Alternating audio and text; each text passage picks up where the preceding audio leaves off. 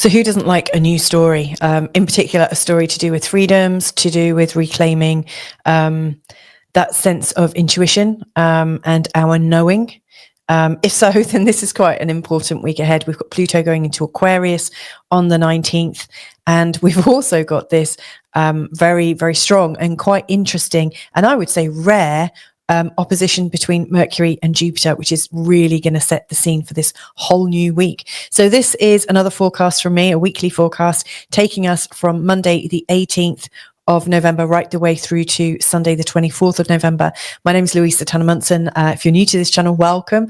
The whole purpose of this is to create content that can, I don't know, help us feel a little bit more positive, like we have a bit more space in our lives, give us something to think about, but you know, in a helpful way that helps us to feel free and to feel a greater sense of clarity. If you are returning, then welcome back. Love to have you here. So thank you so much for joining me.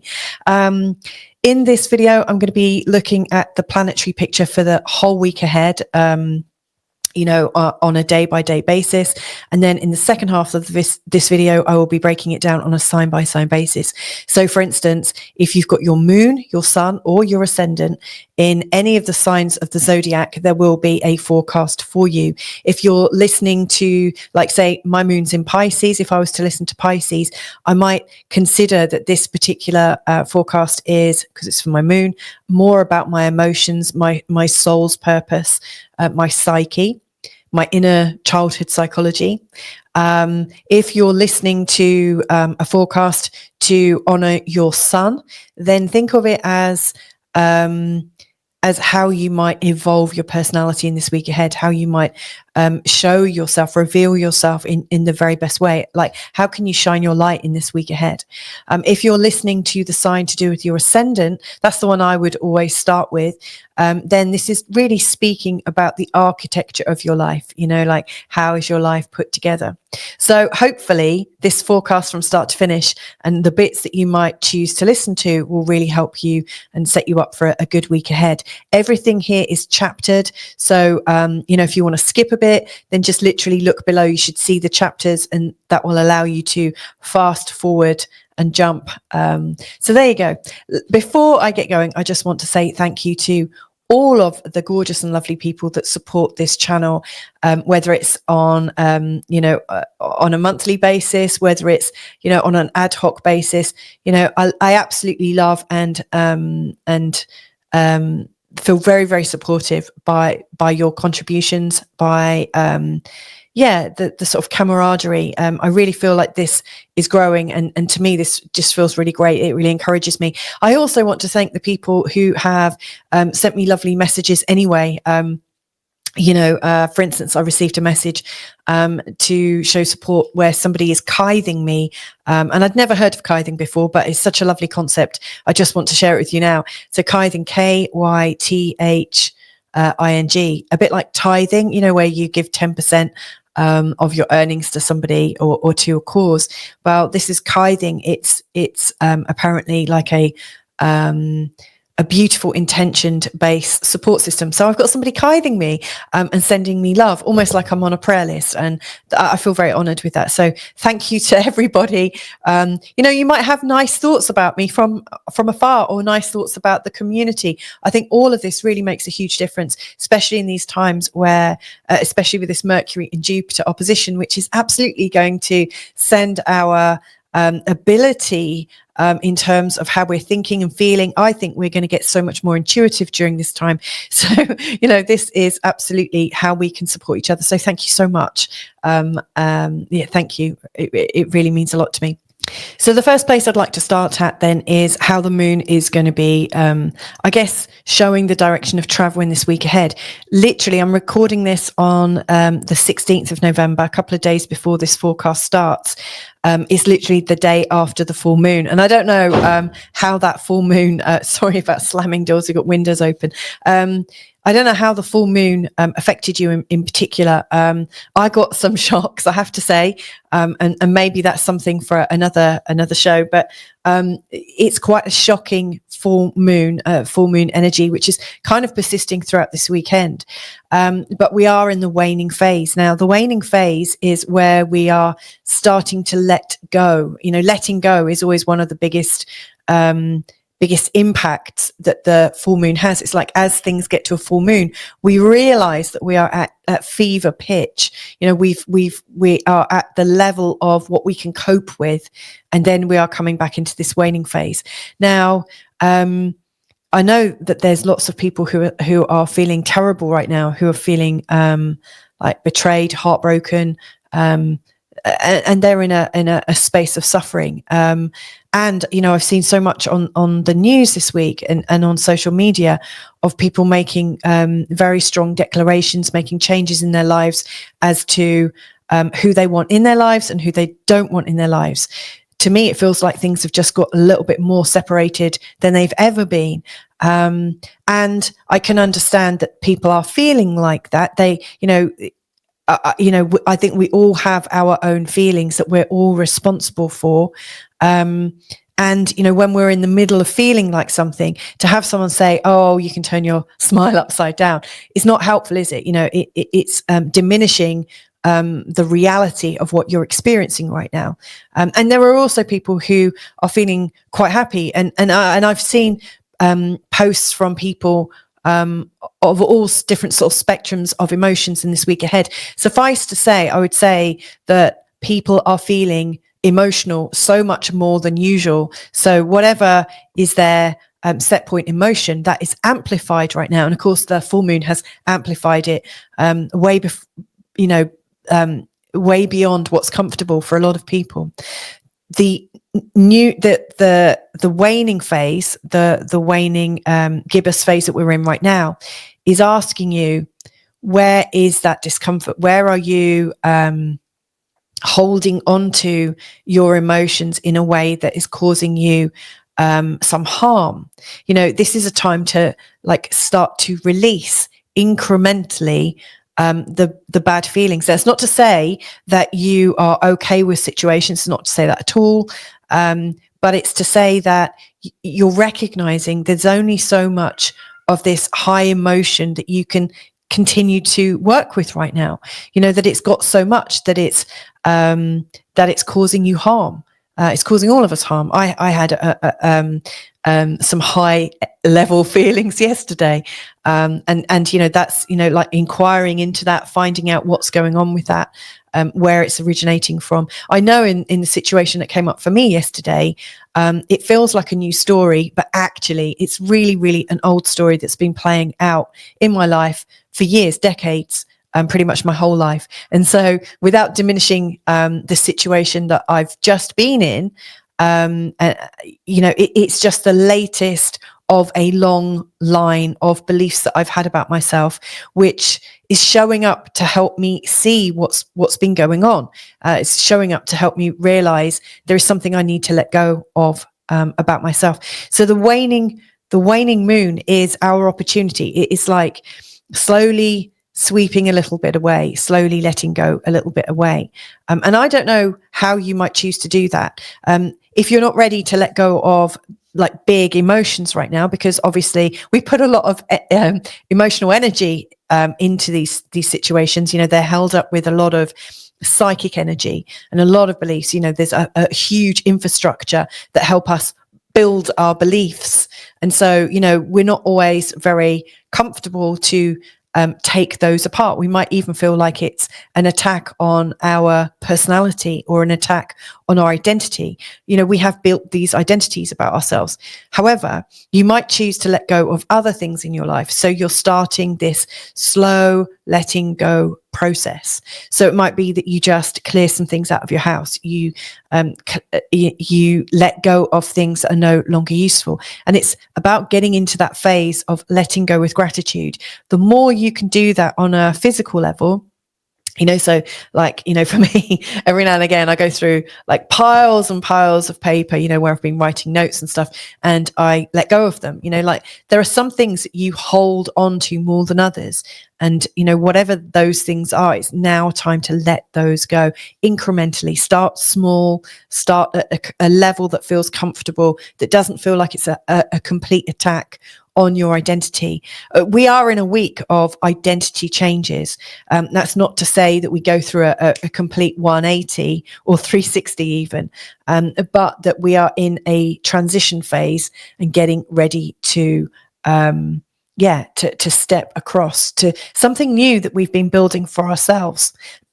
So, as we go into Monday the 18th, the moon actually goes into Cancer, which is highly identified with their emotional situation. So, Monday and Tuesday and Wednesday, when the moon is in the sign of Cancer, we are very identified with our identities. So most likely it's better to let go of the things that don't appear to contravene that.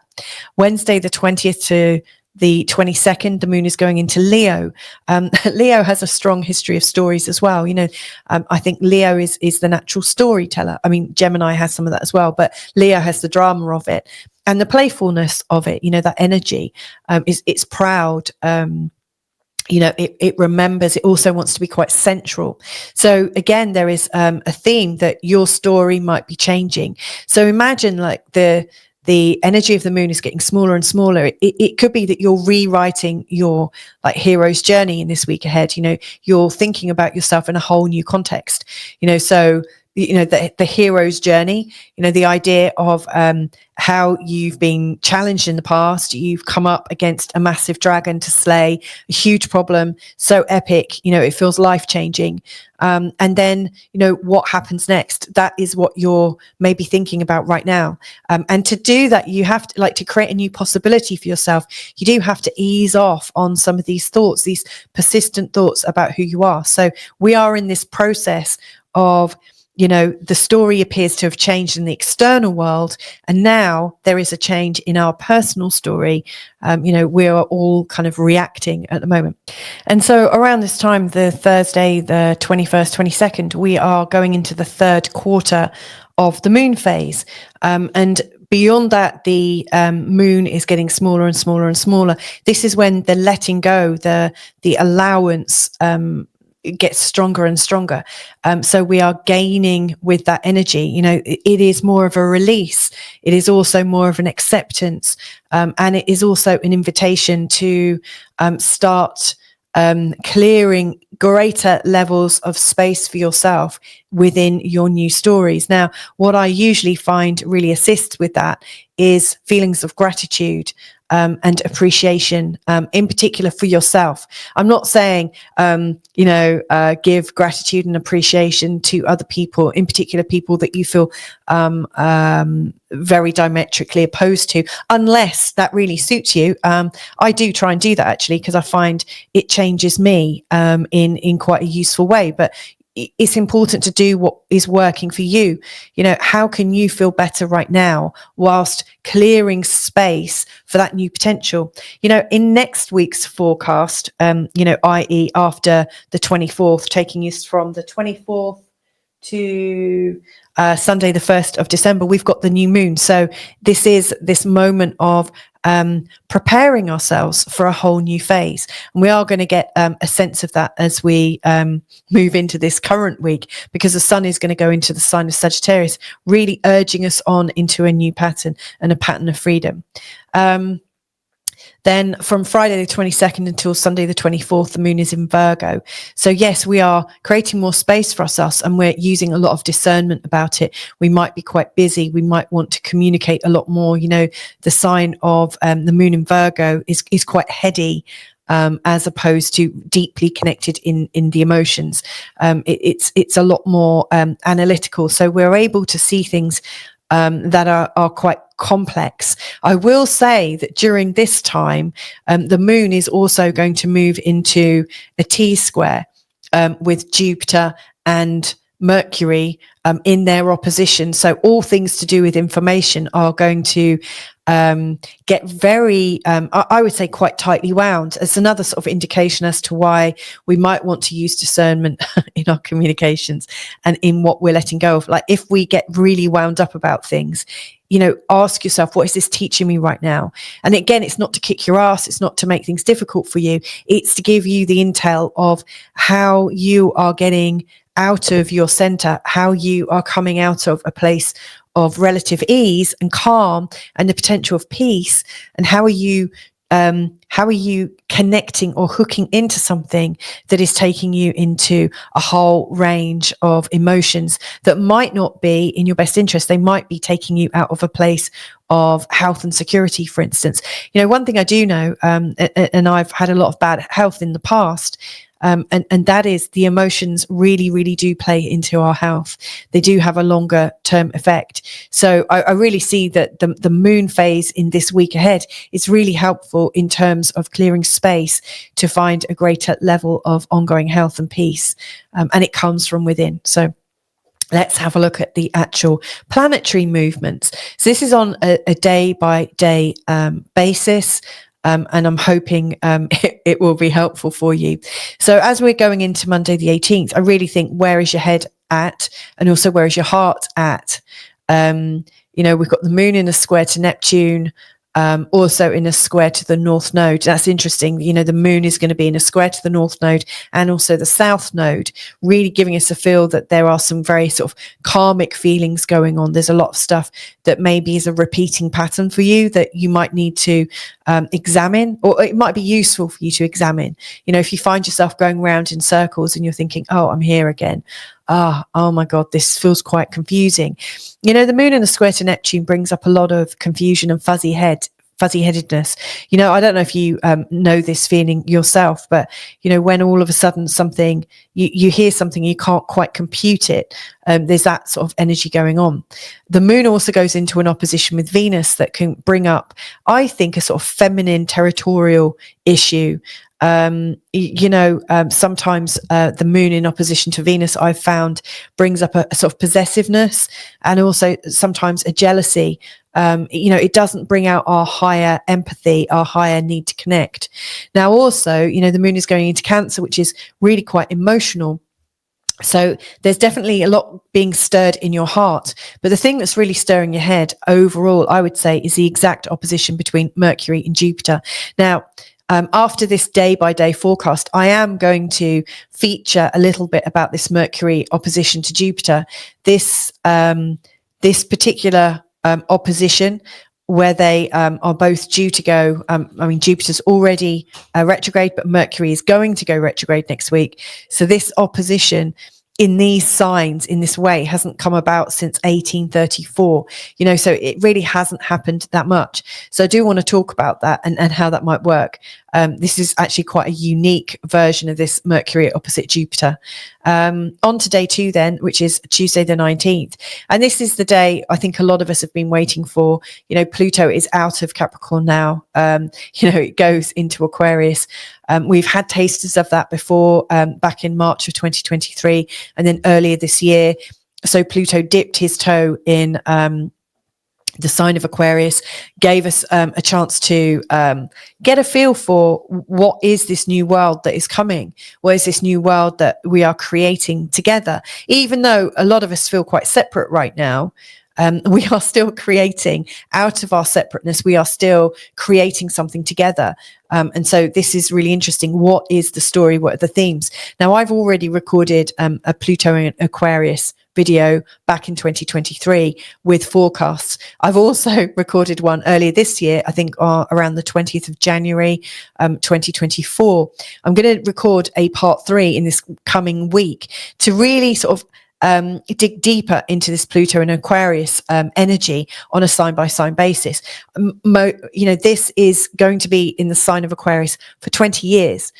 So it's really going to be changing the way we are organizing ourselves, and a lot to do with power in particular. So, I'm really seeing a decentralized world in quite a big way, and lots of different aspects.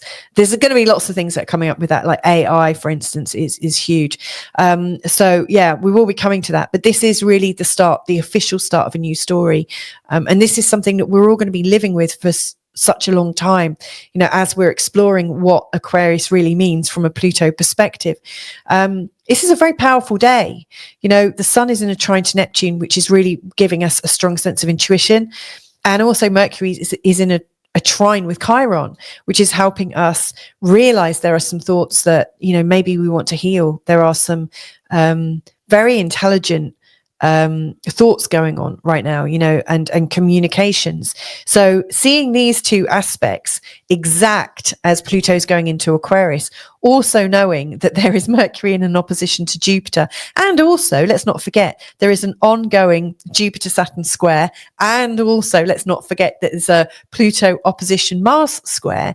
This is a very, very strong day for Pluto to go into Aquarius, because all of those aspects are going to be helping to describe our future. They are absolutely part of this programming, this coding. So, your new start, the start of your new story, has to do with more intuition coming in and more creativity. How can you bring more of that in?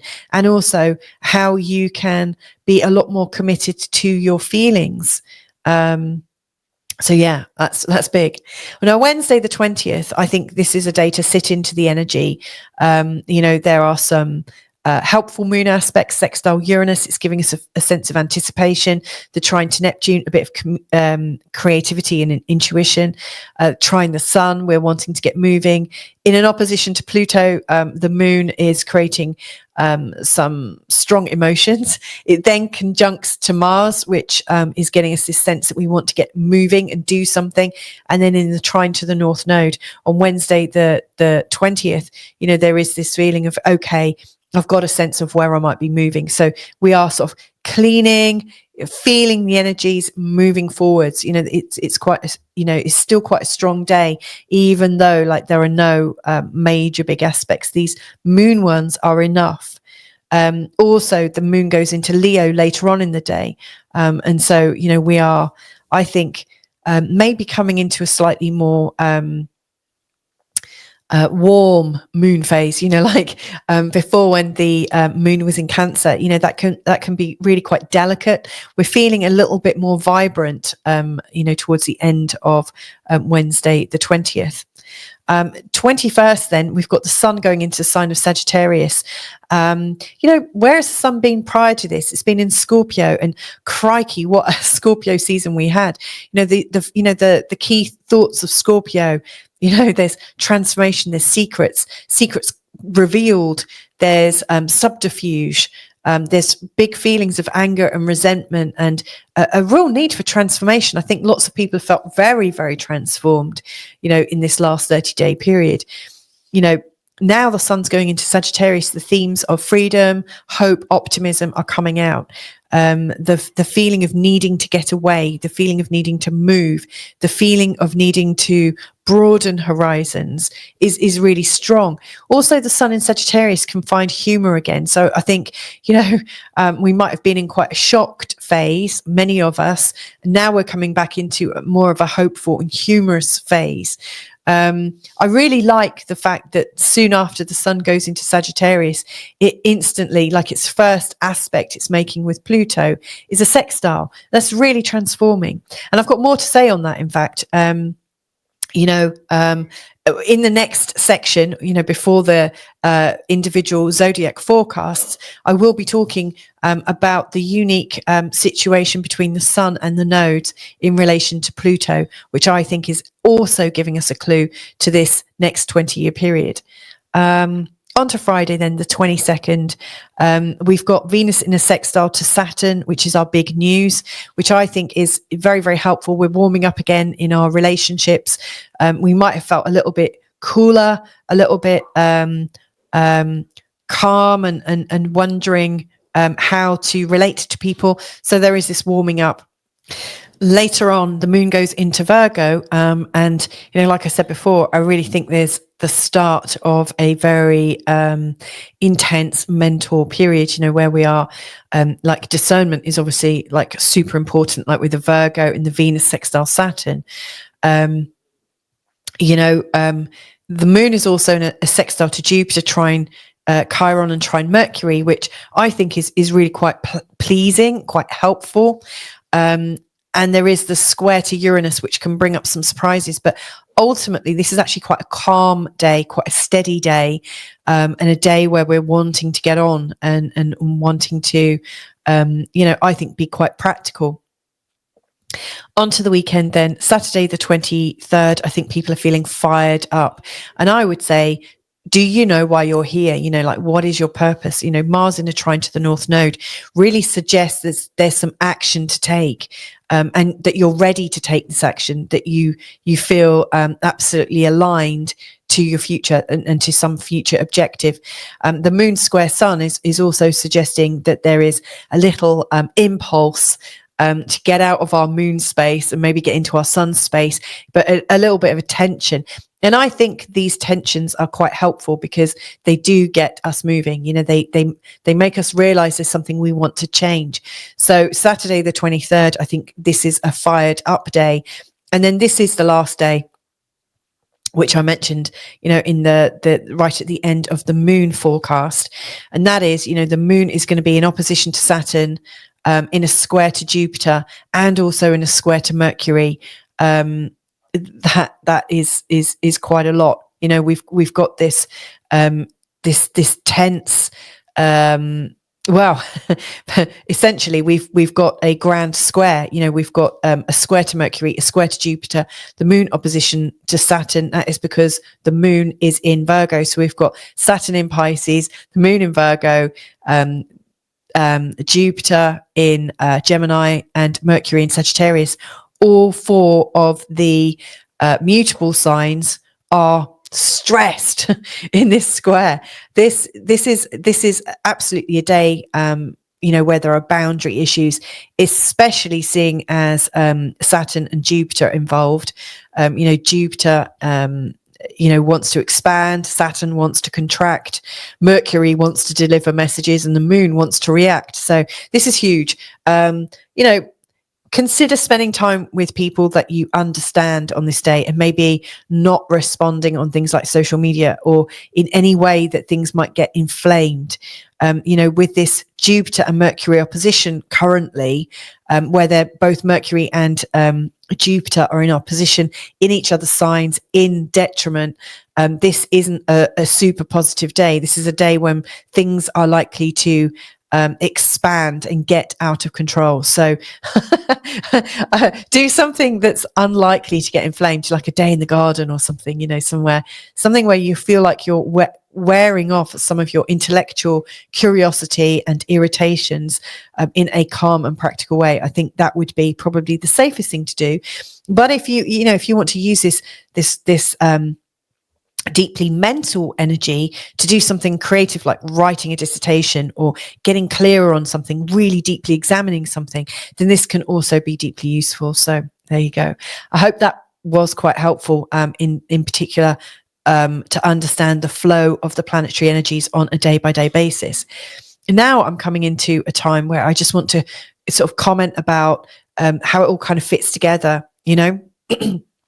So we are, I mentioned this earlier, we're going into our identities. We're threatened by new information. That's very much about Jupiter, Mercury opposition, but also Pluto and Aquarius. Pluto, as it moves, creates a change to do with our identities and what we know to be true. Deep and profound changes, rebirth, renewal, secrets revealed, which I think has already taken place, and it's intense and overwhelming. So on the 18th, Jupiter and Mercury are completely in opposition at 18 degrees. Now, as you'll find out, they're going to make 3 exact oppositions during this period, from now until, I think, late December. So it's worth understanding how that's going to occur, and I'll be doing that in the next few slides. we've also got Pluto going into Aquarius. Like I said, I'll be recording a part 3. There's a part 1 and 2 that are available to listen to. But in part 3, I'm going to be really talking about now what, not how we might be going forwards, but, we're actually here now. So let's take it away. The sun ingress into Sagittarius. And yeah, this is interesting. Pluto, the sun, and their relationship. So on the 21st, you've got the sun at 0 degrees in the sign of Sagittarius and Pluto at 0 degrees in the sign of Aquarius. Now, they are absolutely both in a place of new positions. The sun is about your personality and how you shine your light. Pluto is about power and how you interact with power, and how also you might feel squashed by power. Also, your resentments to do with power, what you're holding on to. And so these two in their sextile, I think, are quite interesting, because you get a sense of where you're really trying to control outcomes by holding on. And also how that might make you paradoxically get stuck in something, so holding on, and holding out for something could be seen as something that could lead to a progression and lead to a particular outcome. But actually, it can also lead to you getting stuck and actually missing opportunities. But in the sextile, I think there's a real sort of dynamic. Sagittarius sun is really encouraging you to try something new and be optimistic and to be hopeful. I think, the sun in Sagittarius is a little bit like the Fool, especially at 0 degrees Sagittarius. It's like, and I'm not advocating this, but the Fool, the card in tarot, that kind of is running and jumping off a cliff, knowing in his heart of hearts, or believing, maybe falsely or correctly, that he's going to be somehow lifted up by life or saved by life. But also there is this big sense of unknowing, like not knowing. And so the sun in Sagittarius, can be accused of many things, and carelessness about outcomes is one of those things. So there is this sort of feeling of, the sort of balance between completely letting go and also really, really holding on, and what is the sweet spot between that? How can you honor both, or how can you make both work? So this is interesting. This is one of the themes of this week ahead. Also, Mars and the Sun and Neptune are trine all week, which I see as being very, very supportive, really bringing in a sense of us being ready to take action. And also the fact that we are at a time when we're a lot more intuitive, and we're, possibly getting a sense of much more than the picture we'd had before, almost like there is a much bigger picture that we can see beyond or through veils. It's interesting because obviously the Scorpio time, it has Halloween in it, or Samhain, or All Saints Day, for instance, All Souls Day. And it is a time when we are expected to go a bit deeper, go into the profundity of life. And so I do think our picture has been expanded, our understanding is expanded, and that might help us. And from that expansion, we can now take action. So I do think these are other sort of overwhelming energies for this week ahead. Now, talking around the Pluto themes and ingress, i.e. when Pluto moves from Capricorn and into the sign of Aquarius, I always find it interesting to get a midpoint chart. And you can do this on astro.com if you've got a chart, and if you look into the, I think, all chart options. Can't remember the exact thing off the top of my head, but you're looking for the tab that says Pullen Astrology, Pullen. And in the drop down menu, there is an aspect midpoint grid. And this is what it is. And so it brings up a midpoint grid. So, the midpoint, for instance, between Pluto and the sun would be 29 degrees in the sign of Sagittarius. The midpoint between Jupiter and, say, the moon is 18 degrees in the sign of Taurus, for instance. So no, it's not 4 degrees in the sign of Cancer. So you can see how these midpoints work. So it is calculating the point between two things. Now, I always have a quick look to see if there are any midpoints that match a particular planetary, an important planetary space. And obviously 0 degrees in the sign of Aquarius on the day of Pluto coming into the sign of Aquarius, that is also the midpoint between the North Node and the Sun. They are at 0 degrees, the midpoint, i.e. the exact midpoint between these two equals 0 degrees in the sign of Aquarius. So Pluto and Pluto's expression for this whole 20-year period also has the coding of the Sun and the North Node working together. So what does that mean? There is a higher meaning to this. So there is something else, and I will come back to the meaning of this particular midpoint, but there is something else that's quite special about this degree. This 0 degree position in Aquarius is also where the last grand conjunction took place between Jupiter and Saturn in 2020. So on December the 21st, 2020, Jupiter and Saturn came together at 0 degrees in the sign of Aquarius. Now, these grand conjunctions, and I spoke about this in my Jupiter Saturn square video earlier this year, because every time Jupiter and Saturn come together, it represents the start of a new era, in particular about how things are managed and administrated, something very much about the energy of how people are organized.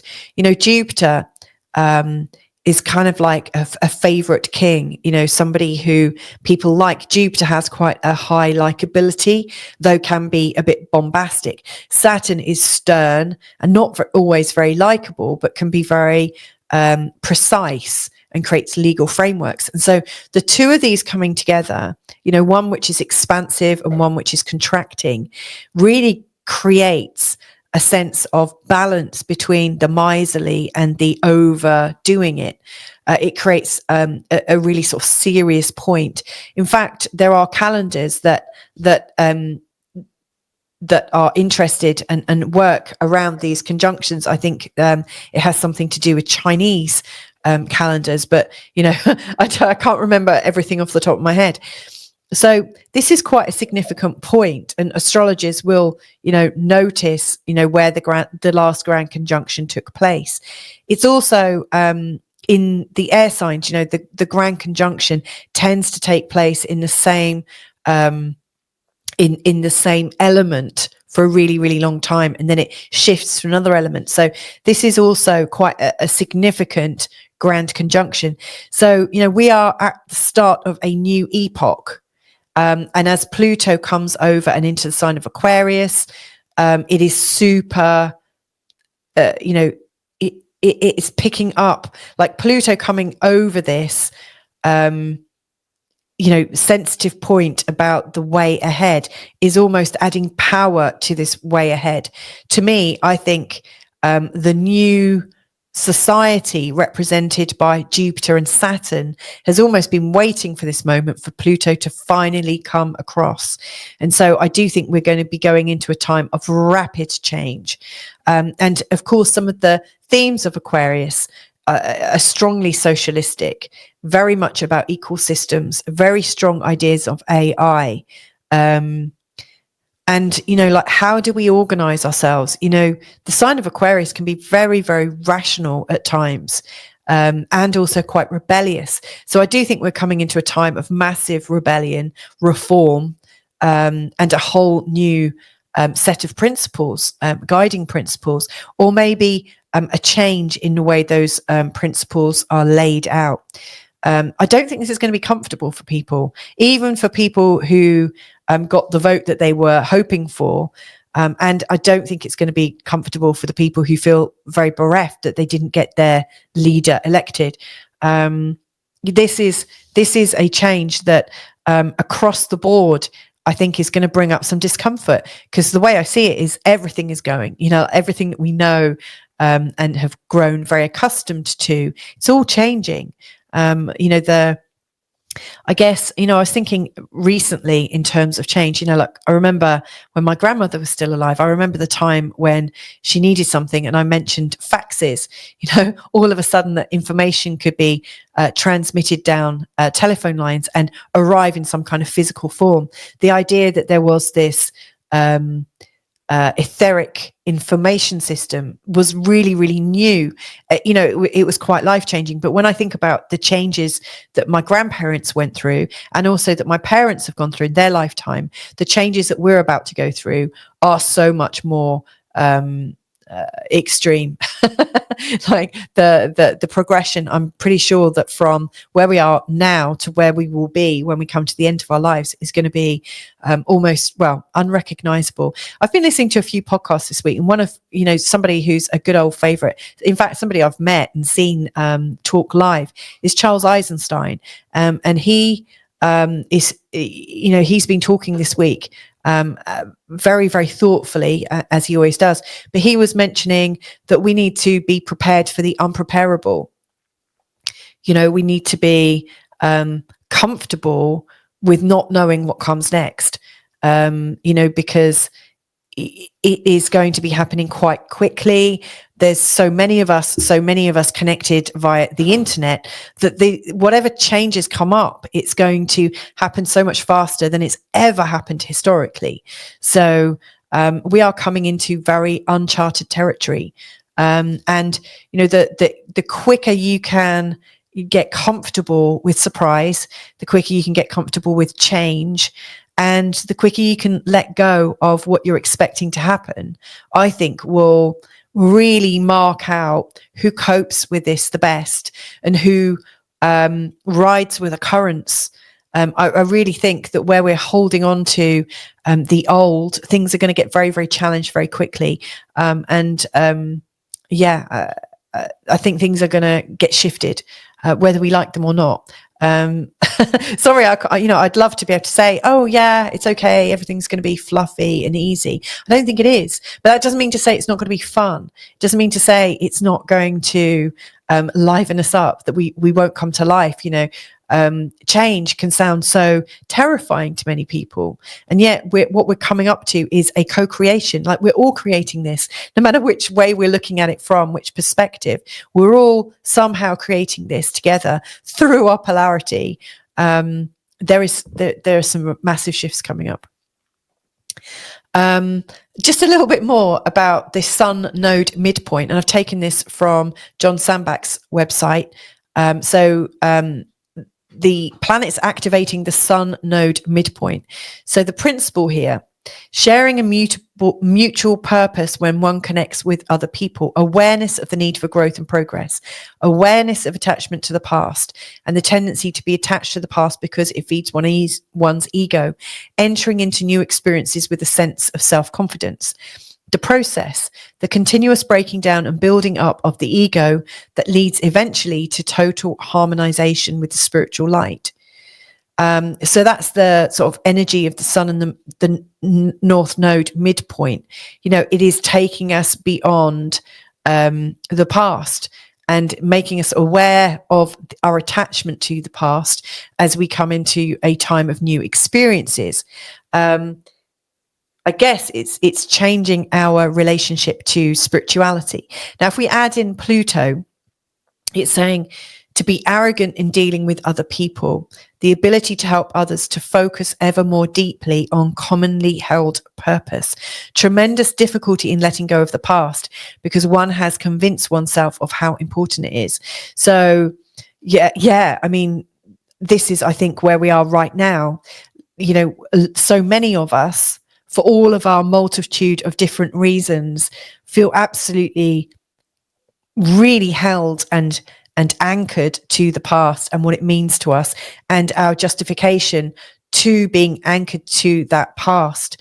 And what I'm really getting here from the Sun node midpoint in a conjunction to Pluto, like where Pluto is right now, there is an arrogance, that we know what is right and we're going to stick with what is right.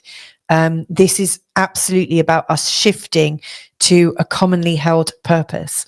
And I think this is the making of us, by the way. And with most Pluto shifts, it is likely to be one of the hardest lessons we learn. I don't know if you've had a shift with Pluto before. I've had Pluto go over my ascendant, my Mars, my Neptune, my nodes, my Sun and Mercury. That was painful. And then finally my Venus, which was when actually things got really easy. That's when I met my husband and my life really turned around and I really had to let go of things. But yeah, when it goes over your moon, your sun, your ascendant, or any angles, it's felt so much more strongly. And if you've got something around 0 degrees in the sign of Aquarius, you're going to be feeling this sense of wanting to control the past, could really hold you back. And yet we are coming into a time where it's time to move forwards. And like Charles Eisenstein said, prepare for what we can't prepare for. Prepare for the unpreparable. It really is hold on to your hats. Another way of looking at this, and this is Sabian symbols, and I love Sabian symbols. I've mentioned them many times before. I do recommend checking out Linda Hill's fantastic website called sabiansymbols.com. The Sabian symbol for Aquarius at 0 degrees is actually called Aquarius 1. It's always rounded up, but it's called an old Adobe mission in California. So it says, this symbol shows a safe and comfortable place to live, work, pray, and practice our spiritual lives. The old Adobe missions were built with a great deal of effort, sacrifice, commitment, and a sense of community, with one eye on the path and the other on a very real everyday needs of the people it serves. Sometimes we assume our beliefs are right and that others need to be shown the truth. Efforts should be turned to creating infrastructures to pursue these beliefs. Relating is not about control, but acceptance and reverence of each person's divinity. There should be no pretensions, but a forging of links to the new world. So again, it's calmly talking about a new spiritual order, or a new return to order based on mutual respect and community. It's not about force. It's not about forcing infrastructures on people because we know better, or you know better, or this person over here knows better. It's about understanding everybody's beliefs and how that fits together. How can we do that?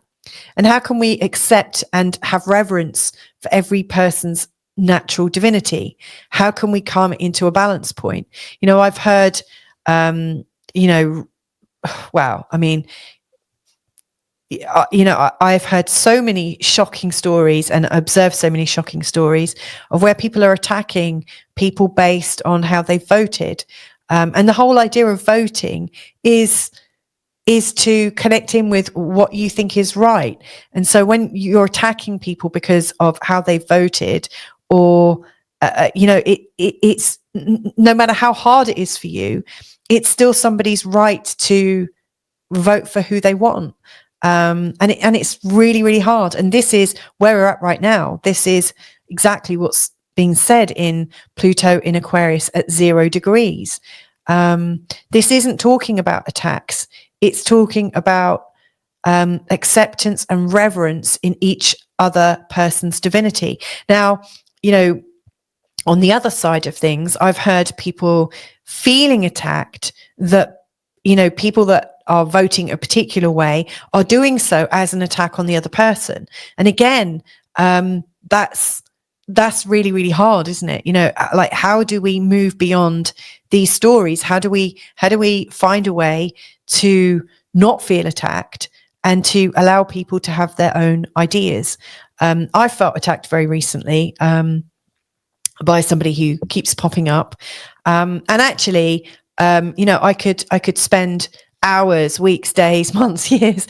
In fact, I have spent years trying to show my version of events and to express I haven't actually done anything that somebody is saying I've done, like done them a harm of some sort. And that's the last thing on my mind, is to create harm for people.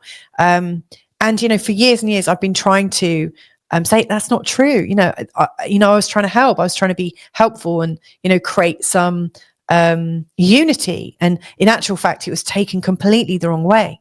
And yet, my real learning right now is you can't change somebody's mind. It's not your place. It's not my place to tell somebody how they should feel about me. It's not my place. My place is to do me. I do me. It's my business how I feel about people. And and of course, if it's my business how I choose to feel about people, then it's other people's business about how they feel about you. There's nothing we can do. All we can do is just show up every day and be our purpose, show up every day and be the best, or be how we want to be, but not necessarily try to force people to think differently about us. And I realize that that's where I've been. And I also realize the futility of it. I'm not in a place of acceptance when I'm doing that. I'm in a place of hurt and victimhood. And that hasn't been helpful to me. And it certainly hasn't helped the other person, who feels very justified to hold on to views that I think, are not based on any truth at all. However, that is her choice. That is very clearly her choice. And so, yeah, I accept that, even though it's difficult. Interestingly, and Linda does this with all of the different signs, there is a kind of negative version of this particular symbol. And it says dogmatism, pushing one's beliefs and ideas, having all the answers, moving in, taking over, monuments to the past, cults, indoctrination, chiefs and Indians.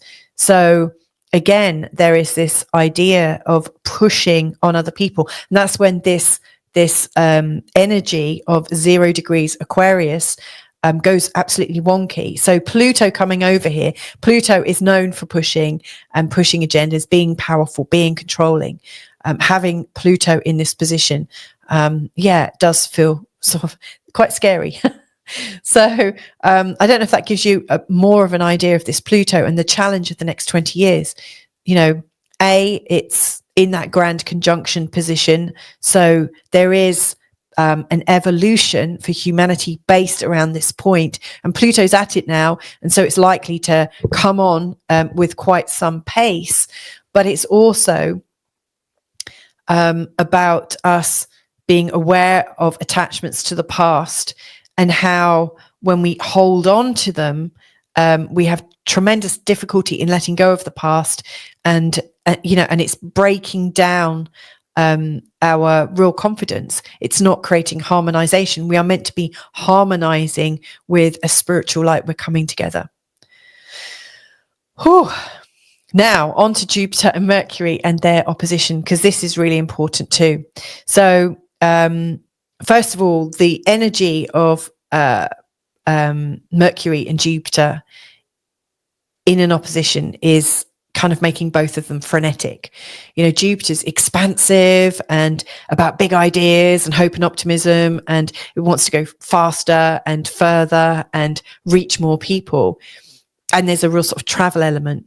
And then Mercury is about ideas. It's about talking, and it's about shifting those ideas. It is about travel as well. It's about restlessness. And so these two in opposition are kind of pulling us from pillar to post on similar themes in a different way, expressed in a slightly different way. So we are overstimulated, and communication excesses are going on. Interesting that just recently Blue Sky has come up as a rival to Twitter, now known as X. I'm not surprised by that. Perfect timing, really, that there are people going over to Blue Sky, which, funnily enough, has marketing, its branding really reminds me of Twitter, by the way, like with the blue and a flying object like the butterfly. That's interesting. Don't suppose that's an accident. This is a time when epiphanies are also possible, because the information is really, really hard to ignore. One of the things Charles Eisenstein, recommended in his last podcast, which I absolutely agree with, is that we spend a moment being curious about people that hold different views to us. So like we go into their domain, not necessarily into their home, but like you might go to Blue Sky if you don't understand more of a liberal mindset, or you might, go to X if you don't understand more of a conservative. It's almost like there are lines that have been drawn in sand. But you go and spend some time there and work out what's underneath their beliefs, because everyone's got views about each other that people have chosen their views from a place of hatred. Now I work with people who have very, very different political beliefs, and underneath everybody's belief, I've noticed, is a good intention, is a feeling of wanting love, not necessarily like relationship love, but wanting to feel loved, wanting to feel accepted, wanting to do good, wanting to have a sense of purpose, wanting a sense of connection, wanting a sense of evolution. Everyone I know, and also feelings of security. Everyone has insecurities. Everyone it is looking at some level to get relief from their insecurities. And in my experience, my limited experience, just because it's limited to what I can do and who I'm working with, in my limited experience, I see the good in people from both sides. I'm very fortunate to work with great people, really lovely people who all have a good heart. And Charles Eisenstein is like, go and see where people are coming from. If you just see them for their views, you're not really seeing the true person. You're just seeing the kind of identity that's been hooked over them. And that, the true understanding of what's really going on, like we're all looking for similar things, just in different ways. And because of that, we're not able to find a way to be united. And so Jupiter and Mercury, there's always a feeling of them and us with oppositions. There's always a feeling of projections, what we're projecting onto each other. So never have we been in this time where views, beliefs, and values are so diametrically opposed by two communication planets that are moving us. So I'm not surprised that right now there are people who are making really big moves to migrate. My husband works in migration, by the way, so we're well aware of this. We are like, both of these planets are in each other's signs. They're both in their detriment. They're not comfortable. So we are literally seeing things from different perspectives. We cannot ignore it because there is so much information out there. Jupiter is retrograde the whole of this time. Mercury is going retrograde from next week on the 26th. When they're both retrograde, both in detriment, then Jupiter is let me just go on to my next slide. In fact, Jupiter retrograde, instead of expanding externally, we're expanding inwardly, so learning about ourselves, and because it's in the sign of Gemini, Jupiter, what is he seeing? He's seeing facts about ourselves. He's seeing the hard facts inwardly, which funnily enough does expand us, so it's kind of paradoxical. Mercury retrograde in Sagittarius is giving us a heightened awareness. Mercury normally zeroes in on things. But in retrograde, Mercury is a lot more expanded and a lot more kind of brainstormy, a lot more sort of journally, like a time when we reflect a lot more. And of course, he's reflecting in Sagittarius, which is a big thinker. So it's heightened awareness. Sagittarians are also quite indecisive. That's where my Mercury is actually. And I'm hugely indecisive. We see bigger pictures. Nothing is black or white. So the Mercury function that is looking for right and wrong, black and white, good and bad, can't discern it necessarily. It's seeing all sides. So it's giving us a lot to think about and talk about. So we are absolutely overstimulated and unusually switched on. And I think because of that, we're going to have epiphanies. This only happens every, 11 to 12 years. Now, I did a search of all of the Jupiter in Gemini oppositions to Mercury in Sagittarius from right now, right the way back to the 1800s. And I cut out this segment because, what I wanted to show was back in 1834. That was the last time when we had a retrograde Jupiter and a retrograde Mercury. I did try and find out what was going on back then, but not very much of it was recorded electronically, obviously. I did find out that there were hansom cabs that were incorporated in the exact month when these guys were both retrograde in opposition, which is kind of interesting because hansom cabs is about moving from A to B. So, but I couldn't find anything else out. Yeah, but you know, there hasn't been a two, like both of them retrograde since. But of course, now we're coming up to this time when they're both retrograde. And on December the 4th, I think this could be quite treacherous. Like literally, I've said it's quite treacherous. But I do think we've got great realizations that are possible. There's a lot of understanding that can come in. Now, I wouldn't choose to make firm commitments during the time of Jupiter and Mercury in opposition, because I think there's too much on the table. They're both retrograde. We're both reviewing our views. We're all reviewing our views. And we're also wanting to make decisions about freedom. And I really think we'll be coming into, I've said here, flexibility and forgiveness. The forgiveness might come a bit later because I know a lot of people are quite sore right now, but flexibility is important given that Gemini and Sagittarius are both mutable signs. So I do think there are going to be a lot of people who are changing their opinions about their brothers and sisters right now, in particular about people who they might have felt very torn down by or hurt by. And so I think this is a time when we are coming round to accept that other people have different viewpoints. We might not be happy about them, but we might be able to start seeing that, you know, we are different, but we are also the same. You know, I do think this is a time of deep learning and also turnarounds. So, yeah. I also think lots of lies are going to get exposed during this time. You know, so I have said, watch out for deceptions. You know, it's a hard time to lie. So if you have been holding on to lies, or if you've been holding on to things that you haven't really checked the facts on. So for instance, you might have, I think we've all had like a time when things have got blown out of proportion, and in our heads, we remember the trauma of it. And so we retell the story and we retell the story and we retell the story. And over time, it gets bigger and bigger and bigger and bigger. And before you know it, it's distorted. It's not factual anymore. It's a completely distorted reality.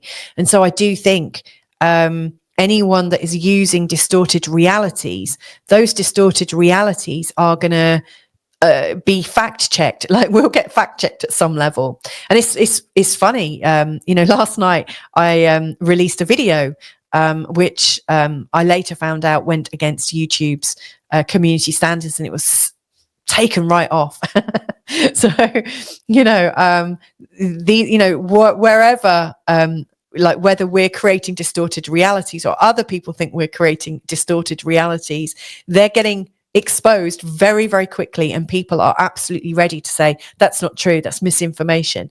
And we might still, because this is all retrograde, we might still find out that those positions change again and again and again. So this is a time of our minds being blown and nothing being really, really certain.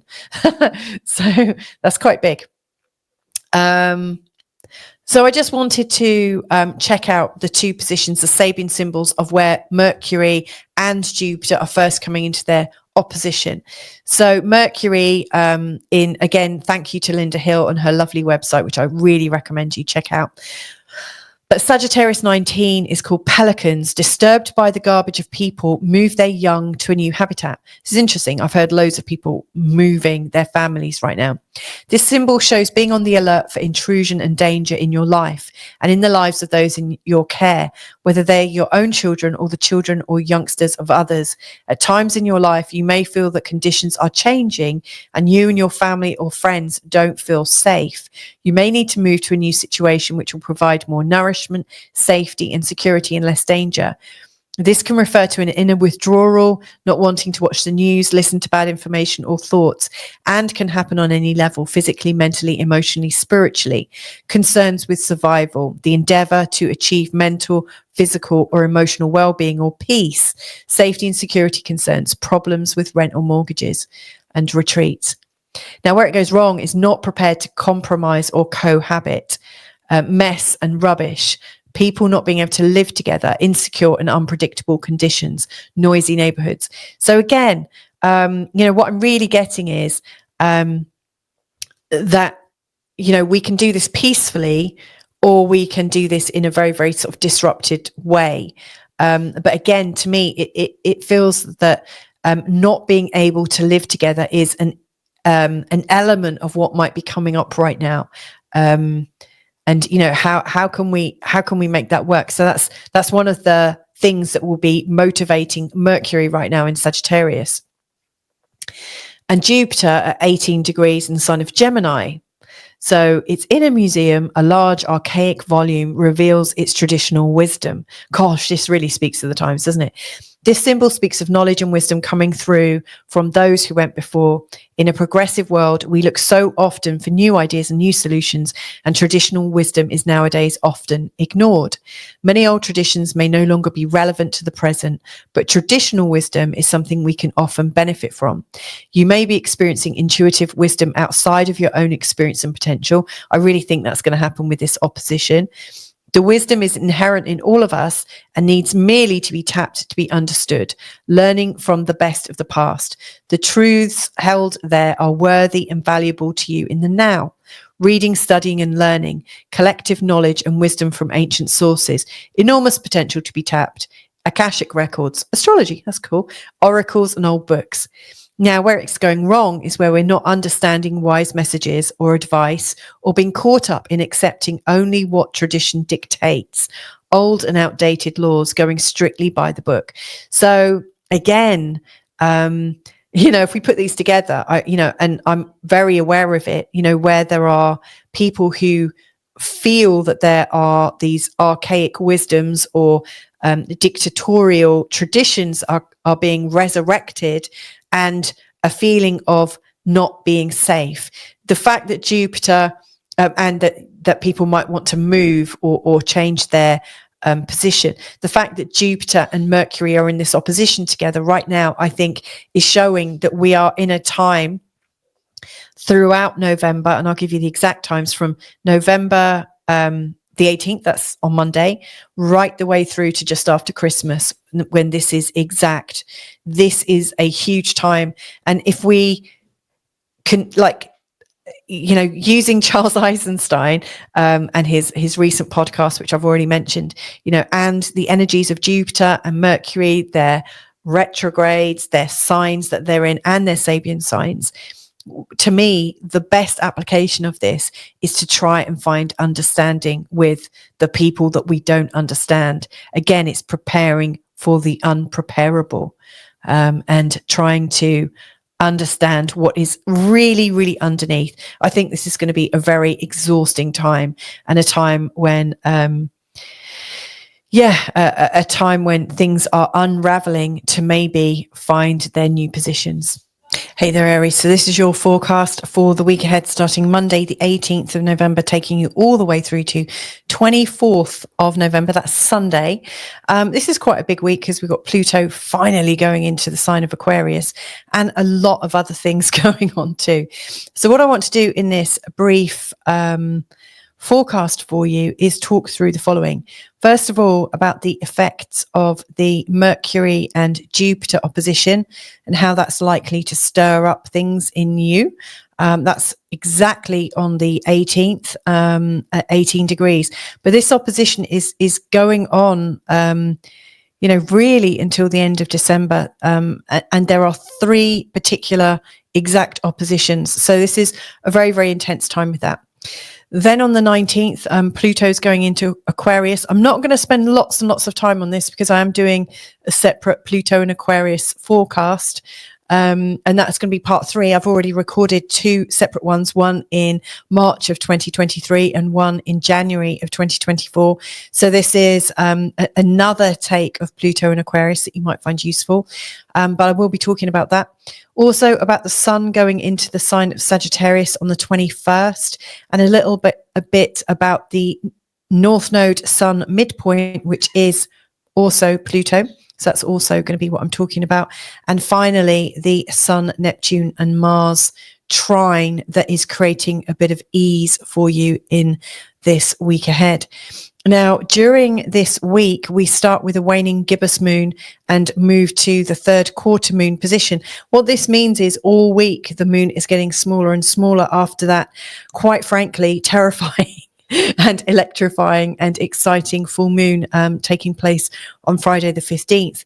So we are coming back into ourselves. This is a time to come back into repose. But the themes, the new themes of Pluto and Aquarius and the Sun in Sagittarius, and also the significance of this particular midpoint, I think are all very much about a new story that's coming in for you.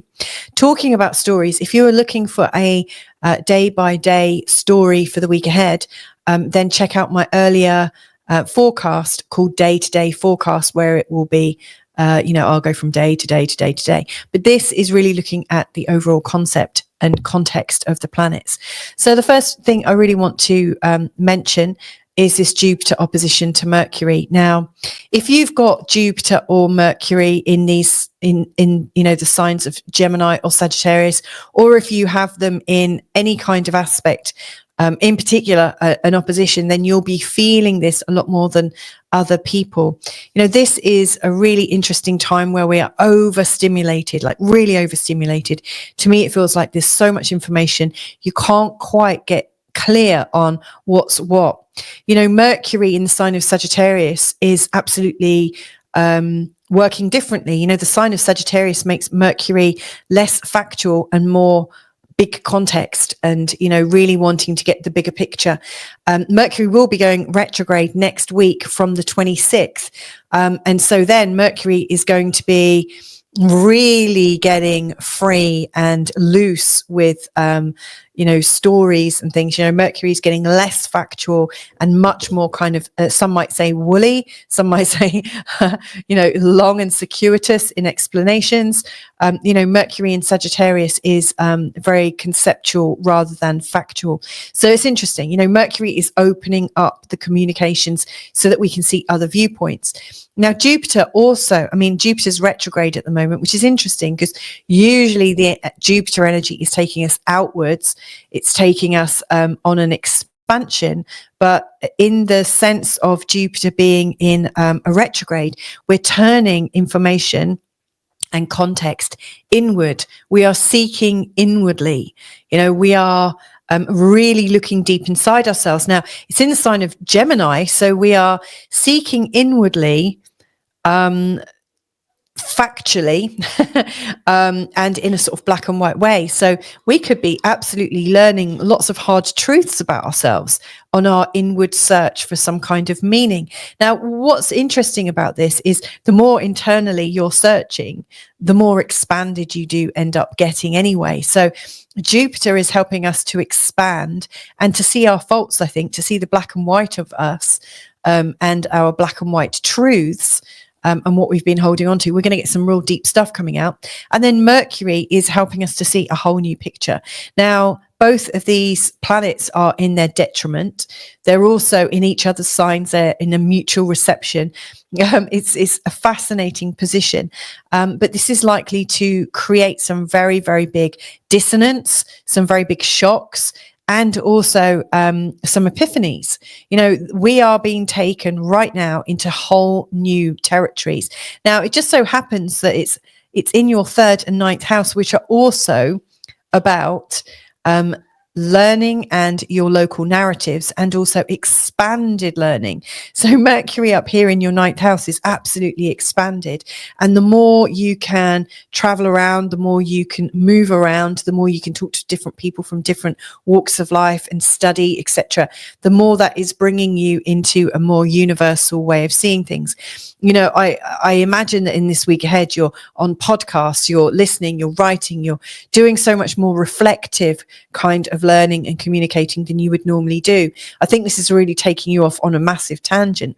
And then Jupiter down here in the third house, flipping heck, not only are you looking deeply at yourself, but you're looking deeply and inwardly at your local community and really seeing the black and white truths of where you are right now. So this could be helping you to feel more at ease, but actually I think it makes you feel a little bit more uncertain as this energy is rolling out. So there's a lot going on there. What I really get is the need for tolerance. And I think both of these planets in these positions are helping you to get more tolerant, because you can't really hold on to things in the way that you always saw them. It feels like things are really, really changing now. And that requires a whole new set of belief patterns. So this is interesting. Things are changing in terms of your story. Now, if we go to Pluto in Aquarius, which is up here, finally, like from the 19th, Pluto's in Aquarius now for 20 years. You've had a taster of this in March of 2023. You had a taster this year in January for a short while of, Pluto in Aquarius. But now we are ready for that change. And so this point here is in your 11th house, which is absolutely about the larger community, what you are wanting to co-create. It's interesting because with the very strong Aries energy, which is about you, your independence, your sovereignty, your ability to do things for yourself, your non-reliance on other people, like the will, the determination to work things out and work solo. You do have friends for sure. Like Aries are very, very gregarious, but you do your own life. It's interesting with Pluto coming up here into the 11th. There is almost a suspicion that life is going to do you, that you're not so much in control of your own life. And now it feels like there are idealistic mythologies, ideologies, religions, political ideas that are becoming a little bit controlling. It's also showing that you might be becoming part of an ideology, and feeling the rush to merge, the rush to get political, the rush to have friends that are looking at the dark and the light, that are looking for a very deep examination of what's going on. So this is a time of a much, I don't want to say much needed, but this is a time of a deepening, a real serious deepening for you. Not only in this week ahead are your thoughts expanded upon in a massive way, almost in a mind blown kind of way, but it feels now like doing everything solo is maybe not exactly how you're going to proceed. Interesting, isn't it, that the North Node currently is right at the start of Aries and will soon start its transition back into the sign of Pisces. Now, in the sign of Pisces, there will be a feeling like almost like a need to connect on a collective level, which also brings in a thinking of collective dreams, like that you're co-creating a new narrative. And so to me, it feels like there is an interesting new start for you, which is recognizing that you are an individual, but that you are an individual that is part of humanity. You're part of something. So I think the last couple of years have really taught you how you sort of exist within a group, what your role is within a group, and that actually your greatest level of survival is through being in a group, which is interesting, really, really, really fascinating. Now, the sun going into the sign of Sagittarius on the 21st, I think is right up your street. It's a fellow fire sign. It's going into a part of your chart that is absolutely lighting up the sense of travel, the sense of expansion, the sense of wanting to know, wanting to go deeper into knowledge and also into bigger pictures. It's quite hopeful. It's really encouraging you to feel optimistic about making changes, which is interesting. Even if it feels like these changes are coming in from the outside of you, you're still quite optimistic, interestingly. But where the sun and the North Node are in this week ahead, they're also forming at the midpoint. Now, this midpoint is absolutely about how we are coming into our spirituality, how we are able to express ourselves, like the full entirety of ourselves, in a way that is opening us. It's letting go of the past. It's connecting to a new future. So in this week ahead, I do think that you are getting the sense that you are part and parcel of a new future, and feeling very, very connected to a new way of thinking. So it's fascinating, the changes that are going on. The last thing that I want to share with you then is this Sun, Neptune and Mars trine. Mars is is your ruling planet, and Mars currently is in the sign of Leo. Mars in a trine to the Sun, and also in a trine to Neptune is interesting. So we've got this kind of energy, I think, that is encouraging you to be more creative, encouraging you to take action on the things that are lighting you up, the things that you're interested in. It's also giving you a sense of confidence to have hope and to take some steps outside of your normal routine and outside of your normal environment. It's like taking brave, courageous steps towards a whole new way of being. And so I really, really do see that. And this is a journey of lightening up. Now, when they're both in the trine to Neptune, and this is going on all week, and then slowly as we're going into next week, it all kind of dissolves. But right now, both the Sun and the optimism about stepping into something new, and Mars, which is the confidence to take action on the things that are lighting you up, they're both informed by the sort of creative, spiritual aspect of your unconscious mind. So what I would say, you could really use this energy to like if there's any kind of pernicious self-sabotage that you're aware of in your mind-body system, this is a time when you can take action on it. But knowing that what's going on in the unconscious mind is what's driving your courageous steps forwards, and also your brave action to create. What I would say is the more you can do things like meditation, listening to particular frequencies, hypnosis, like anything that is touching your inner mind, your unconscious mind. You could be journaling, all of those inward activities. They are the things that are giving your sense of courage to lift you up, and your sense of optimism to step out.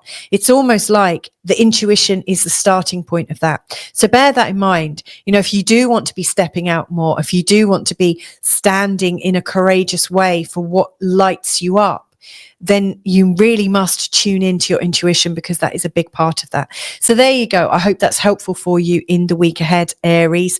As we come into next week, where Mercury goes retrograde, and we are also coming into the new moon in Sagittarius, things will start to slow down a little bit, which I think will be a really nice kind of comforting rest time. So have a good week. Hope it goes well for you.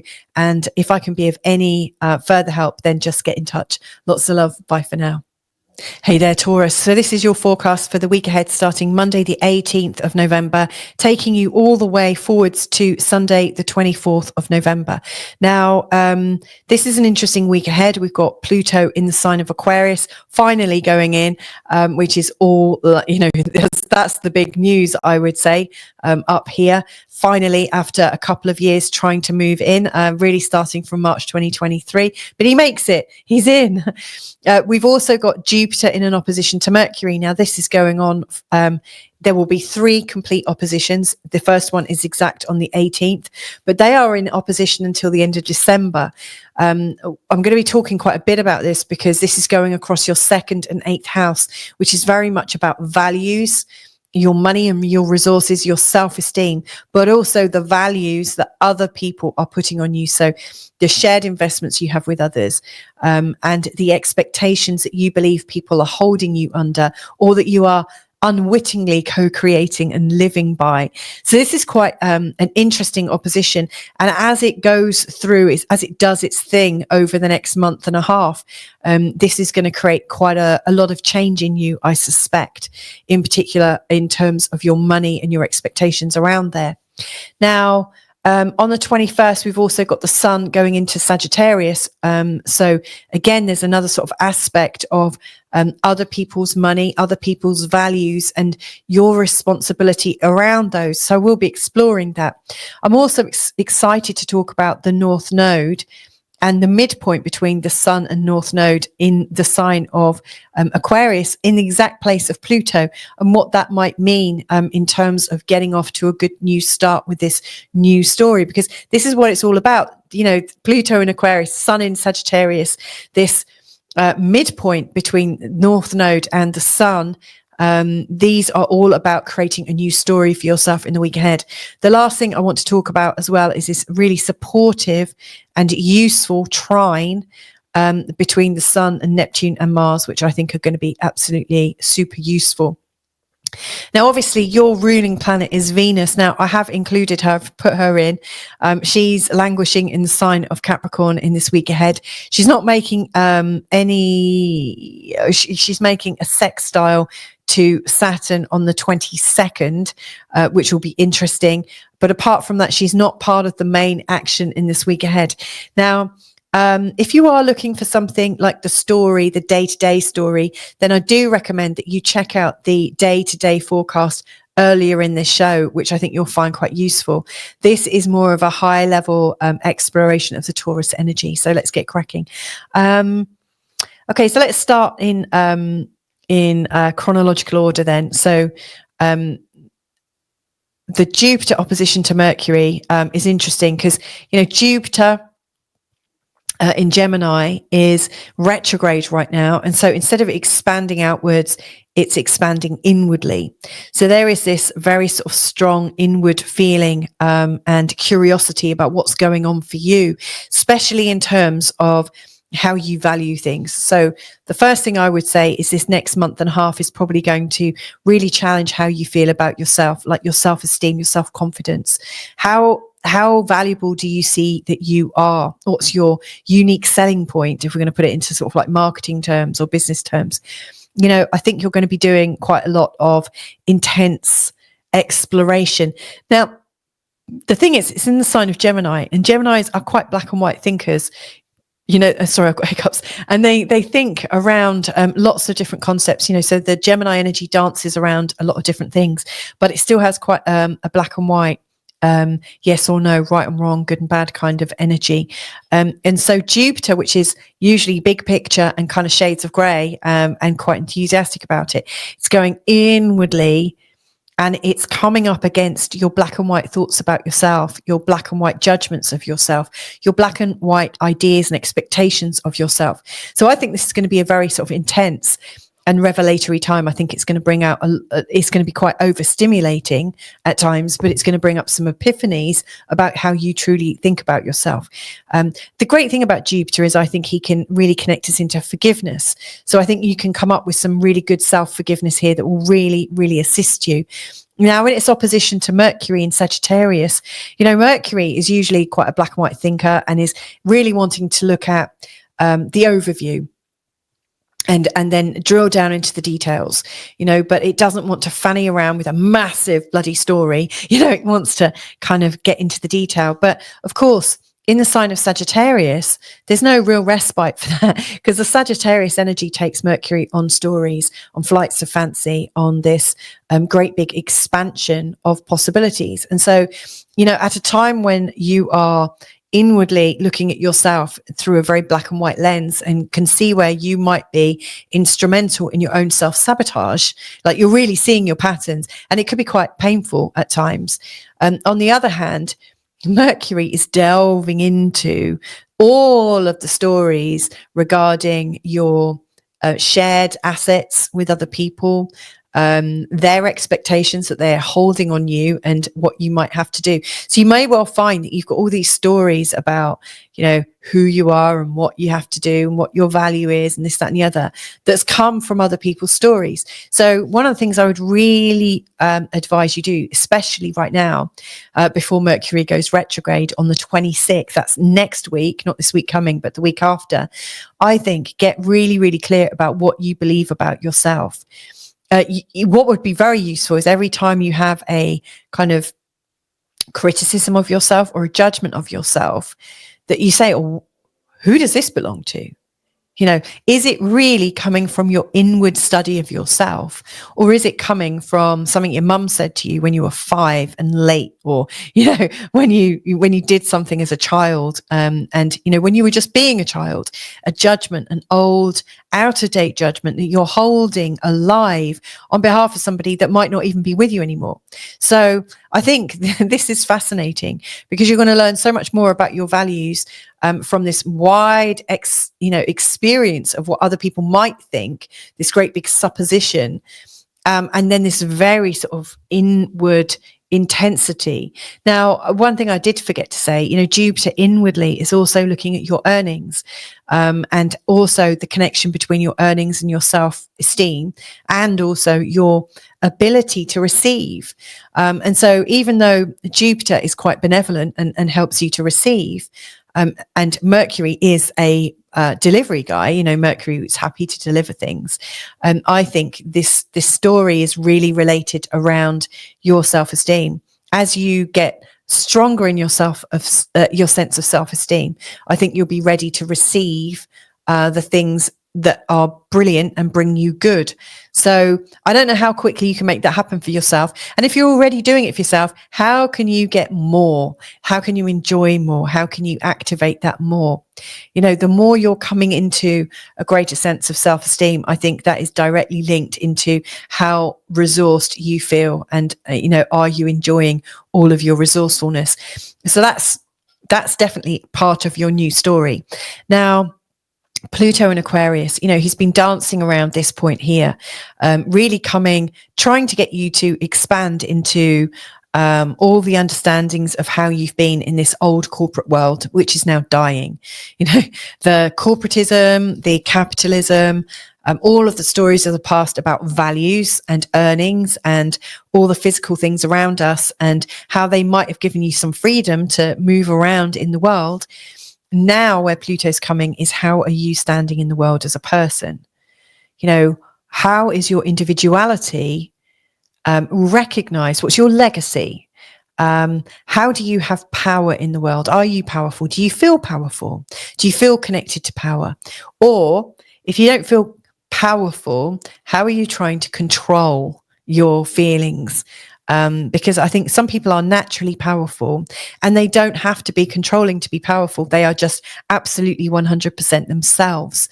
And then there are people that are wanting to control how people think about them. And they're so controlled and rigid and desperate to be seen in a particular way that they lose their power. So I do think there's very strong issues of control and power going on right now for you, Taurus. So have a think. What were you doing back in March 2023? Were you feeling more powerful, or were you feeling more controlling? Also think back about what was going on around January of 2024. Were you feeling powerful, or were you feeling controlling? Had that already changed? Because as this is coming back now, I suggest that you recognize where your powers and your true strength lies, but that you're flexible with it, because the more flexible you are with it, the more easy it is to engage with it. I think anywhere where we've been controlling and trying to hold on to outcomes, it's like we become unattractive to those outcomes. The more we're grasping, the more we're holding on, we are absolutely working against our good. So my question to you is, how can you examine where you're being controlling, but find your power to be flexible? Because in that power to be flexible and open and to sense your power and to sense your presence, that's when things will really come your way. That's when you come into your attractiveness, and that's when you start to attract your legacy. It shouldn't be something that you have to work hard on, like hard all the time and controlling, all the time, because that's when you're killing it. So I think that's worth having a think about. Now, the sun is also going to go into Sagittarius on the 21st. That's actually going to help you to expand on other people's views, or what you think other people are thinking about you, which I think also ties into the whole idea of power. But the sun in Sagittarius is also encouraging you to be a bit freer. So it's encouraging you to be a bit freer, like in spite of what you think other people might be thinking about you, which you don't know for certain anyway. How could you be free even if everyone on the planet didn't like you or thought you're a massive jerk? How could you be okay in yourself? So this is, I think, what you are possibly on the journey to realize in this week ahead, that the more you feel into your freedom, the more power it gives you. When you're trying to control how people are thinking about you, you are killing all sense of power coming from that controlling perspective. Now we're adding in the North Node. So the North Node and the Sun, their midpoint is exactly on Pluto. Now, what does this midpoint represent? It represents where we're holding on to the past and not getting ready to pass into the future and move comfortably into the future. So let's do this again. Let's go through that again. What's required right now is to let go of your controlled ideas of who you are and how people see you, and embrace the freedom of letting people make up their own minds, to embrace the freedom of you decide for yourself who you are, and you don't have the control, but you have the sense of power of being you. So I think this is how it's all playing out. The last thing that I want to really talk about as well is Sun and Neptune and Mars. Now, Neptune here in the 11th, I think, is showing that there have been a kind of treacherous moments in the last few years with the people that you've been attached to. And so you might have realized the dangers of following the crowd and the dangers of having these sometimes not very practical views, these views or ideologies that are absolutely divorced from reality. And so I think right now, your heart is still there. You can think idealistically, and you might still have some remaining idealistic ideologies from the last few years. You have been changing in the way that you've been connecting with people, almost like you've brought in a new tribe for yourself, a more spiritual tribe. But right now, that is working beautifully with Mars. And Mars is really, I think, creating action for you at home. He's helping you to get more stable at home, to feel a lot more established at home, to feel more powerful at home. Interesting, we're talking about power again, and a lot more active, like this stuff to change at home to really match the person that you're becoming. And then the Sun here, the Sun and Mars, this I think is giving you confidence to be yourself at home, and to know that it doesn't matter actually what all the generational family, like all of those people in your past and possibly still with you, like the birth family that you were raised in, I think you're coming up into a place of confidence to be yourself, even if you don't really match your family anymore. And I think you've got the courage of your convictions to be yourself now. Now, here's the big question. Given that you are courageous enough to be yourself, and you have the confidence to stand for who you are, does it matter if people disagree with you and see a different option for you? Are you able to be, this would be true confidence. And possibly this is what's going on in this week ahead, that you don't have to separate from people necessarily. Given that you've got a strong Taurus energy, and also that, currently Venus right now is in the sign of Capricorn, which is quite expanded, where it is in your chart, and it is wanting to do the right spiritual, religious, political, philosophical. It's wanting to make the right decision. Your Venus is expanded. It's not nitpicky. It's discerning and kind of classy. And so my question is, how can you confidently stand being yourself and be okay with people that don't see it but still get on? How can you make it work? Because this trine to me is suggesting that you can, and that it is possible. Now, if you know that it's not possible just yet, it's okay. Hold it as an idea, hold it as a seed that you might one day feel so confident in who you are that it doesn't matter if other people don't like you, but you have enough like for yourself and enough forgiveness for yourself for being different, because lots of people don't like themselves for quite a long time until they start forgiving themselves for being different. that you like yourself enough that you don't need other people's approval. And because you don't need their approval, you don't need to fall out with them anymore. I think when we fall out with people, it's sometimes because we're still identified with people liking us and the need for that to happen. I think you're coming to a new possibility.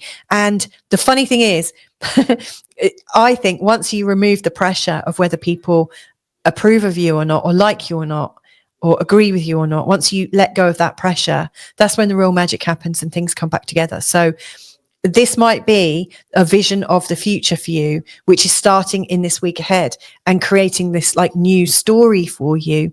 And you might not be ready to step into it fully, but if this resonates, like, start to journal it, start to write about it, maybe make some claims about what you stand for, and how open you might be to things working really nicely for you. So I hope that's okay for you, Taurus. Hope that's helpful and useful. If I can be of any help, then just get in touch. But have a great week ahead, especially after that, very, very fiery and electric full moon that we've just had in your sign. You deserve this new start and this new sense of who you are. So lots of love. Hope to see you soon. Bye for now.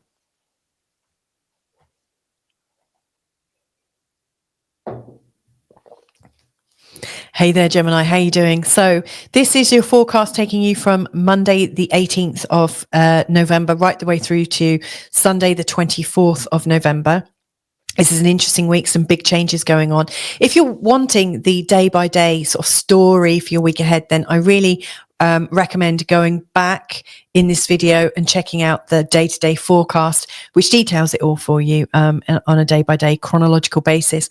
But this is really an overview of the big changes that are taking place in this week ahead, which I do actually have separate chapters for earlier in this video. So again, if you want to learn more, check out the earlier chapters. In particular, there is a chapter about the Jupiter opposition to Mercury, which is big news, and it's on, it's really been experienced for the next month and a half. And there are going to be 3 exact oppositions between Mercury in Sagittarius and also Jupiter in Gemini. Next week on the 26th, Mercury is also going to go retrograde. Like, Mercury is your ruling planet. So this is a very, very strong aspect. So, if you have got time, it really could be useful to listen to the earlier chapter of Jupiter opposition Mercury. But anyway, I'm going to be talking about that. Also, losing my voice here, going to talk about Pluto in Aquarius, because obviously that's the big news as well. That Pluto is finally going to ground in Aquarius, in the air sign of Aquarius on the 19th, after moving in March of 2023, and then again in January of 2024. Now it's going in for good, and it's going to be there for 20 years. So again, there is a whole new story coming up for us, coming up for you, all about the Aquarian energies, which include individualism. Sorry, I'm looking at my cat. I think my cat's about to thankfully she's settled down. I've got I'm using a proper recording studio that my husband uses on his daily podcasts, and it's got loads of different sound effects, and my cat is sat really close to sound effects, so if something goes off, that's her. But anyway, Pluto in Aquarius, this is a whole new story about control versus power, and also the ideas of freedom, individuality, independence, and also how we can move socially all together, how it all comes together. So there's loads and loads of things going on there. We've also got the Sun moving into Sagittarius on the 21st. And on the 21st, the Sun and Pluto are going to make their first aspect together from this new position. That's really, really strong. We've also got the North Node and the Sun. Their midpoint, i.e. where they are exactly in the middle, that's also right on Pluto. So I'm going to be talking about the relevance of that, because obviously the North Node is about the direction we're moving in, the karmic direction, what we're working on. And the Sun is about our self-expression. So this is really poignant, I think.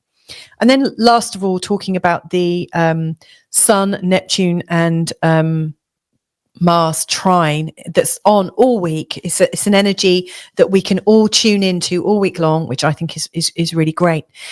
Last thing then, I think, is, we are in a waning phase, going from the waning gibbous and then going into the third quarter around the 21st, I think. During this phase, the moon is getting smaller and smaller and smaller. First of all, quite slowly, and then it seems to pick up speed. Now, we are going to have the new moon in the next week's forecast, not this one, but the week after. But we are in this phase of letting go and releasing and being in appreciation and being in gratitude.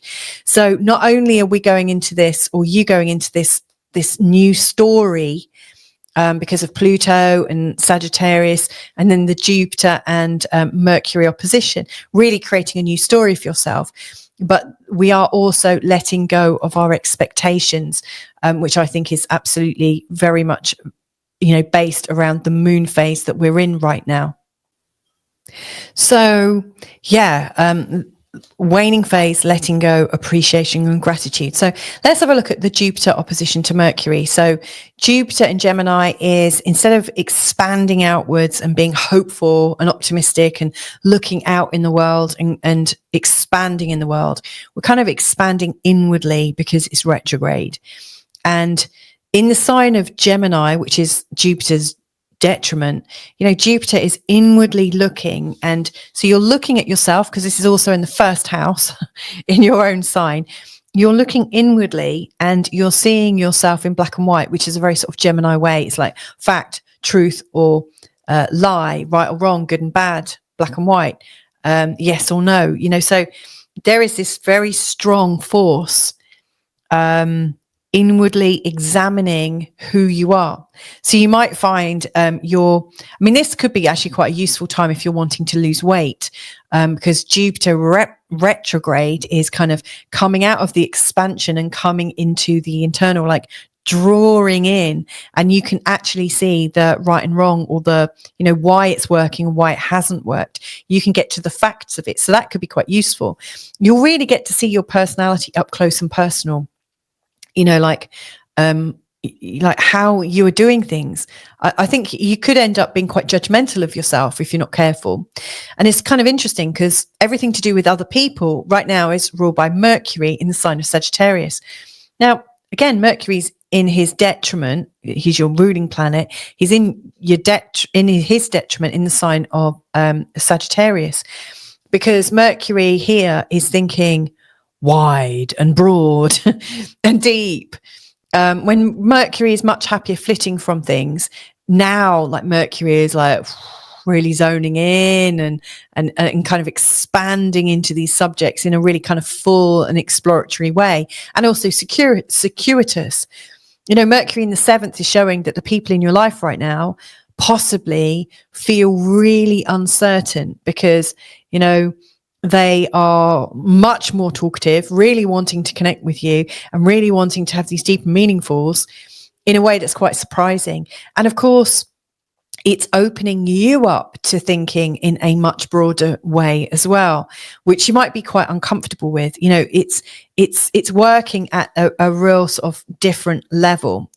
So I think you're probably quite overstimulated right now, and quite possibly about to have a massive shift, a kind of epiphany about who you are. Jupiter working inwardly on you. I think you're going to get very, very real.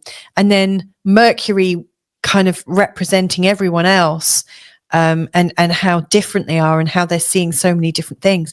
I think lots of people are going to be bringing their ideas to you left, right and center. And it's going to take a lot of time and energy and patience to be able to see through that and understand what that all means.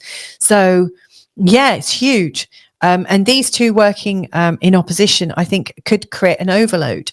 And I also think, quite optimistically, that overload is going to give you a kind of breakdown to break through. Not necessarily you're going to have a full-on mental breakdown. I don't think that, but I think a shift in how you see yourself versus other people. Like this first house is all about you and the 7th is about everyone else. So I think you're going to have a shift. And if you have been going through a judgmental phase and thinking, nobody knows what I know, everyone else is crazy or whatever. And right now, you know, with Mercury and Sagittarius, you could be forgiven for thinking that they're crazy. They are seeming a bit less reliable than usual. But I think this is a time when you realize you're all much closer to each other than ever before. So this is, you know, very sort of mind blowing, and quite intense.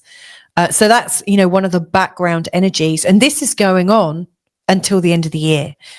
So there is something in this for you, and that something, I would say, Gemini, is that, yeah, maybe you're becoming less certain of yourself. Maybe you're not so certain of all the views you've held, because you're now being able to see things from so many other perspectives, and now realizing in a way that you really can't ignore that where you are holding strong views, they're keeping people separate from you, and it's keeping you separate from them. And that works, you know, as much as you want it to work. But if you are wanting to feel comfortable and connected to people right now, it's important to see what Mercury and Jupiter are saying to you. Like I said, do as much of it that you can right now, because from the 26th, Mercury is going retrograde, and then that adds a whole new dimension to this. But this is an ongoing perception change. So Pluto in Aquarius, then, you know, Pluto has, you know, came into this spot in March 2023, and then in January 2024. Now he's here again from the 19th, and he's going to be here for 20 years. And he is here to show you how you can expand in your life through philosophies, politics, learning, like real intense learning, spirituality, belief systems, religion. But he's also showing you that you can write. He's also showing you that you can broadcast and have much higher, deeper level conversations. Now, what's interesting is Pluto shows where we have power or want power. He also shows where we want control or have control. Now, I think control and power sound very similar. And for a lot of people, you might think, oh, control, power, they sound like the same thing, but they're really not. Pluto shows us what we're holding on to, i.e. controlling. And wherever we're trying to control our outcomes or control our future, that's usually where we get a massive kind of bitch slap going on from Pluto. He kind of comes in and slaps your face really hard and kind of wakes you up. So, you know, the first thing I would say is, where are you trying to control your version of life and believe in your version of life? That's likely to come unstuck a bit, because where you're holding on to it for dear life, it's not allowing you to grow. It's not allowing you to progress. It's not allowing you to change and evolve and really explore. And this whole ninth house is about exploration, really, truly about exploration. Now, the other side of that is coming into the power of feeling free. You know, in this position, Pluto is showing you where you have freedom, total freedom to be yourself, like the loving freedom to enjoy your life and to go deeply into it, which is great because, you know, the sign of Gemini can be very much on the surface and not so much at the depth. So Pluto coming into your ninth could be an absolute revelation. It could open things up for you in a brilliant way for the next 20 years. But if you're trying to control what you think life should look like, it's not going to happen. It really won't, because every time Pluto has connected with me and I've tried to control the outcomes, tried to be in charge, I've come unstuck. But where I finally, like the pennies dropped, that actually I am powerful when I let go of the control, because that implies you no longer need it. That's when you become attractive to Pluto. That's when you become attracted to power. Like, for instance, you know, the great old story of manifestation. When you're saying, I need, or I want to create this, I want to do that, I want to. Every time you're using the word want or need, you're presupposing that you don't have it. And you're presupposing that you need to do something to kind of control it and hold it in. The difference is, like, when you stop saying, I want, I need, all of a sudden, like, you are an attractive force, a magnetic force for everything that wants to come to you. using want, that everything that is actually kind of partnered with you, and that partnering will happen easily. So I really see that this journey with Pluto coming into this ninth, this place of freedom and exploration and broadcasting and learning and sharing. It's a very social, if you want it to be, and absolutely expanded. It could really change your life in delightful ways. It's going to come on only as quickly as you can let go of everything that you're being a control maniac about. And everywhere where you let go of that control and connect into the true power of just being yourself, knowing that what is right for you is going to come to you because you're a magnetic person, that's when it all starts happening. So I don't know how that's happened to you in the past in March 2023. Were you being controlling about something? If so, what? And then January of this year, what were you being controlling about? That's where the problems are. Now, fast forward to now, how are you trying to control the outcomes of what your external life is looking like? Because that's going to trip you up. So let go, come into your own power and trust. From that, it's showing a high level of trust. Now, the sun in Sagittarius is showing that there is freedom coming to you through people. You know, the sun coming here is usually a time when we're more social, we're connecting with people, and there's joy in connecting with people. You know, the sun here is trying to show you to relax a little bit around people, not trying to worry so much, you know, like obviously going through the Scorpio sun time. You know, we're coming into a time of ease. Now, the sun and the North Node, their midpoint is here where Pluto is. So the North Node is like your future and how you're moving into the future. The sun is how you're expressing yourself into the future. Where they fuse together, they show how you're letting go of the past, how you're stepping forwards into your own power by stepping away from the past, letting the past fall away. So whatever it was in the past that was causing you to hold on to things so that you could feel free and independent and able to do your thing, you know, that's what this is all about as far as I can see. So examine that, you know, examine how you can let go of the past. Any part of your past story you're clinging on to because it is right, it is morally right, it is this, that, and the other right. Because the ninth house, you know, carries all views, political, religious, spiritual, philosophical, it's all captured there.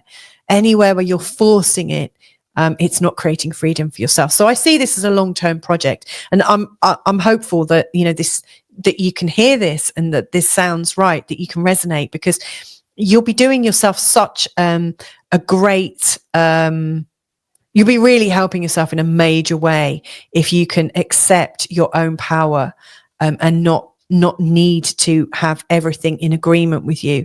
You'll be so much more liberated. The last thing then going on this week, you know, the sun coming into the sign of Sagittarius, I think, is a lovely springboard. And, you know, its connection to Mars in this lovely trine is giving you courage and it's giving you self-confidence, in particular around how you're communicating with people and how you're communicating with people locally, given that Mars is here. You know, it's really showing you can be confident. You don't have to hide away. You can be confident in your local environment. And then how they're meeting up with Neptune at the top, just showing that, you know, life is different. Like there's loads of different ways to stand in the world, loads of different ways. And do you have the courage of your conviction to be yourself and to allow other people to be themselves too? I think you do. I really do.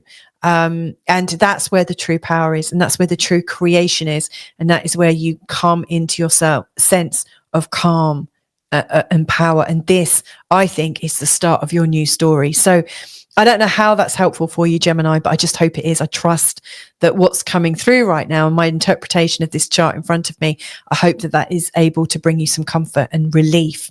Anyway, if I can be of help, get in touch. But have a great week, and let's get ready for this next week ahead when your Mercury goes retrograde and we go even deeper into this opposition to Jupiter.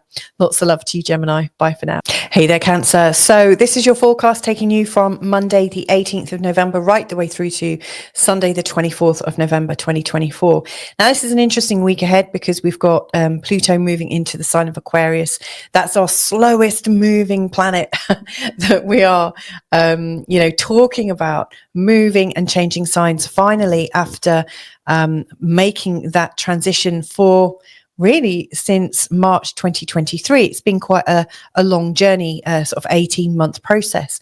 So that is, I think, the start of a new story. We've also got the sun going into the sign of Sagittarius. So we've got the sun changing signs. We've got Pluto changing signs.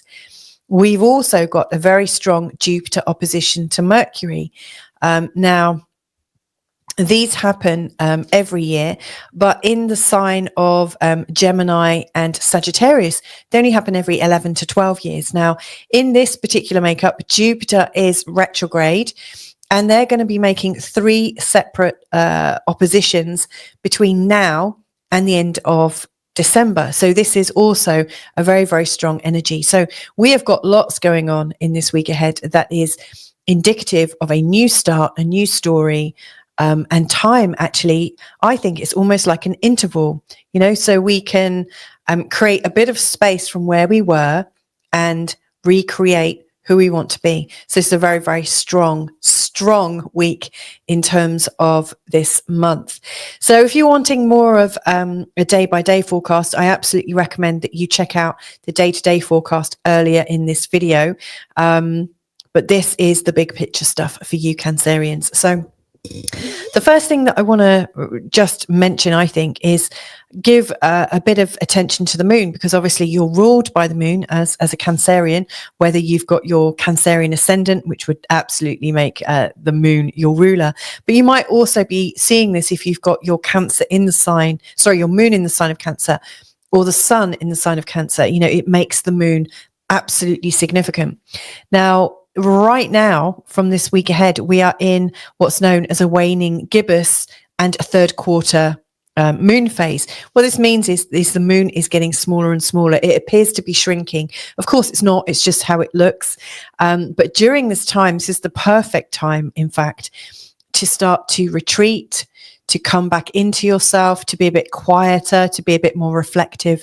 And I really think it's about letting go, really starting the process of letting go, easing off, taking your foot off the gas, and coming back to a moment of stillness. Now, we're not really at that moment of stillness or like a seed point for the next, the next move forwards, but you are coming into this time of relaxing more, needing a bit more peace and quiet, and needing to come into yourself. So it's interesting. As we go on through the week, you'll need more time to yourself. That feeling of coming back in, letting go of what's not matching you in your current incarnation, your current direction, and giving, like letting go. It's almost like an acceptance. It's like a moment of balance and calm and peace, to know that what is right now, like how you want to be is absolutely okay, and to let go of anything that is not matching who you are. So that's the kind of moon forecast. Now, let's dive into the rest. So Jupiter opposition Mercury is intense.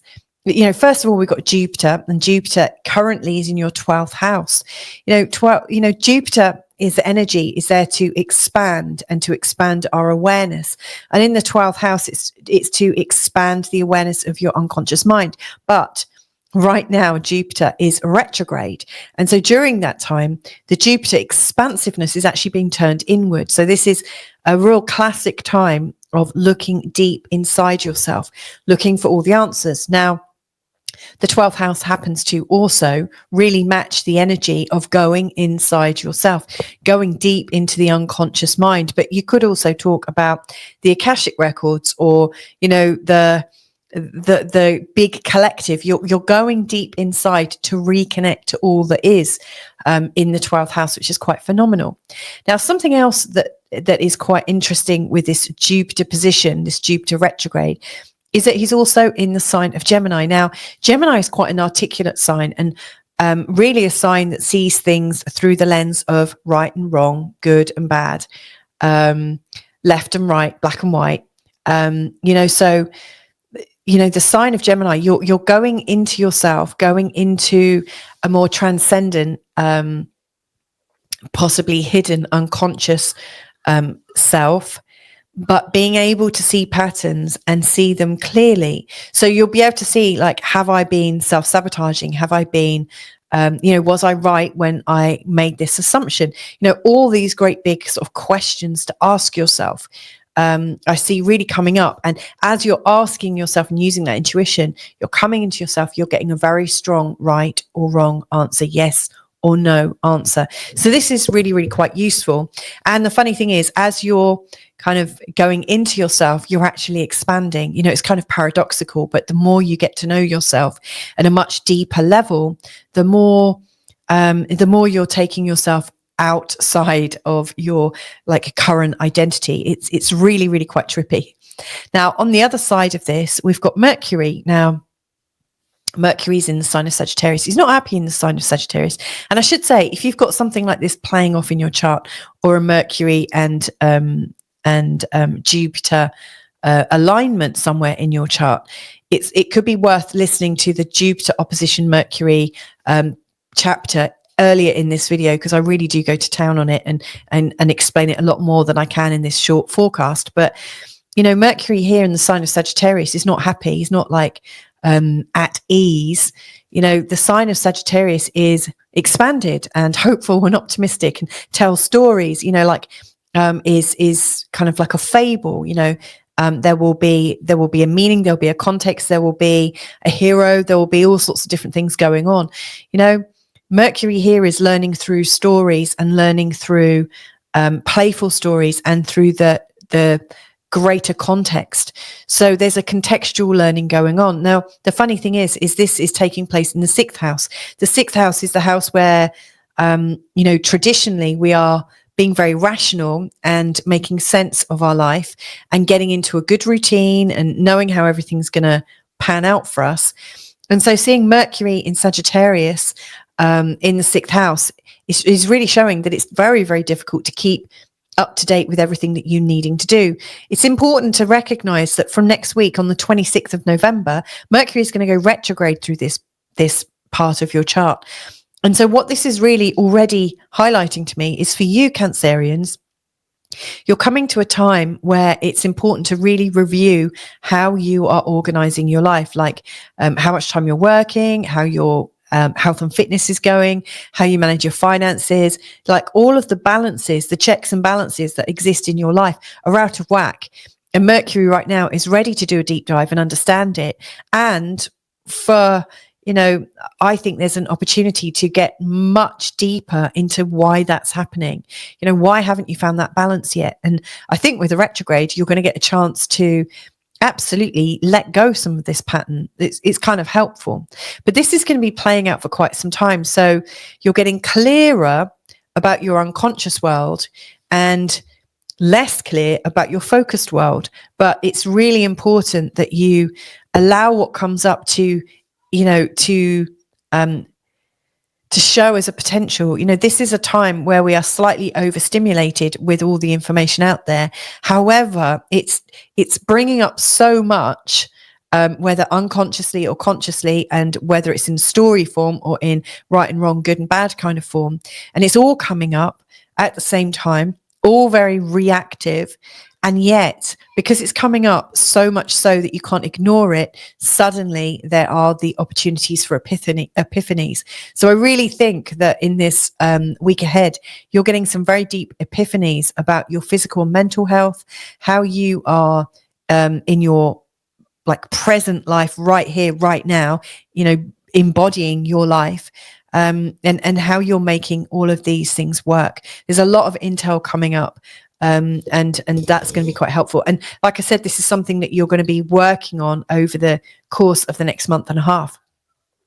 Now, Pluto is really here to show us a new story. And what I want to ask you is, what new stories were you creating for yourself around March of 2023 and also January of 2024? Now, these stories might have something to do with control versus power. Because wherever Pluto goes, he shows what we're holding on to and trying to control, what we're trying to absolutely fixate on and make real. You know, like, where are we giving something an extra relevancy that maybe does or doesn't exist? You know, like where we're trying to control something, is it because we fear that we don't actually have the right level of power or esteem or courage to be able to achieve it off our own backs? You know, so I do think there are stories about maybe not having enough energy to do something, and then why we are absolutely controlling things so tightly so that things happen. When you're doing this, what's actually happening is you're pushing life away. And so what I would challenge you to do in this respect is to like look at where you're trying to control your life, and then think, okay, well, you know, why am I not confident that I can do this without needing to control things?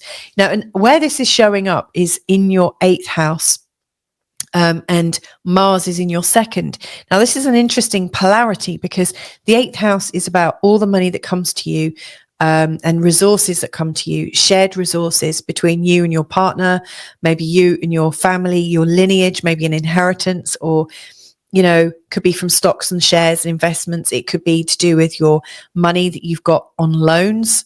You know, it's not just your money or resources, it's a shared connection.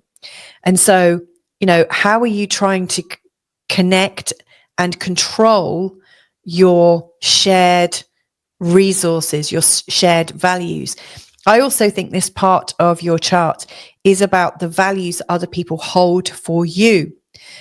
So, for instance, they might have expectations that they put on you that you may or may not reach. Other people from your family line or other people that you're close with, that you share resources with, may very well have ideas of shame or blame or guilt or resentment or anger. You know, sometimes with the people that we're deeply related with, there's all sorts of slightly controversial, slightly manipulative expectations that we put on each other. And the big question is, how many of these things that are put on you are you just accepting as yours? So this is a very interesting start to this new Pluto in Aquarius transit, because going through your 8th house, as he is going to be doing for the next 20 years, you're really going to come to terms with, you know, what is yours and what's not yours, how it is to share resources, and also how do you sit in other people's views, and also what do you do about it? You know, like, you may have spent your life up till now really believing in the expectations that people have put on you and kind of assuming a guilt about not being enough, not being good enough, or something like that. And if so, Pluto is here to show you out of that, like to slam the door on that. But, you know, are you looking at this from a position of control? Because if you're trying to control how other people perceive you, not only is that making you quite unattractive to them, because they see your control and obviously sense that you don't feel quite capable enough to be able to work at it from the place of your own raw power. But it's kind of, it steals your power when you're being controlling or trying to control outcomes about everything that you're like, you have shared values with others about. Where you're trying to control it, it's taking the life out of the thing you're trying to control. It's kind of sucking the life out. It's sucking the vitality, taking out the force. And so what I really think your journey, or part of your journey with Pluto and Aquarius, is it's about coming back into your power over the next 20 years so that the force is strong. So that when you're sharing things, you know where you start and where you end and where everyone else begins and ends, you know, and when you are in your power, you're so magnetically attracting everything that is for you. So control versus power, that's a really, really big theme. Now, the sun going into Sagittarius is interesting because the sun in Sag is actually pretty relaxed and really carefree. And the sun coming into Sag is really saying, ease off on yourself, relax a little bit in terms of how you organize your life and all those things that you're trying to get a hold on. Everything will get done eventually. And I'm guessing that's quite difficult, as the sun's coming around here.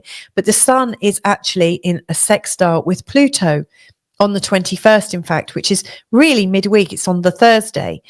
What this is showing to me is that your true freedom and your true power comes from relaxing. It's not from trying to control things, trying to make sure your life is completely, ordered in a particular way, because your expectations will just continuously get dashed and your body's going to get tighter and tighter and tighter and tighter.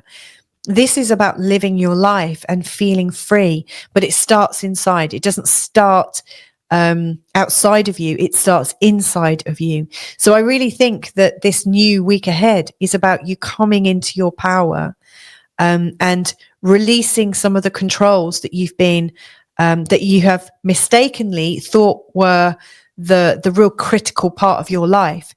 And as you release some of these controls, your natural style, your natural ability, your natural power, and your trust in yourself is restored. That's really important. Because if you can't trust yourself to do something, you also can't trust others. Whereas if you start to trust in yourself, you automatically start to trust in other people. And then, you're on your way up. So again, this new story that's been created for you is really to uplift you. It's not to keep you down. It's to lift you up to whole new potentials, that you may not have even believed were possible. Even more about this is we've got the North Node in this week ahead, and the Sun, their midpoint, the MP, is actually where Pluto is. And so this particular midpoint between the North Node and the Sun is suggesting, something to do with you coming into your own spiritual evolution by letting go of the past patterns that are holding you in these binds. It is a gradual easing off of everything that you identified with, knowing that you're on the right karmic path, that you're on the right life path. It's about letting go of, it's letting go of the controls, but these are controls that you've set in the past. And you might want to ask yourself, well, why did I set those in the past? And actually, as you tune into it, you'll realize there was some loss, a feeling of things being out of control, overwhelm, all sorts of different reasons will come up. But really, this particular point, this North Node Sun midpoint, is really pointing you that this new Pluto story that you're creating and writing for yourself right now, absolutely, you have to let go of the past, because unless you let go of the past, you're going to miss out on the future. You're going to miss the signs. You're not going to be fully present to experience it. So it's really important. And I don't think you have to do it all in one go. You really don't. This is just what's occurring this week. This is at the start of your Pluto journey, the true Pluto in Aquarius journey. And so these are not the codes, they are the energies, the feelings that are starting this whole new phase for you. So maybe meditate on it, maybe think about it, think how that relates to you, write a few notes and just see what changes. You could just ask yourself a question, over the next month, over the next 2 months, how can I have fun and feel alive in my own power? How can I relieve myself from the past? How can I let the past go, knowing that I'm always here? All these kinds of questions, just allow these kinds of questions to permeate. Remember, Jupiter is in the 12th house. He's going to help you go inward to really see the rights and wrongs, the goods and bads, the blacks and whites of how you've been. You'll get some very, very straight and spiritual and deep answers from Jupiter right now. So the last thing that I want to focus on for you, Cancer, is this beautiful trine that's really active all week. So we've got the Sun here in Sagittarius.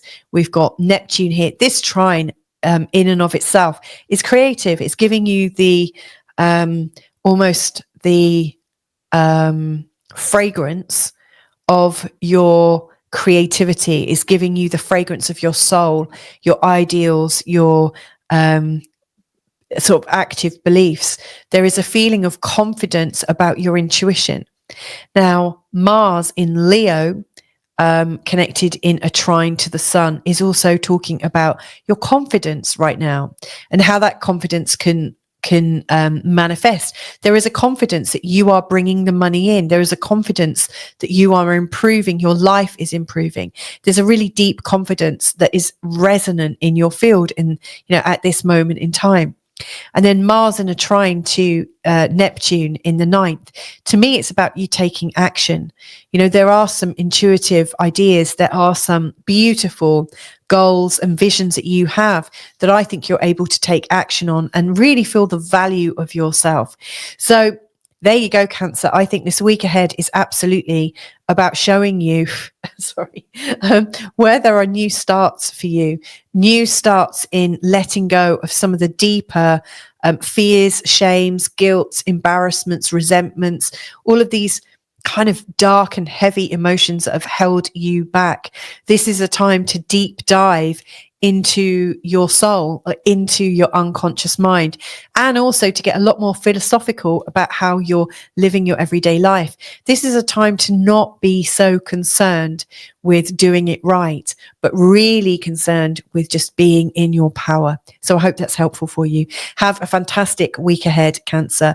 And if I can be of any help, then just get in touch. All of my details are below, but hopefully I'll see you next week and we can chat some more. Bye for now. Let's just pause that for a second. Hey there, Leo. So this is your forecast for the week ahead, starting from Monday, the 18th of November, taking you right the way through to the 24th of November. That's Sunday. So this is an interesting week with new starts, a real strong feeling of new starts and a new story. If you are interested in a day-by-day forecast for the week ahead, then please do check out the day-to-day forecast in the earlier chapters. And also, there are chapters on Jupiter opposition Mercury in a much greater detail, and also Pluto and Aquarius as well. But for this particular forecast for you, the Leo energy, I really want to talk about how it's showing up in your chart right now for you. And so this is what I'm going to be going through with you. So first of all, we've got this opposition between Mercury in Sagittarius and Jupiter in Gemini. Now, this is a really strong and heady and intellectual and also quite intuitive and deep acting opposition between these two planets. It's not just one opposition, it's going to happen 3 times. So the first exact moment of this opposition is taking place on the 18th of November. Then it reconstructs itself, both retrograde this time, on the 4th of December, and then the final one is on the 26th of December. During this time, Mercury is going to go retrograde. That starts on the 26th of November. So this is very, very strong. And if you know your chart, if you've got lots in the sign of Gemini or Sagittarius, this could really fire you up and, create something quite big. So let's talk about that before moving on to Pluto and Aquarius, which actually is the star of the show.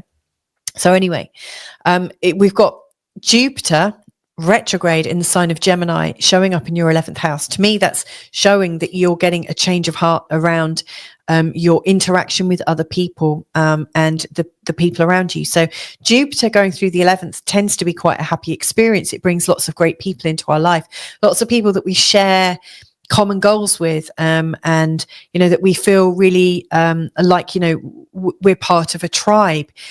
Especially, in the sign of Gemini, which is absolutely very, very social, but it tends to bring in a sense of rightness or wrongness. The sign of Gemini is kind of black and white in many respects. And it hits the surface, gets all the surface facts, and it can learn and it can move around, and it's really quite magical. And yet Jupiter is more naturally happy in the sign of Sagittarius or even Pisces. Jupiter is absolutely about the bigger context. So you've currently got Jupiter, this big planet, to bring in hope and optimism and expansion through your 11th house. And he's currently retrograde. So he's expanding internally within you. Now, what does this mean? Well, I think you're your reactions to friends, friendship groups, to your tribe, to your networks, to the things that you've subscribed to. And, you know, maybe you've got a global vision that you've been hoping to help to co-create. To me, it feels like you're going internally and realizing some home truths about all of these parts of your life. And in the sign of Gemini, you're likely to get very clear answers. So, you know, if you're asking, is the tribe around me the right people for me? Are the people that I spend time with, are they really my kin? Am I really evolving through my connections? And everything that you're co-creating with life or with real people is in for some kind of deep introspective like internal conversation. So there is that going on, which is pretty big. So that's really going on from now right the way through to the end of December. On the other hand, you've got Mercury, which is in the sign of Sagittarius. Now, Mercury is much happier over here, but is currently in Sagittarius. It's not yet retrograde. He's going retrograde from the 26th next week. But in the sign of Sagittarius, Mercury is looking for answers. And is wanting to communicate and do all the mercurial things, which is communicate, to share, to move things around. There's a lot of movement, a lot of restlessness. But in the sign of Sagittarius, it gets far out. The context gets really big. And so there is this kind of very big expansiveness to do with what really brings you your good and how you're creating good for yourself, how you're lighting yourself up. And so I really see this big kind of almost internal fight between how you can understand what brings you the most hope and optimism and the most light, how you most likely like to create, versus very specific intel about how you've been co-creating. And to me, it just feels like a bit of a battle. Between those two signs, or those two houses, the 5th and the 11th, they're all about creation. And the big question is, are you creating on your own and going your own way, or are you creating with other people? The real synthesis of this would be to find a way to do both. And I don't know how you might do that. So there's a lot going on, and there's a lot of overstimulation about this. There's a lot of intel. And in many respects, it feels like so much information is coming in that you cannot ignore what you may have been ignoring before, because it all comes up unignorable. And all of a sudden, there's a lot to deal with. So that's an ongoing theme. Now, Pluto is the epitome of the ongoing theme. Pluto is in this part of your chart to do with partnerships, which is interesting given that Jupiter is in this very social house, really talking about your connections and networks and friends. And also in stepchildren, if you've got stepchildren. But anyway, Pluto here is in the part of your chart to do with relationships. Now, he stepped into it in March of 2023, and then again in January of 2024. And one of the key themes with Pluto is control and also power. So what I want to ask you right now to consider is, what were you doing around March 2023 and January 2024 to do with partnerships? You know, what thoughts and feelings were coming up for you? Was there a sense of wanting control within your partnerships? Did they feel out of control? Were you feeling out of balance and slightly scared and fearful and trying to control outcomes? Or did you come into this place of feeling really empowered, you know, where you just know it's all going to work, it's all going to stand up, you've got all the skills in place?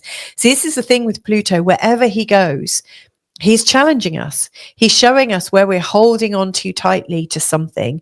And also, if we were to let go of those things we're trying to control, how we could really firmly stand in our power. So this, I think, is part of your story for not just right now, but for the next 20 years.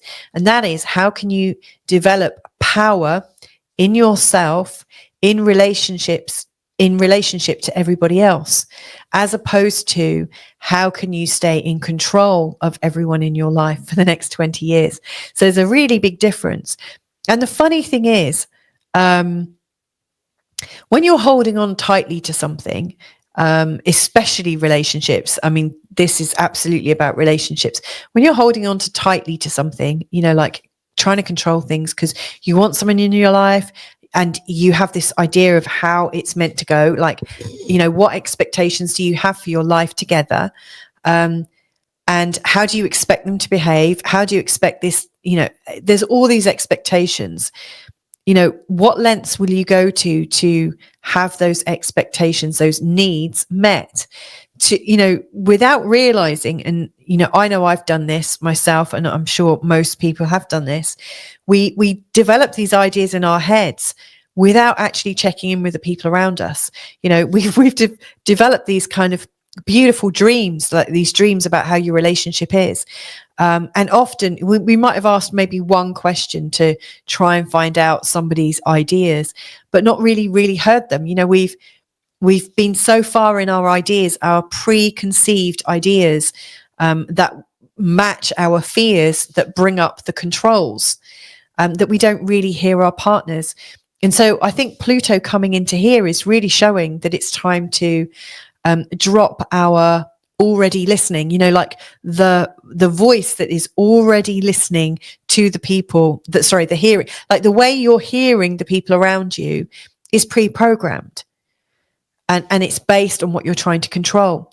So how can you let go of your pre-listening ear?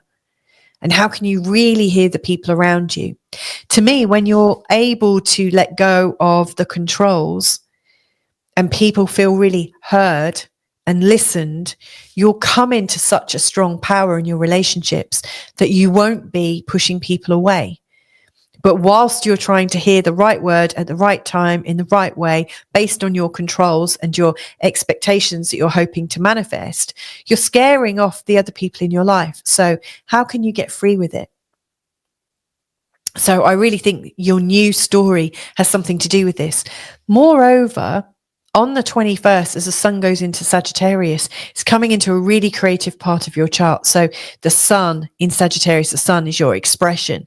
Sagittarius is hopeful, optimistic, bit slapdash, bit casual, but really up to trying new things, really excited by life, really wanting to expand, really wanting to feel joy, really quite optimistic and kind of bouncy. And somewhat careless at times, you know, because they're not so worried about strong and strict outcomes, more that they're having fun. And so we've got this real fun potential coming in, and it's creating a lovely sextile with Pluto, really showing that when you're in a place of your own fun and of your own making, it's easier for you to enjoy the fun and the own making of your partners. So this is really asking for you to be as free and as open to possibilities as possible. Now, there's more because the North Node up here and the Sun are also working together.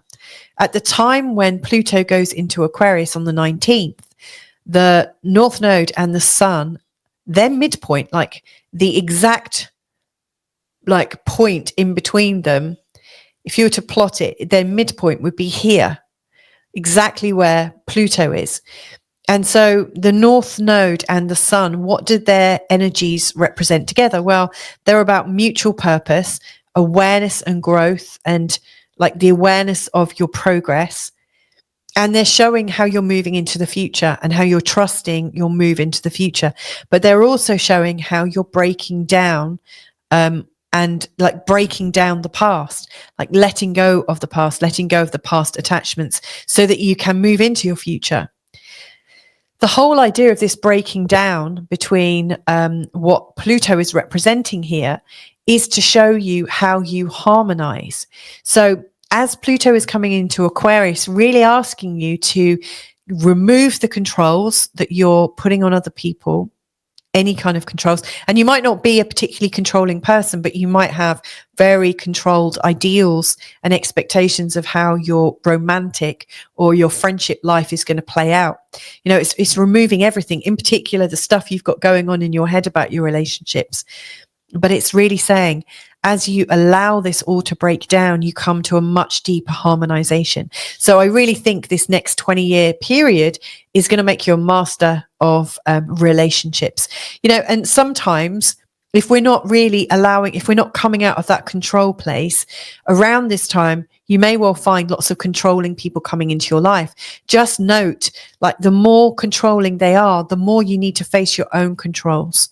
And if you've already got controlled people in your life already there, I mean, they might have already started coming in from March of last year, and in particular from January of this year.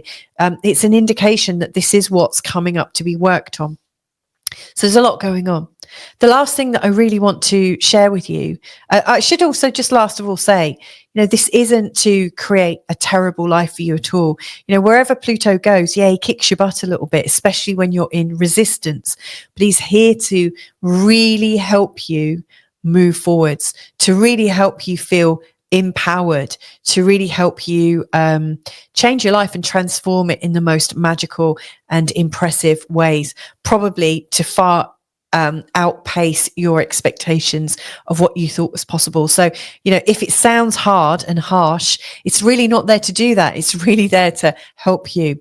The last thing then, the Sun and Neptune and Mars, they're creating a lovely energy in this week ahead. So Mars in your first house is really bringing in your confidence, and in the trine with the Sun, it's self-confidence. It's a feeling of vigor, vitality, a feeling of positivity. It's a can-do energy, as if all of a sudden you're feeling really alive. And then the Sun in a trine to Neptune is showing that your intuition is also very strong, very confident. And Mars and Neptune in their trine is really showing you how you can bring in more of your intuition with courage and vigor. So I really think the intuition is really leading you here. Tune in and notice what you pick up. Anything to do with relationships and control, but also anything to do with relationships and power. And also on the topic of relationships, where do you sit on self-creation versus co-creation? There's lots to think about, but this is your new start. So I hope that's helpful to you, Leo, for the week ahead. Lots and lots of love to you. If I can be of any help, get in touch. But take care, have a great one, and hopefully catch up with you all soon. Bye for now. Hey there, Virgo. So this is the forecast taking you from Monday, the 18th of November, right the way through to Sunday, the 24th of November, 2024. So this I'm calling, I think this is a forecast about new starts and a new story for you, a brand new story. And, there's lots to indicate that there are new stories, new narratives coming up for you, as there are for all of us.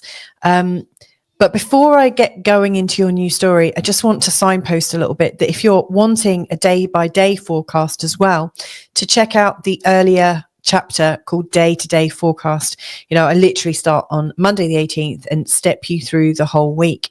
Now, in this particular one, I'm going to be talking about a few things I find really exciting and also very interesting. And one of them is the Jupiter opposition to Mercury. That is coming in this week. It's the first of 3 oppositions. So it's quite long and quite lingering, and it's going to take us really to the end of the year. So it's starting now until the end of the year. So this is something to watch out for. It's going to have quite a big impact. Then we've also got the ingress, i.e. the movement from Pluto into the sign of Aquarius. Now that is happening on the 19th, but it's going to be in the sign of Aquarius for the next 20 years. So this is absolutely a new story, a new potential. There's a new narrative building for you that you're helping to create. And so I guess one of the things I want to talk about is, how are you going to rebuild yourself? What potentials are you building up? And how can you have an exploration of control and power through the sign of Aquarius, which, control and power are definitely key themes to do with Pluto. We've also got the Sun going into Sagittarius on the 21st. A little bit of a North Node and Sun midpoint comment that I'm going to also be sharing. And then also I'm going to be talking about the lovely, powerful trine between Mars in Leo, Neptune in Pisces, and Sun in Sagittarius. So yeah, this is absolutely a week ahead of new starts. Now, speaking of new starts, I should also point out just that, you know, the position that Mercury is in this week, in the sign of Sagittarius, next week on the 26th, Mercury is going to go retrograde. So seeing as, you know, Mercury is your ruling planet, it's important to pay a little bit more attention and to almost preempt what might be happening during the retrograde so that you know how to deal with that. The final thing is just to appreciate where the moon is right now. You know, so the moon is in what's known as a waning gibbous phase and also a third quarter phase. It becomes third quarter around this point here. But essentially, this is the moon getting smaller and smaller. To me, this is an indication that it's time to let go of some things, to allow things to pass away, to give away things, to like release things. And I also think it's a time when appreciation and gratitude really come into their own. They really help to create a space for a new start. And funnily enough, next week, not this week, but next week, we will also be coming into the new moon. Again, this is a new start. So this, what's going on in this week ahead, I really see as we are shifting, we're letting go of things, letting go of narratives we're holding for ourselves, and also making some early decisions about how we might use the Pluto in Aquarius energy. So let's go deeper now. So first of all, let's have a look at this opposition between Jupiter and Mercury. So currently, Jupiter is going through your 10th house and is in the sign of Gemini. You know, so, you know, the Jupiter energy is in one of those coveted positions, you know, the right at the top of the chart, where he's apparently going to be bringing you lots of new opportunities, lots of opportunities to shine, to be recognized, to create your legacy, to grow, to expand, you know, in terms of your output and in terms of how you show up in the world. You know, I think this part of the chart is absolutely really helpful for us to expand and grow up and become a better version of ourselves. I really, truly do. Now, what's unique at the moment, you know, aside from this particular opposition, is that Jupiter is going retrograde in the sign of Gemini. Now, you know, Jupiter is normally expanding our awareness. When he's going inward, like retrograde, he's going inward. So he's going into an inward awareness. And this awareness is about your career, how you show up in the world, how you are as an adult. Are you a mentor? Are you achieving? Have you reached a high enough level? How, you know, what is the impact of your life? What is the impact you're having on other people? Are you doing something that you feel proud of? Do you think you're making a difference? All of these kinds of things. Only it's going inward. It's going really deep into you. Now, also with this inquiring energy of Jupiter, it's also answered in a kind of Gemini way, which is a kind of yes, no, black and white kind of way. You know, Geminis, they don't tend to go so deep. They tend to like to know a lot about a lot of different things. And so they are very good at getting the facts and some short storylines, but they keep it kind of short so they can move around between things. And so what I really see coming up here with the inward Jupiter energy is that you'll get some very clear intel as to like whatever questions you're asking yourself. So if you're asking yourself, you know, how am I matching my expectations to myself? Am I doing well or not? You know, and you might get this very strong no, which could be really quite like shattering, but it's useful. You know, you're going to get straight answers, you know, and Jupiter doesn't often get straight answers. Jupiter is often in such a like a state of possibility that you can't really hear the answers fully. So you're able to get awareness around, I think, your shortcomings, the things you do well, the things you don't do well, how you might, you know, ask yourself. The more you can ask yourself, the more you review your potential, I think it's going to really pay off. I think it's going to be very helpful. Now, in opposition to that, we've got Mercury. Now, Mercury isn't yet retrograde, but will be going retrograde soon.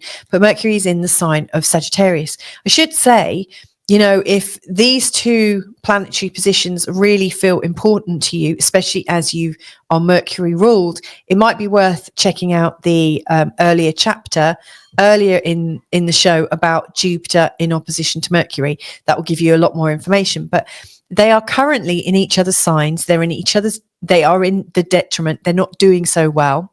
They're not comfortable with the style of these signs. So Mercury, which prefers to be factual and to keep it moving, is in the sign of Sagittarius that wants to go deep and broad and to ask and what's next, and ask like all of these bigger questions, taking answers from a small kind of a concise answer and making it bigger, making it bigger, making it bigger. And so Mercury is quite challenged by this, because there aren't any clear-cut answers. It's all just like shades of grey and possibility, and it doesn't feel so certain. So this is interesting with these two practicing different styles in opposition to each other. Suffice to say, I think this energy is going to get really big, and will be overstimulated.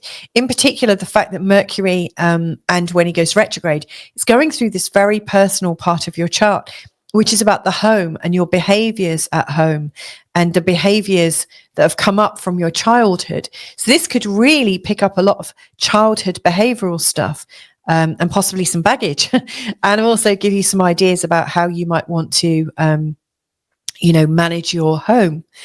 Suffice to say, it feels like home is getting bigger, and possibly more contextual and less concise, but it's quite helpful. It's bringing up a whole new set of ideas. Now, these two in opposition, I think, are going to create this overstimulation of the mental faculties. I do think conversations are going to go on for too long. They're going to be too deep and all sorts of different things. You might also find the people at home very, very confusing now. And you might find the scrutiny of yourself in terms of your output to be really kind of threatening. So there's lots and lots going on, but I do think this intensity is bringing up the possibility of your mind being blown, not literally, but figuratively, and also the idea that that there is an epiphany just around the corner.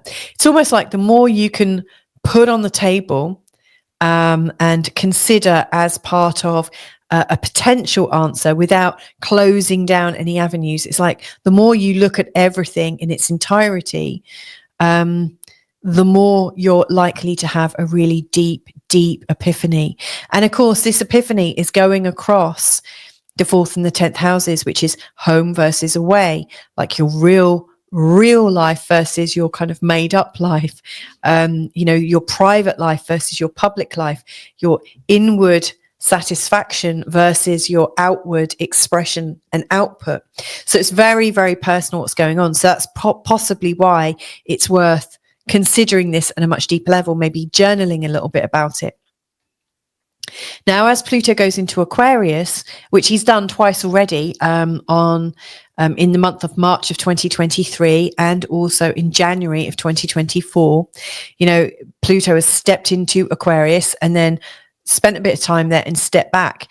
So you've already had a chance to kind of try before you buy.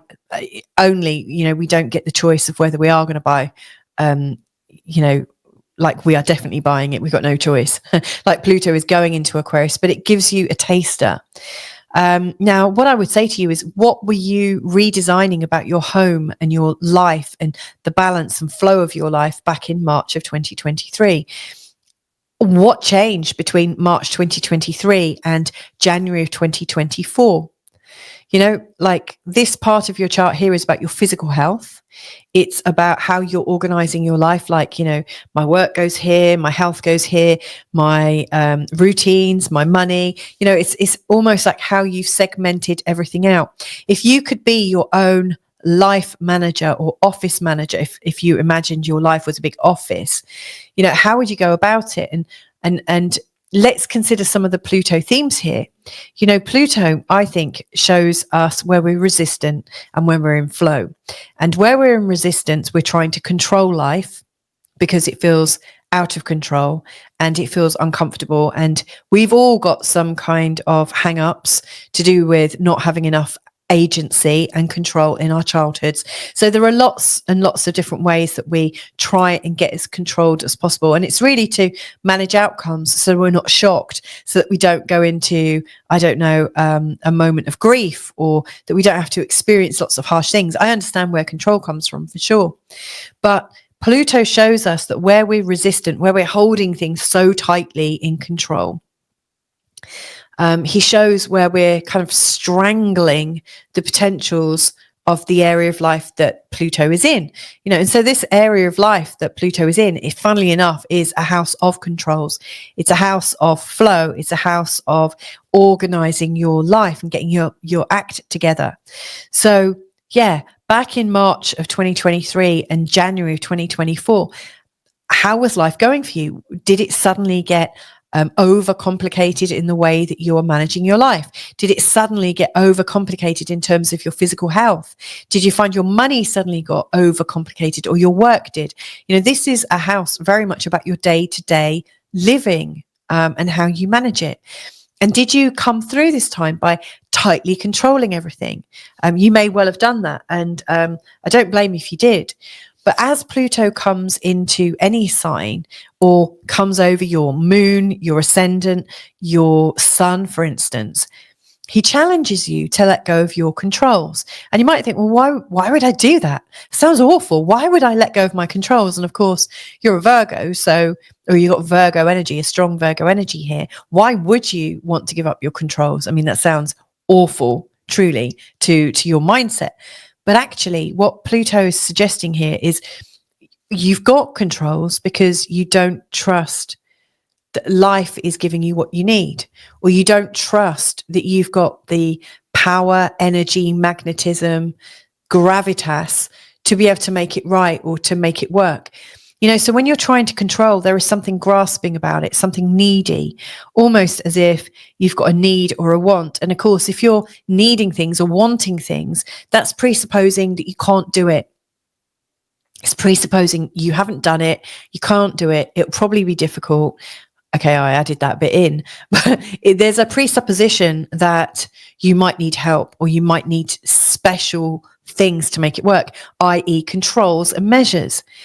Now, what Pluto would like you to get, I think, is that there is another way, and that is to trust completely in yourself, trust and know completely in your power, so that you are so strong in yourself, so strong in your power, that you know that whatever comes up, you'll handle it.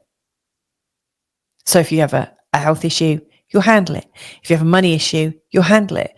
If you have a life issue or a diary issue, you'll handle it, because you're a grown-up and you know how to handle things. What Pluto here, as he's coming through this part of your chart for the next 20 years, which sounds intense and possibly a little bit unromantic, Pluto coming here is showing you how to live your life without needing to control everything, without needing to hold on to everything.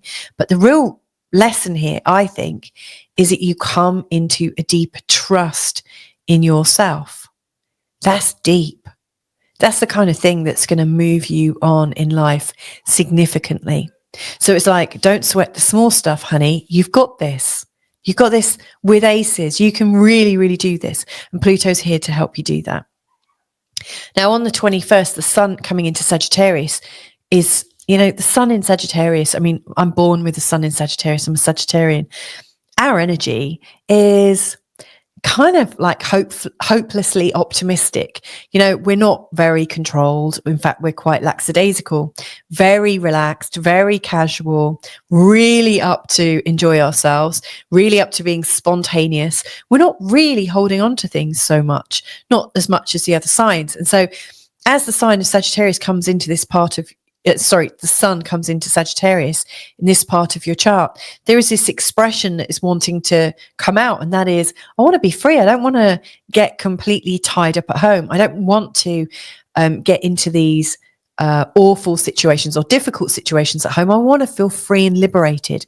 And so that is also adding into this energy in how you manage your life. It's really going hand in hand with Pluto and saying, look, we can do this. Let's have a personality that's a lot more expressed, a lot more relaxed, a lot more laid back. And in doing so, your power and your magnetism is likely to get so much stronger. It's a leap of faith for sure. Now, the next thing that I also want to share is that the North Node and Sun and their relationship together, their midpoint, i.e. what comes exactly in the middle between these two, is at 0 degrees at Aquarius, which is where Pluto is. So as Pluto starts his journey, his 20-year journey, one of the abiding energies that's setting that chart in motion, setting that new story in motion, is one of the North Node and the Sun. Now, when these guys come into a midpoint, it gets us to consider our mutual purpose, what it is we're trying to create. It is about our awareness of our growth, our awareness of our purpose.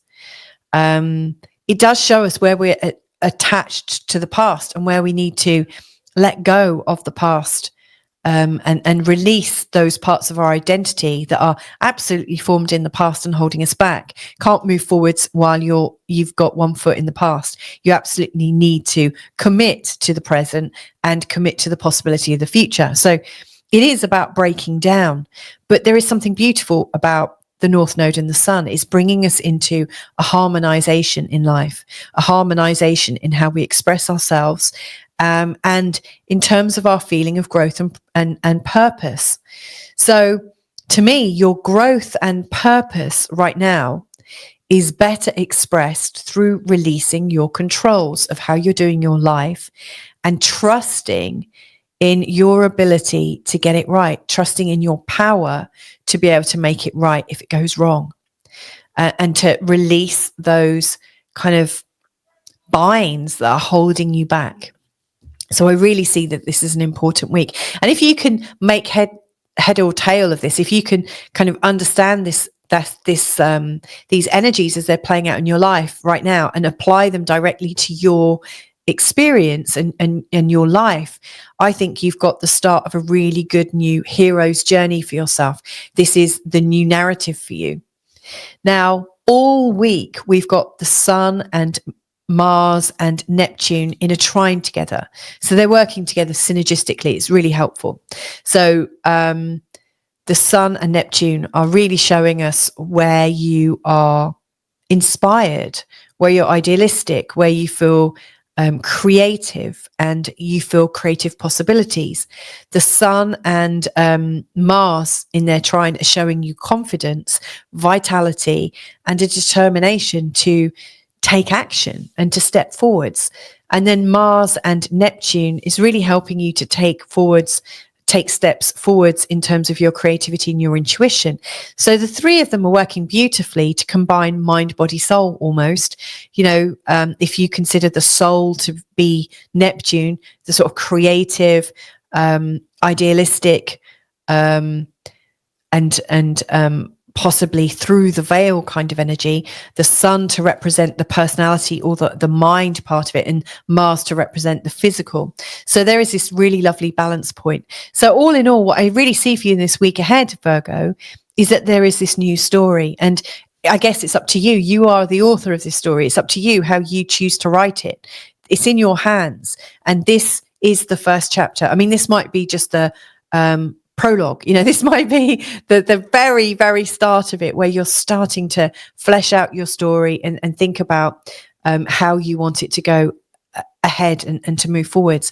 So yeah, there I am. I'm wishing you absolute loads of love in this week ahead. I hope this goes well for you. I hope you feel inspired by your life and in a sense of possibility that you can create a new story for yourself. If I can be of any help, just get in touch. But I hope to catch you real soon, and hopefully we'll explore this even further as we go into Mercury retrograde next week. So anyway, have a good one and catch you next time. Bye for now. Hey there, Libra. So this is a forecast taking you from Monday, the 18th of November, right the way through to Sunday, the 24th of November, 2024. This is a big week. I've been saying that for a few weeks now. But this week is quite, I would say, unique because Pluto is changing signs. Now, you might say, oh, hang on, Pluto's changed signs quite a bit recently. Well, Yes, he has been dancing in between Capricorn and Aquarius. So in March 2023, he went into Aquarius. Then he went back into Capricorn. Then in January, he went back into Aquarius. Then he came back. And now he's finally stepping into Aquarius for the next 20 years. There is no turning back. You know, there is a door shutting on the Capricorn energy in terms of Pluto's potential there. He won't be back there for a good couple of 100 years. And so, you know, it really is a new chapter, a really new chapter. And as all good stories go, I think there's always the potential to create great characters and to use a story to get you through life. You know, I think if you've got a narrative running for yourself, it's going to be quite helpful. So I think this week ahead is all about changing narratives, creating a new story for yourself, and being part of the process. Now, before I get going, I do also want to say that if you're looking for a day-by-day forecast, then check out my earlier section in this video called day-to-day forecasts. It'll go through day 1, day 2, day 3, and kind of guide you through the process. I've also put in some chapters about Jupiter in opposition to Mercury, which is quite a big thing right now, and also Pluto into Aquarius. So you can look at those 2 chapters at greater depth if you, after listening to this, if you think that's quite relevant to you, it's worth a look. So anyway, let's have a look. I'm going to start with the Jupiter opposition Mercury because this is exactly in place on the 18th.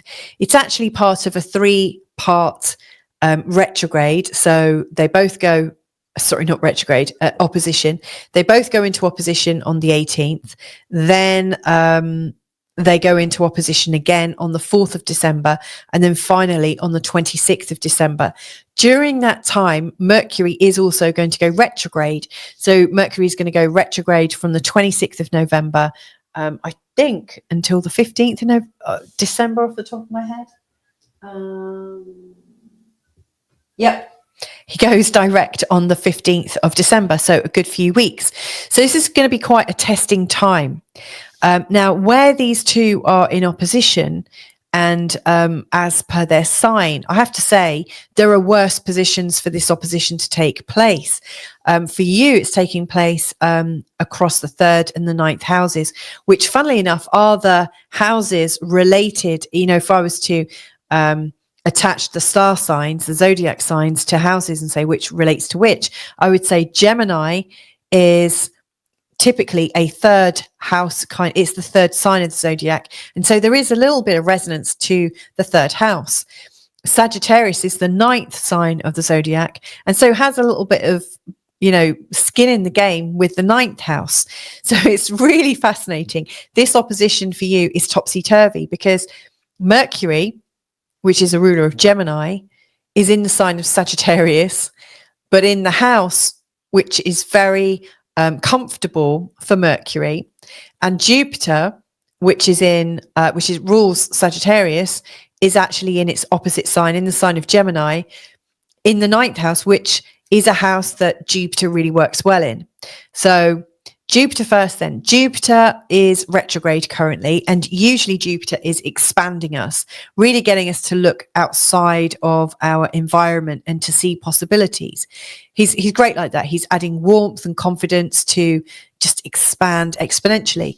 Now, right now, Jupiter is in sorry, I've got a little gnat flying around my microphone. Jupiter is going retrograde. You know, he is going inwards. And so the energies of Jupiter, which we would normally use to inspire us, are turning inward. We are more introspective. Now, because it's also in the sign of Gemini, and Gemini see things really through a sort of black and white lens, a right and wrong lens. There's lots of different facts. It's almost kind of rational and scientific. And it dances, you know, there's lots of different bits of information on the table. You know, there's the possibility with Jupiter right now that you could be looking into yourself and getting some very strong ideas, some very strong confirmations as to what's working for you, what's not working for you, why that's working for you, why that hasn't yet worked. Now, in the ninth house is about belief systems. It's about adventure. It's about learning and knowledge. It's about study at a much, much higher level. It's also about writing and broadcasting and sharing our intellectual prowess.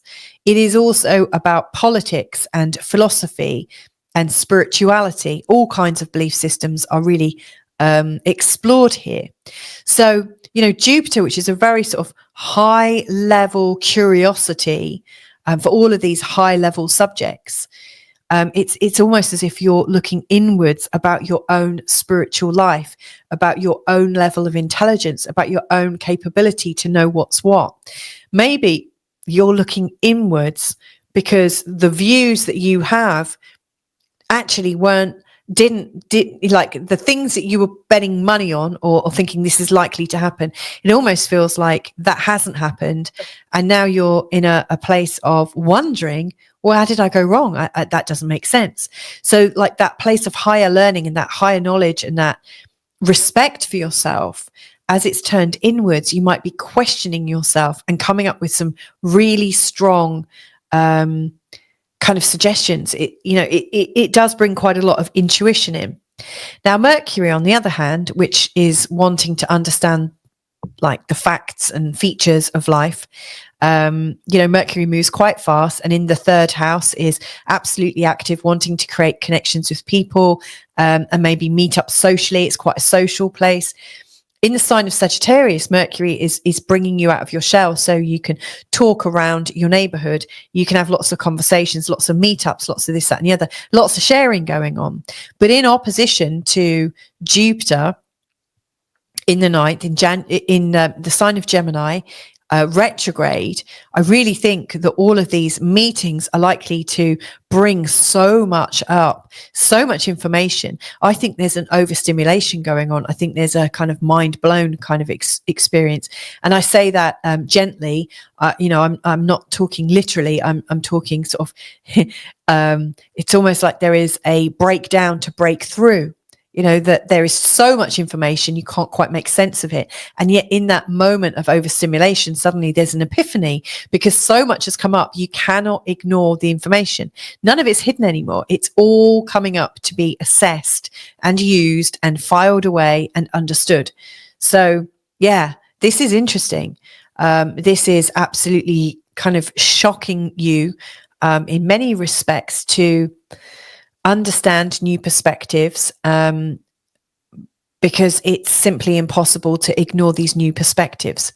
And like I said, this is going on from now right the way to the end of the year. So, at its very best, I think it's about a deepening curiosity to understand the world, understand how you might have beliefs about the world and how maybe those beliefs were right or wrong, or maybe how you can't guarantee that anything can be right or anything can be wrong. I mean, this is an epic time in terms of all information. This is a time to get really clear on what information you're giving yourself. I mean, maybe that's the only place that you can look for clarity. Like, am I lying to myself when I say I'm good at this or I'm bad at this? Is that actually true? Like, you might have lots of ideas about your capability in terms of not being good enough or whatever that actually really aren't true, that you're actually quite good at something and a bit of an expert. So, things like humility and other sort of values, you might actually have these values, but they're kind of falsely installed. So I think this could absolutely take you on like down loads and loads of different avenues. So anyway, let's park that for now. So Pluto in Aquarius. Pluto in Aquarius is a game changer. He represents control and he represents power. And he also represents this kind of feeling of life versus death, or, like these decisions and processes that you're going through feels like a matter of life and death, like Pluto feels strong. And it feels strong for a reason, because it's there to transform you. So what I want to ask you right now is, what was going on for you in March 2023 and January 2024 in terms of controlling your creativity or controlling your sensuality, your sexuality, or controlling your romance? controlling your children. These are all fifth house things. These are the things that are bringing you joy, and that are birthing points. How was control or power coming up for you as a theme during those months? Now, the reason I ask is often with Pluto, what we're really learning is to discern what it is to be in control versus what it is to be instinctively powerful.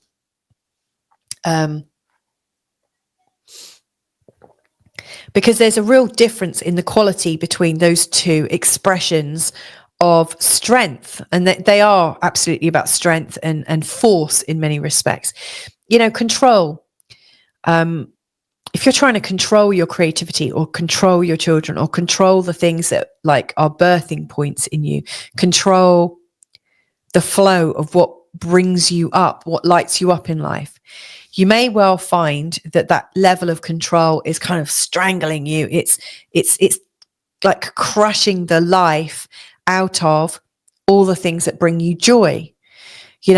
I think control is a really natural thing to arise because, life is so unexpected, and we all at some point in our childhood go through some period of loss or readjustment because of change, and we see our parents hopelessly floundering with change, and unless you're one of those lucky ones that have parents that really flew through change, but most people struggle with change. And so I think a lot of control issues have usually come up because we feel out of control, we feel uneasy, we feel rotten to the core. It feels awful not to know what's coming up next. I mean, that's why people listen to astrology, right? We all want to know what happens next. So there is this feeling of, how do I get back into control? How do I make this work for me? And so Pluto here is showing you that there is a desperation or a need or a desire or a want in respect to what you're trying to control. But of course, when you're trying to control it, it's not really yours to control. That's the funny thing, it's like once we've birthed something, it has its own personality. It has its own life, like your romances. It's not strictly yours. It's yours and also another person's. Like your children, they are their own person. When you create something and you create it in the real world and it gets released into the world, you don't have any control over how it's experienced. It can be quite painful. But of course, as we're trying to hold on to it, it makes us quite unattractive and we kind of are repellent to the thing that we're trying to control. It causes problems. Now, if we didn't have control, but we had power, to me, that's a level of trust in yourself. None of us can know what's going to happen moment to moment. We really don't. We don't have that. It's not our place actually to know what's going to happen moment to moment. Because we're all on our journeys and we're all co-creating our journeys, and our lives are all rubbing up against each other's. There are all of these unexpected moments. But we don't always have to have control. We could actually step into our power. We could step into a place where we trust who we are. We trust we can cope. We trust we'll always come up with the right way to manage it.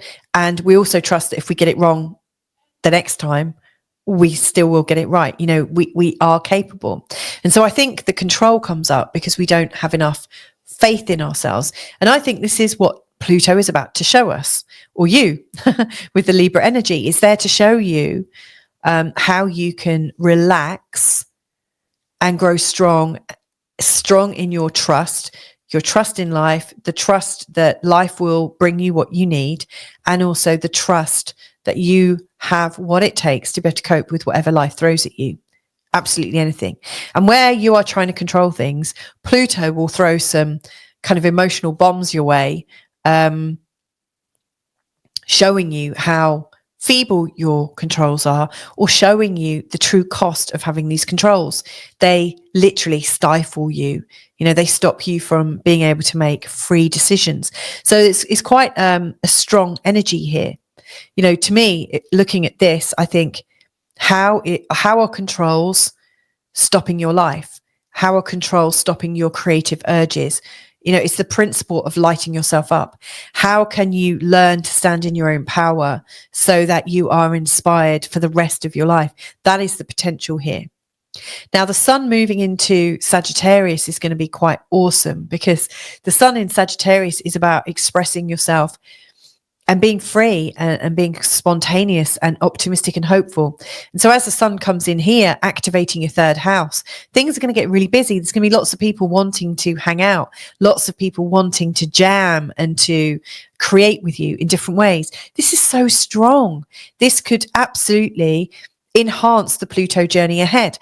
And that's not all, because the sun and the North Node, they're in their midpoint is exactly 0 Pluto, like 0 Aquarius, which is where Pluto is. So as we are starting this new Pluto story, we also need to consider, what are the North Node and Sun saying to us?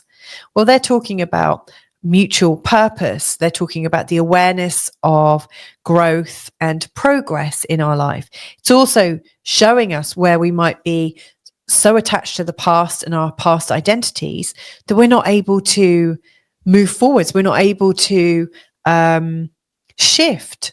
You know, we are doing ourselves a disservice. So, like this midpoint between the Sun and the North Node is as much about freedom and moving forwards. It's breaking down the old and the unnecessary so that you're able to spiritually harmonize with this new story in life. So, isn't that kind of inspiring?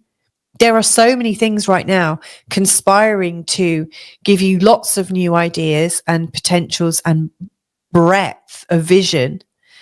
And there is also this very strong idea that controls are really not going to help you, you know, to really transform and make the most of Pluto. It's important to feel the power in yourself. And how you do that, I don't know. I mean, that's you are on your journey, but you know, this is a journey of empowerment, and it starts with you.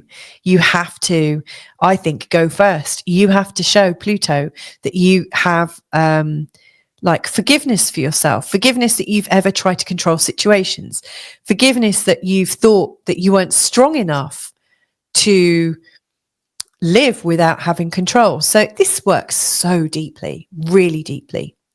Now, the last thing, there is this lovely trinal week, which I find very, very supportive. And so we've got the Sun and Mars really showing you where you're strong and courageous, determined, vital, feeling confident. We've got Mars and Neptune in a lovely trine showing where you're ready to take action, purposeful action on your intuition.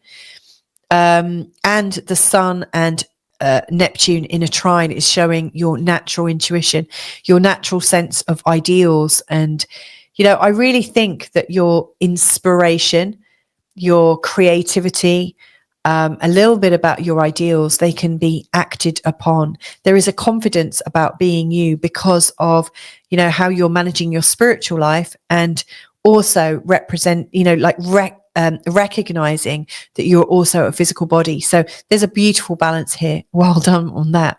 So there you go. That takes you right the way through the week ahead. I hope you find it useful. If I can be of any help to you, then just get in touch. But if not, just have a fantastic week ahead. These are changing times, and they are bringing us up. They are lifting us up to something so much better than we could ever have planned. So there you go. Lots of love to you. Catch you next week. Bye for now. Hey there, Scorpio. So this is the forecast taking you from Monday, the 18th of November, taking you right the way through to Sunday, the 24th of November, 2024. So this is quite an interesting forecast because we are really looking at telling ourselves a new story. There is a page turning going on of sorts. You know, Pluto, which is one of your rulers, is changing signs, and he only changes signs currently, you know, he's about to change signs, and he's going to be in the same sign for the next 20 years. Now, we have had a couple of little spikes of this energy, you know. So he first went into the sign of Aquarius back in March of 2023, and then again in January of 2024. And then each time he went back into the safety of Capricorn, where he'd been for 15 years. Now he's coming into Aquarius on the 19th of November, and he's going to be there for the next 20 years. So this is absolutely priming us for a new part to our life. This is taking us into a whole different territory. We've also got in this week ahead Jupiter in opposition to Mercury. So I'm going to be talking through that because this is an energy that's going on for the next month and a half. It's taking us right the way through to the end of the year. There are actually going to be 3 complete oppositions between Jupiter and Mercury, one on the 18th of November, one on the 4th of December. That's actually when Mercury and Jupiter are retrograde. And then finally one on the 26th of December. So this is energy that we really, really need to understand at some level, and also understand how it's reacting in your chart as a Scorpio. The sun is also going into the sign of Sagittarius, which is also going to create a feeling of change, given that's just 2 days after Pluto going into Aquarius. We've then got this interesting little North Node and Sun connection that I'll talk about. And overall, the whole week, there is this lovely trine between the Sun, Mars, which is another Scorpio ruler, and also Neptune. So lots to discuss.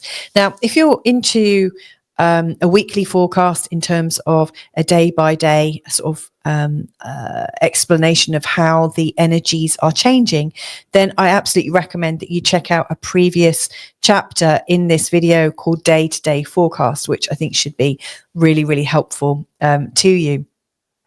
In this one, though, I'm going to keep it at a sort of higher overview based on the planetary picture, and also try to get underneath the psyche a little bit, like really. So it's like high and also deep. So let's see where that goes. I guess where I'd like to start with this is just to give you an understanding of the moon phase that we're currently in all throughout this week. And that is that we're in a retreat. The moon is getting smaller and smaller and smaller.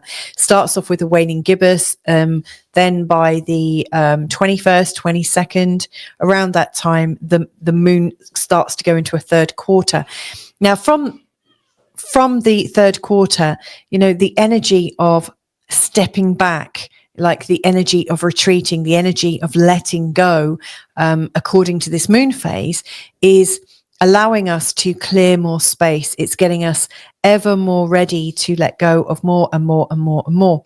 Really, what's going on in this week ahead is us reviewing with discernment what is working for us and what isn't.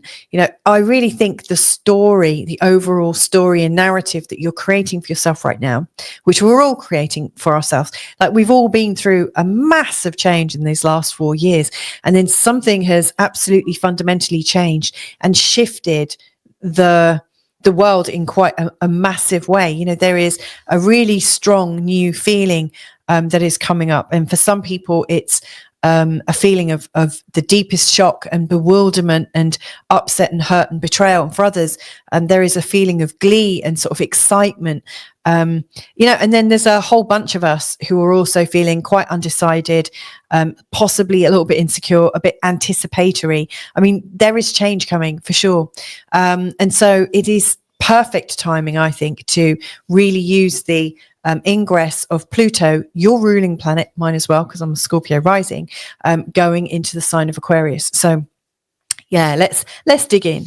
First thing I really want to talk about is this energy here. So Jupiter, which is traditionally the ruler of Sagittarius and Pisces, it's in the sign of Gemini. It's not happy here. It's in he's in his detriment. Jupiter is expanding and wanting us to explore life at a deeper level, and to explore belief systems and our spirituality, and how we can trust and open up a lot more. Now he's currently going through quite a difficult part of your chart to do with unconscious sort of shared patterns that you might be sharing with people around you, in particular where you're bound in some kind of guilt situation, or where they've got expectations over you that you're just not meeting, and yet for some reason you're still bound in that kind of expectant story. There's also stories of shared assets, like if you own a house together, or if you are waiting for an inheritance, or, like if you borrowed money, for instance, that is shared money. It's not completely yours, or it is, but, the bank have something to do with it. So there's, I guess, I would say, an energy of change, because Jupiter does bring a certain amount of change and expansion and inflammation. He does expand on things, but there is an ongoing change in terms of all things to do with shared values, where there might be boundary issues, where you're not quite sure where you begin and everyone else end. Like you begin and you end, and then they begin and they end. It's, I think, about getting a cleaner kind of understanding. Now, what's unique right now is the fact that Jupiter is retrograde, and so that expansion energy, looking out into the world to find answers, is actually turned inwards. In a really sort of personal way. You're really looking inwards to see, okay, so what's my role in these weird situations where we've got different values and expectations of each other? What's my role in this? What's my part in this? And because we're in the sign of Gemini, that's where Jupiter is right now. These answers and intel that's coming up is kind of black and white. It's sort of one word answers. It's yes, no, black, white, left, right. This is a time when you could get a lot of quick clarity about this really deep part of your life. This is an inward questioning where you can get clearer. Now, the converse, so we've got Mercury in the sign of Sagittarius. Now, Mercury is a fact finder and is quite social, is moving stuff around, and is quite restless. Jupiter's quite restless too, by the way. But in the sign of Sagittarius, the restlessness and the moving gets stronger. And Mercury is wanting quick answers to problems to do with your self-esteem, how you value yourself, and also about your earnings. And right now, Mercury in Sagittarius, interestingly, Sagittarius is a sign that is I have my Mercury in Sagittarius, so I'm talking about myself, really. We take our time to explain things, sorry. We tell a story to share information. It's not, this is how this is, yes or no. It is a story, a context, a bigger picture, a description, a simile. There are all different ways of using information, and here Mercury doesn't find it very straightforward. There are nuances that come in, and there's a sense of optimism underpinning it all. The sign of Sagittarius, I think, is telling stories and hopefully building trust. The sign of Sagittarius has a very strong element of truth and a strong need to understand things at a much higher level and also at a future level. And so Mercury is a bit confounded here, because he can't quite get information in the way he wants. So you might find that you're right now going into these great big discussions with yourself or with other people about self-worth, about self-esteem, about your earnings, about all resources that are coming your way. And it might not be clear. It might take a while to understand.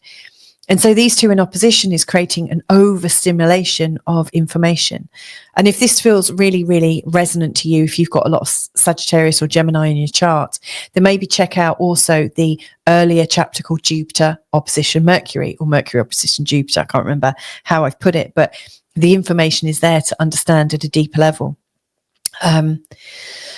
So that is going on for the next, good month and a half. So it's really turning around your value systems, and it's overstimulating you, overburdening you. It's kind of blowing your mind a certain amount, and it's likely to create epiphanies. It might be that you don't get these deep epiphanies because, for a while you might not really dive right in. Epiphanies are really coming from considering information from many different sources, and then all of a sudden your mind is so organic, it links things quickly, fast, and we could get into dissonance. There could be a lot of information that can threaten our sense of what we believe to be true and right for us, but this is moving us, this is shaking things up to wake us up. So I think it's quite useful. Now, Pluto going into Aquarius, like I said, he's coming into this part of your chart that is absolutely about your home and your stability and your, I think it's your core, and it is your foundations. So he's coming into a very, very personal part. He's also coming into a part that you like to keep private. And also coming into a place where you might rest and want to recover. So Pluto coming in here, is bringing his ideas of power and control into your sanctuary. Now, it's interesting. I wonder what happened to you around March 2023 in terms of your sanctuary, your feeling of safety and security. Were you feeling safe or not? Or something else triggered? What happened in January of 2024? Now, most of us at some point, and quite frequently in our present, most of us will have these controls that we are operating all the time unconsciously. We try to control situations because when we can control situations, maybe there's less surprises. Maybe we feel like we're able to cope. However, Pluto shows us the error of controls. He shows us the true cost of controls, and that is that we live a life that's less magical. We live a life that's less, it doesn't feel so real because it's kind of strangling the naturalness of life, and life is vivid. It's vast. It's raw. It's delicate. It's all those different things, and it can go wrong just like that. And it can go massively right as well. So life really does, give us these opportunities to grow. Now, the thing I notice about Pluto, and I've had him go over my Sun and my Mercury and my nodes, my Mars, my Neptune, my Ascendant, he's gone over a lot. So I've got quite a lot of Pluto, my Venus. I've got a lot of Pluto, in my bank account. I've accrued a good balance with Pluto and an experience with Pluto. What I've learned is, and I'm going to share it with you now because I think it could be helpful. That is, when we try to control things, Pluto shows us the true cost. So we get caught up in our static. We get caught up in a horrible mess. It doesn't go wrong. It doesn't go right. Where we're trying to control things, we are squeezing the life out of, our security here in this part of our chart, or we might be threatening the security and survival of our home and our family, which are all fourth house things we want to protect. But the very act of trying to be protective is kind of like spoiling the potential. Now, the other thing that Pluto is offering us here, it's kind of asking us, he's kind of forcing us to go without our controls, to live each moment as a separate opportunity, like live each moment in the moment and be fresh and new in every single situation. Now, of course, not many people want to do that, or elect to do that. And then the people who have done that will recognize that sometimes it goes wrong. And yet a lot of the time it feels wicked, like wicked in a brilliant way. Like it feels enlivening, enriching, like when good comes along, it's like, off the scales good. But what he's showing you here is how to get into your true power. And so that is what I think Pluto is representing. Wherever he is in the zodiac or in your birth chart, he's showing you how to get into your true power. And for that, you need to go into trust. So like it is going into trust, that you have the energy to deal with whatever life throws your way. Trust that you can find the strength to be yourself and to be your brilliant self. And it's a deeper level of trust. Interestingly, when you trust yourself more, you're able to trust others more. And interestingly, when you don't trust yourself and you're trying to control things, it's also because you don't trust other people to make, to be as controlled as you are. So it's interesting. Pluto is going to dare you most likely over the next 20 years to release your reins, release your control, and to experience what it is to be alive, like truly alive, flying by the seat of your pants sometimes. So yeah, it's an interesting scenario. It really does bring up the true truth and trust that you have for yourself. And that is one of the best lessons that you can learn, I think. Now, the sun going into Sagittarius is also encouraging this flying from the seat of your pants kind of energy. And, the sun and Pluto are working beautifully. This is the first sun and Pluto connection since he has come into Aquarius. This is foundational. This is the transformations going on right now are to raise us up. Then the North Node and the Sun, their midpoint on the day that Pluto goes into Aquarius is exactly at 0 Aquarius, making the North Node and Sun, like the sum total of their energy, really important as part of the story of Pluto in Aquarius. What does the North Node and Sun combined represent? Well, there's, I guess, the issue of mutual progression and purpose, awareness of growth. It also shows us where we're attached to the past and how we might be breaking down our connection to the past, breaking down on all of those attachments. But, why are we breaking them down? The North Node is showing us our future, and the Sun is our vitality, our volition to get involved in that. If you can hear, I've got one of my kids or two of my kids having a bit of a giggling fit out just out the door in case you can hear them. But this, I think, is leading us into a harmonization. So you can also consider that Pluto's message about letting go is also eventually, maybe not straight away, but in releasing the attachments of our past, we are coming into a time of harmonization. I think that's quite exciting. Last thing then, this supportive trine between the Sun, Neptune and Mars is increasing our levels of confidence and thrust to step forwards and make changes. The Sun and Neptune is showing us that we can trust our intuition and our creativity and our ideals and really be psychic. And then Mars and Neptune together it's really showing you how you can take action based on your intuition. I think our intuitions are leading us here. Allow the intuitions to fill you up. Scorpios are naturally intuitive. And then, the Sun and, your personality and your body, your strength will come up. And help you take that physical action. So there you go. I hope that's really helpful to you. These are big changes, significant changes for you, Scorpio. This is your ruling planet or one of your ruling planets, changing signs for good.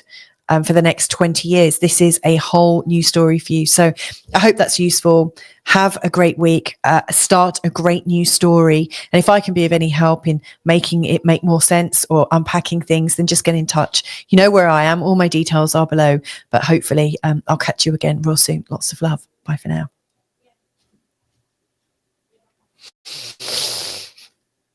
Hey there, Sagittarius. So this is your forecast taking you from Monday, the 18th of November, all the way through to Sunday, the 24th of November, 2024. How are you doing? So this is quite an interesting week ahead. This, I think, is the start of a new story. I see this very much as you being the author of your story. And yeah, there's quite a few big things that I want to be talking about in this sort of high level planetary overview of the Sagittarius energy for the week ahead.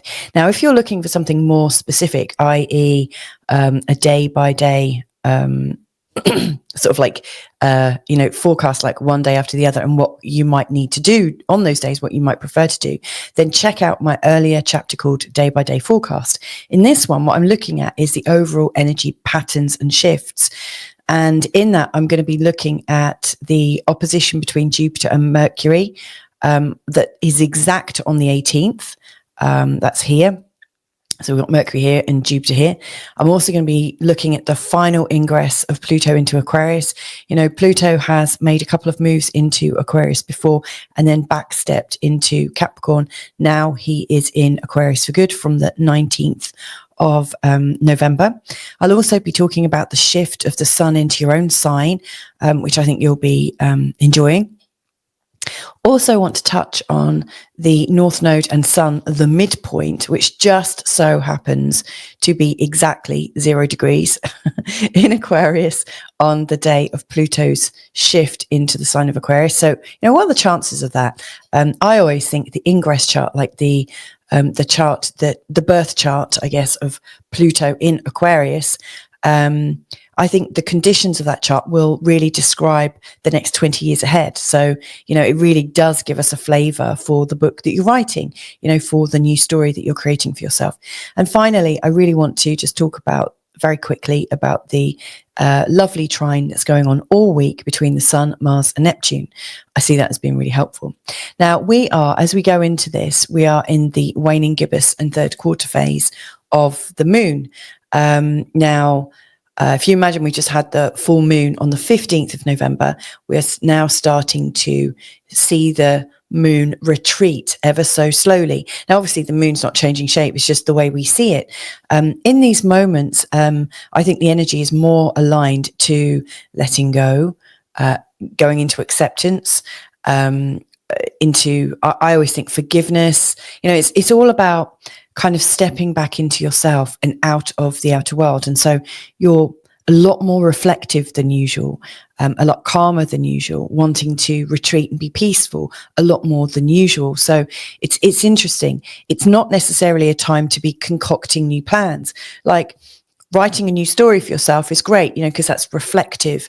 And you're not starting your story straight ahead necessarily. You're just starting to imagine it. So it's a gentle phase that we're in. We are coming back into ourselves, noticing what's been happening for us, and slowly releasing some of the old you and creating space for the new you to arrive. So let's start and go a bit deeper. So the opposition between Jupiter and Gemini is interesting. Every 11 to 12 years, we'll have this particular opposition, with Mercury in the sign of Sagittarius and Jupiter in the sign of Gemini. Now, this is an interesting one. It's an unusual one because during this particular opposition, Mercury is also going to go retrograde. Like Jupiter is already retrograde, but Mercury is going to go retrograde from the 26th of November. That's not this week, but the following week. Now, so we've got both of them retrograde during this period of time. And so even though Mercury comes out of this opposition, it's then going to go back into it as it goes retrograde. And then later on in December, it goes straight back into this opposition again. So we're actually going to experience this opposition 3 times, on the 18th of November, the 4th of December, and the 26th of December. So there is obviously something going on to do with information flows, our viewpoints, that is due to be learnt, relearnt, rewound, understood from a new perspective, and experienced again. This is particularly poignant for you, given your abundance of Sagittarian energy. Now, I don't know if you've got your Sagittarius energy in your ascendant, your sun, or your moon. For me, I am a Sagittarius sun. In fact, I've got 4 planets and also my North Node in sign of Sagittarius. So I'm gonna say this is for me for sure. But this is really showing up and emphasizing the 1st and 7th houses. So the 1st house is very much about your identity politics, your body, your physical body, and your presence, like how people recognize you and what people know you for. And then the other side, where Jupiter is really associated with how you experience other people. So it's the other people in your life, their impacts, how they appear to be, and also what you're projecting onto them, i.e., what part of your own self can you not see in yourself that you're projecting it in other people. So there's always a lot of mirror work with these oppositions. And so this is very strong for you. And so that's why I think it's important to focus on it. Now, if this seems doubly important to you, then I also recommend that you look back at the earlier chapter called Jupiter or Mercury-Jupiter opposition earlier in the show, because I detail it, I go into it with a lot more detail than I can in this overview. But yeah, it's pretty big. Jupiter is an expansive planet, and is helping us take in more of the world around us and expand through it, and to be optimistic and hopeful about the information we receive. And yet in its in his retrograde form, and he's not going backwards, but it's how it seems to us, the energies of expansion are going inwards. So it's like we're expanding into ourselves. We are kind of going into ourselves and really rediscovering ourselves. And there's an element, like, with Jupiter, there is an element of faith and trust in that. We are coming into a greater trust in ourselves.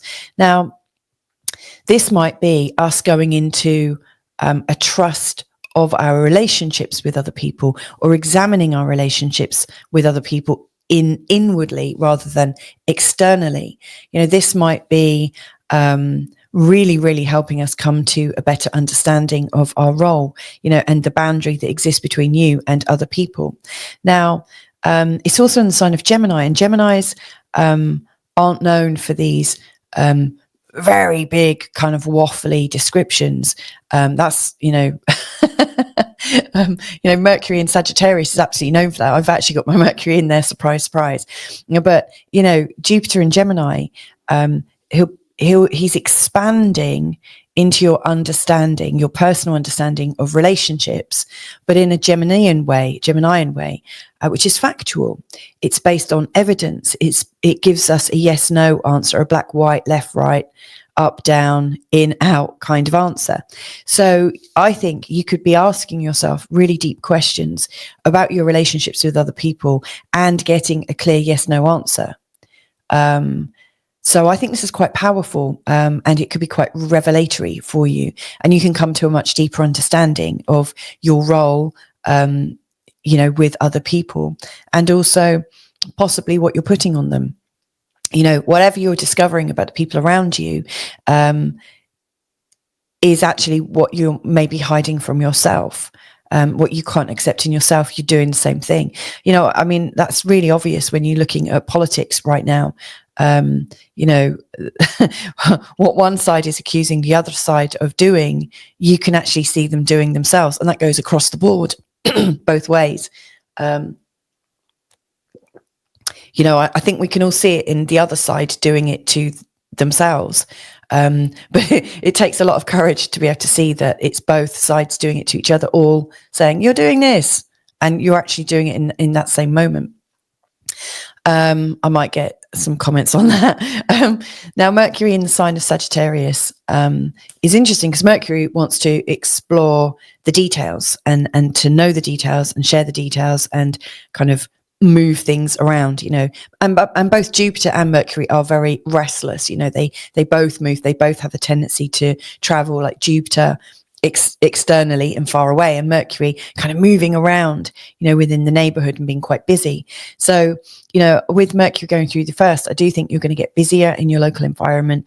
You're going to be wanting to do a lot more things. Lots of more people are going to be wanting to talk to you, but more interestingly, you're ready to talk as well. You're really, really a lot more talkative than normal. Now, the things you might normally talk about are suddenly expanded upon. They're more contextual. So you may well find that Mercury's energy here is making you have much deeper thoughts than usual, and they're taking you on a whole new kind of perspective. I always think of this almost like you're going into a rabbit hole. Now, obviously, a rabbit hole almost sounds like going inwards, how I was describing, it looks like I'm doing a reverse breaststroke here, how I was describing the Jupiter energy, it's coming in. And, Mercury in Sagittarius is more coming out, but it's in the first house. So it's like you're thinking very, very differently in a much more expanded way, but it's opening things up, opening up perspectives across the spectrum of belief systems, and it is like you've opened a door or gone down a rabbit hole. You've opened a door and all of a sudden you're like, I can't quite close that door. So it's like there's lots of open doors right now, and like once you know something, you can't unknow it. Once you see something, you can't unsee it, which is really frustrating. And of course, next week when Mercury goes retrograde, this is going to get amplified, if anything. So I think this feels like quite a revelatory time, possibly a time when you might have epiphanies. And the fact that the two of them are in opposition is multiplying, amplifying the amount of information available and the different routes that they're coming in. I just think it's overstimulating. So if you are of a sensitive disposition, and if you can't cope with lots of incoming, then it's really worthwhile coming off social media for a while, like turning your phone off and connecting and grounding, and getting some really grounded energy, because this fire and air energy is heady, and it's going to kind of hit you, like wake up your mind, but it's going to take you out of your body a little bit, and also Pluto going into Aquarius is very idealistic and very heady, not so grounded as it was in the sign of Capricorn.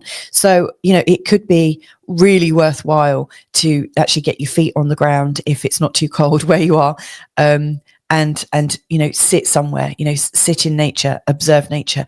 One of the things that I like doing, and I'm actually up quite early today, is to sit outside just before dawn. And I like to sit outside and see the sunlight come up, like to see the changing colours in the sky. And so I'm sat out there, it's a bit cold, it's a bit fresh, it's very quiet, there's no one around, kids are all in bed, and I get to quiet myself and still myself, and there's nothing there apart from me and nature and the birds, and it's just like lovely. But I'm sure you can find your way to get that peace and that space from the outside world and everyone in it, because obviously Jupiter and Gemini is probably bringing a lot more people, a lot more influences into your world, so it's good to get that space. So that's big. Now, Pluto going into Aquarius is obviously starting a new story. Now, one of the things that has been really coming up a lot for me, as I've been reading through the signs, is how Pluto brings up the story of control versus power. So, control versus power. Like usually when we are experiencing Pluto from a new way, or in particular if Pluto is going over, say, our sun or our ascendant, or maybe where our moon is, I'm demonstrating where mine are actually. When Pluto goes over something like this, we get a whole new Pluto story. And so the Pluto story is about amassing power in some way, and your relationship with power. Now, often when the Pluto story comes up, we feel quite overwhelmed and we try to contain it. We try and contain that raw power because we're not used to using it. We don't know how to use it. We're afraid of using it. And also Pluto has a lot to do with fears. So our fears about the thing or the area of our life, like, for instance, when Pluto went over my sun, I now, looking back retrospectively, can see that I was aware of a power growing within me. I was aware that it was time for me to get really, really real in who I was, and to come into my power in a certain respect. Now, I was in a long-term relationship, didn't want to budge from it, didn't want to budge my views from it, though I already suspected it wasn't for me. There were some clear signs it wasn't really for me. And we had a great friendship, and it was very easy in many respects. And, so Pluto came into over my sun. In fact, he'd already been over my Mars, my Neptune, my North Node by that point, came over my sun. And, I really felt the urge to separate. There were lots of signs, but I was stubborn. I'd built up a lot of energy. I'd built up a lot of identity in where I was. And of course, the sun is very much about our identity. So I really think that Pluto, he comes at us first from our identity. So wherever he is right now in your chart, and I'm guessing if you're for argument's sake and for this whole sign model that I'm using, I'm going to say he's here right now, and he is coming into this identity of you in your local community, you in a community, you as a social person, and you as a person who is learning about the environment around them. So something about what you know and what you share in your local community and how you are. And he's here to transform that. But as he comes into that and you realize that you might have power to do something about it, you might ask yourself, what do I fear about my community? What have I feared about my education? What do I fear about what I don't know? What do I fear about all these things? Because all these areas where you have fear, there'll be controls coming up. So for instance, if you're afraid of being misinterpreted or censored or shut down in your community, you may well have an automatic control response where you're operating out of a controlled psychology, where you're trying to hold it together so that you don't make a mistake. Now, ultimately, that will collapse at some point. Everywhere where we are holding on to our identity before Pluto comes in and activates our sense of power and also our sense of fear, then I think we hold on to it, but we start to destroy ourselves. It's almost like Pluto helps us to recognize what we're desperate to control. And the more we try to control it, the less attractive we are to life, like the less attractive we are to the people around us. And for you and for me, in this scenario, we're talking about our neighbors, our community, our support systems, our locality, the in and out and back and forth between everyone that's in our life, and how can you impact people? This is a place where you could have a lot of influence. And if you're controlling how you are, that level of influence is not going to be very attractive to other people. People aren't going to pick up on it. Now, the next step in this evolution, I think, looking at this, is that you come into your own power.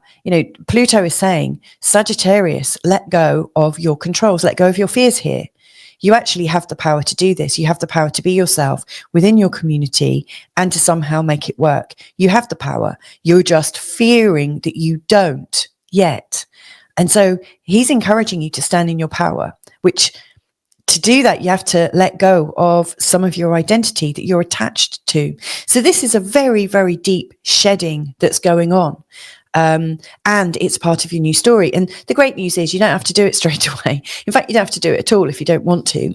But what I have noticed is where we ignore it and stay in our controlled space, life gets tougher. Doesn't get easier, it gets tougher. Whatever you're hiding from yourself will persist. It will still come in. So look at what you're trying to control right now, and then notice how it's making you feel less free. Now, here's the next thing. The sun coming into Sagittarius is a great thing for you, for us at this time of year. It is a natural wake up call. It's that thinking. It's like, oh, it's Sagittarius o'clock. Oh, this is my groove. This is my jam. I know this energy. I relate to it. It's just coming after Scorpio. And I have to say that the switch from Scorpio to Sagittarius is quite intense. Scorpio brings up so many of the demons and so many of the things that we've hidden, the secrets. And then all of a sudden we're coming up into this space of freedom, openness, transparency, truth, fun. It's not so, it's like uplifting, so this energy is quite bouncy, wants to do something. And interestingly, straight after the sun goes into Sagittarius, it makes this lovely sextile to Pluto. So the very first connection between the sun and Pluto, when Pluto comes in, is a sextile with the sun, which is about your identity, our identity. It is about working to transform our identity at some point and to come into power, into our own natural sense of who we are. Now, it goes deeper because on the day of this transition, the North Node and the Sun, at their exact degrees that they're at, their midpoint is 0 degrees Aquarius. Now, what that means is we're not just looking at the Pluto energy going into Aquarius, but we're looking at the meaning of the Sun and the North Node together. Now, if you're interested in that, you can check back through the chapters of this video, and you can see something about that. But they are talking about mutual purpose. Like the North Node and the Sun together. Like, where are you heading? What are you challenging yourself on? What's your evolution? How are you going to evolve through this Pluto dynamic? There is an element of growth and progress, and also an awareness of your growth and progress. An awareness that there is something about you that is shifting and changing and adapting. What I also like about this is it's letting us see that there is a breakdown.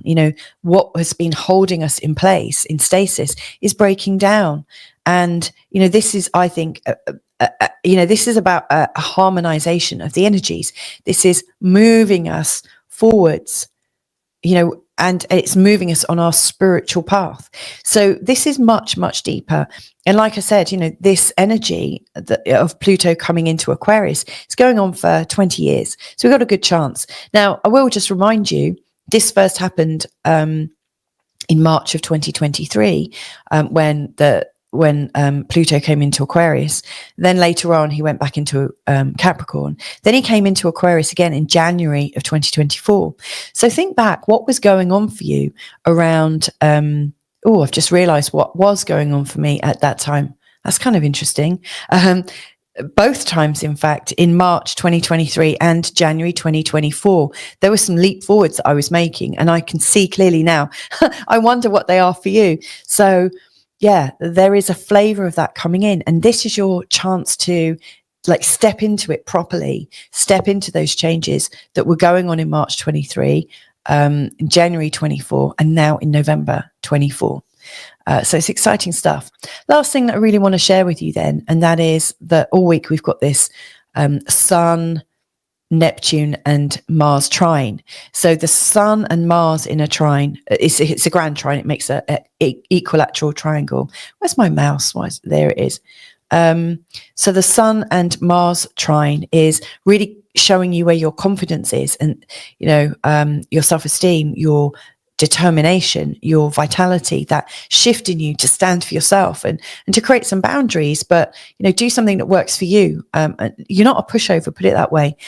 And then the Neptune and Sun trine, I think, is bringing in a dreaminess and an intuition, a real strong sense of what's right for you, an uncanny knack, in fact.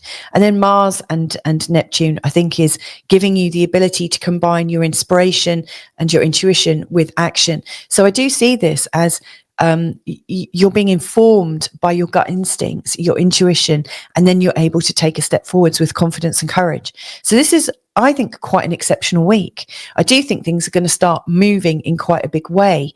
And you've got this new story to write about yourself. So there you go, Sagittarius. I hope that was helpful. If you would like me to unpack more in your birth chart, then just get in touch. And obviously, this is an exciting and new time, so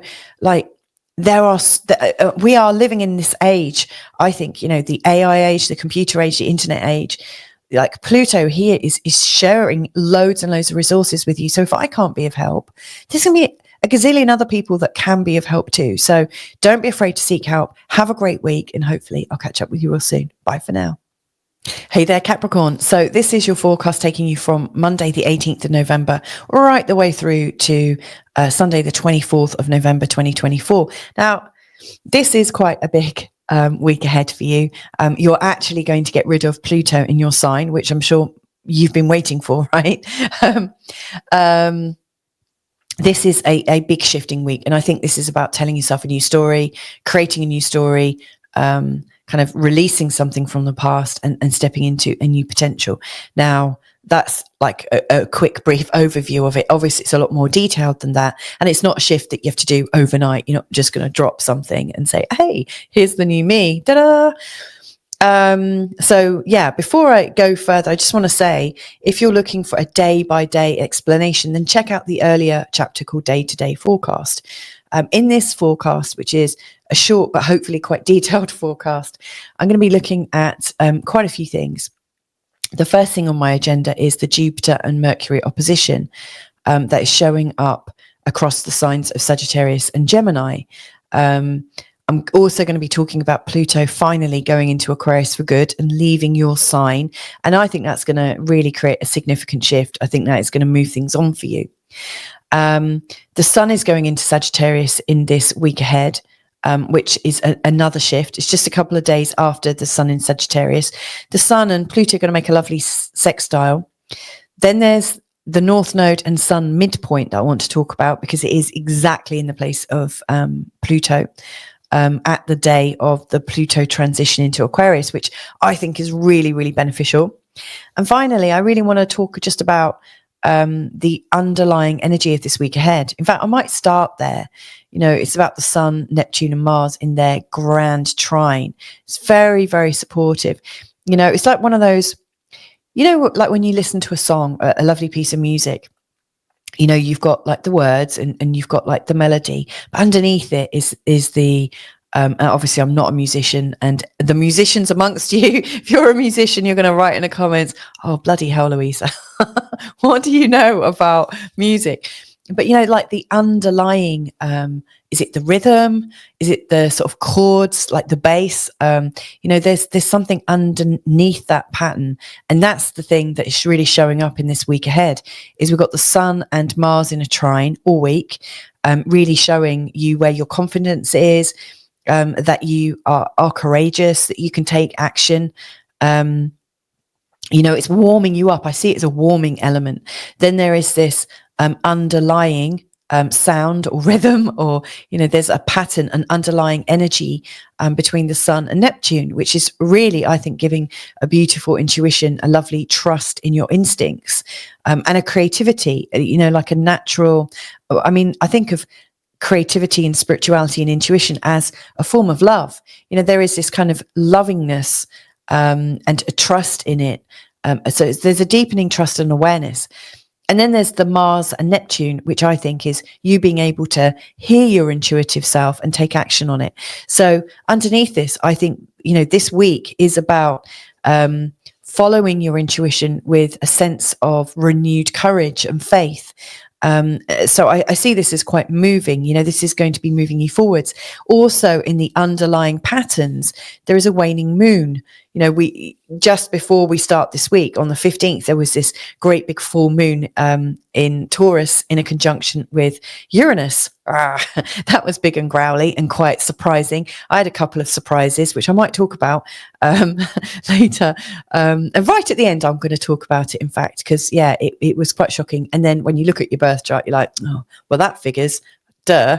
But anyway, there is this waning moon, which it's us coming, we're collecting our energy and we're sitting with it for a bit, and then we're thinking, okay, that's shifting, I'm going to let go of that.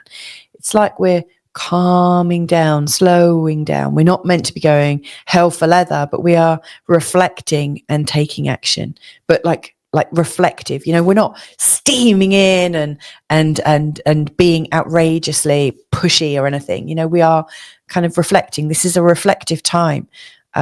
This is a time of shifting internally rather than externally. So something is starting to settle in us, and we can shift and make adaptations that way. So let's start really, let's deeper dive with Jupiter in an opposition to Mercury. And if you want to know about this deeply, then check out the Jupiter and Mercury opposition chapter earlier in this video as well. So Jupiter is in the sign of Gemini and is currently retrograde, and is in this very sort of busy part of your chart, which has to do with managing your life, managing all of your routines, your habits, your health, your diet, your money. You might be managing quite well, or you might not be, and also your work and your working patterns. It's a very functional place. Oh, and your home. Let's not forget the home. It's very functional. You're really trying to get things in, and Jupiter going through this part of your chart, really. He's been there for a while now. He has like brought up this extra energy, this like almost like there's more things coming into your world in quite a surprising way. Like you've got busier suddenly. All of a sudden, there's more than you can quite juggle, more than you can quite handle. And so you've got quite a tough job on your hands at the moment, is kind of fitting it all in and making it work, and making it work seamlessly. Now, Jupiter brings hope and optimism in as well. So you might be not able to cope with things and having to go on hope and optimism and just hope that if things are a bit more slapdash than usual, that it's going to be okay. There's a lot of natural good feeling and good fortune. But right now, Jupiter's retrograde, and so he's not so external. It's more about what you're organizing internally. So, what are your attitudes to managing your routines? What are your attitudes to managing your health? What are your attitudes to managing your home, your work, your money? How do you balance that? So it's interesting. You're probably not so outwardly organized, but internally there are shifts in the way your mind's working. And you might realize that that you've got some self-sabotage going on, you've got some old belief systems that really aren't helping you in how you like run your life. And so this is bringing up quite a bit of clarity by going inwards and hearing your inner voice. Now, Jupiter is also quite truthful. He wants to, well, I think he is. As I said that, I just argued with myself. Did you see that? Did you hear that? Sorry. I think Jupiter's quite truthful. And then I argued, I heard myself, like I heard something in my head say, no, he's not. He's a massive exaggeration person. But actually, I think the element of Jupiter is about faith and trust and creating the warmth and the optimism and the hope that helps to facilitate faith and trust. It helps to create the environment whereby we might be open to listening to a different viewpoint and considering it. I don't think that happens when, you've got one person here and another there and you're oppositional. You're unlikely to yield to each other. But if you build a rapport and you're getting on with people, then you might have some flex and sway, and then you might get to the real truth of things. And that's what Jupiter's offering you here internally. Now, he's in the sign of Gemini, which is kind of interesting because Gemini isn't so contextual. It's more yes, no, right, wrong, factual. It's either true or it's a lie, light or dark. And so it takes us into more of a binary world. And so, Jupiter going internally, I think you're getting a lot of intel about why some of your, why when you're running your life, sometimes it goes wrong. You can ask yourself questions like, why is this all going, is it this that is creating the distortion in the way I'm organizing my life? Yes or no? Whatever you ask yourself, excuse me, whatever you're asking yourself and focusing on, you're going to get a clearer answer. So it's interesting. I think you're going to learn a lot about how you can streamline your life from this aspect. I should say that Jupiter and Mercury are in their opposition now from now until the end of the year. So, you've got quite a bit of time to explore this. Now, Mercury, conversely, is here in the 12th house, and he's going to be in your 12th house for a long time. So he's highlighting your intuition, your unconscious mind, your belief patterns, like all of the inner programs. It sounds very similar to Jupiter and Gemini. It's funny because Jupiter and Mercury are in opposing signs. They're in each other's signs across these two houses. It's interesting. There are some similarities between these energies as they're presenting themselves. So Mercury is usually wanting to fact find and move around. And so, as he goes into this 12th house, he's wanting to understand how everything's put together in your unconscious mind, your patterning, and like things like depressive illnesses and fears and insecurities all live in this part. And so Mercury coming in here is kind of shining a bit of a light. He's talking to your inner self and bringing things to your awareness about your insecurities and things like that. It can feel a bit of a sensitive time. But he's in the sign of Sagittarius. So rather than getting hard intel, he's getting stories. And that's great because actually the 12th house is much more about stories. Our unconscious mind, how it works is we take stuff in via stories. So, I think this could be a time where you're telling yourself good stories to help to reprogram your mind. This could be a very good time for subliminals, for hypnosis, for timeline therapy, any kind of therapy that allows you to travel in your inner world in a new way, like meditation, guided meditation in particular with a story, any kind of meditative stuff with a frequency, like solfeggio tones and things like that. Whatever you're doing internally right now is awakening an imaginal self, awakening your intuition and your creativity. So all of these can come on in like exponentially, actually, and these will feed into this side and to Jupiter. They are wanting to work together, even though they're in opposite sides of the chart. Now, what this also means is, I think, in their opposition, is that the energy of both of them is getting louder. So I do think this is an overstimulated time, where there's so much information you can't ignore it.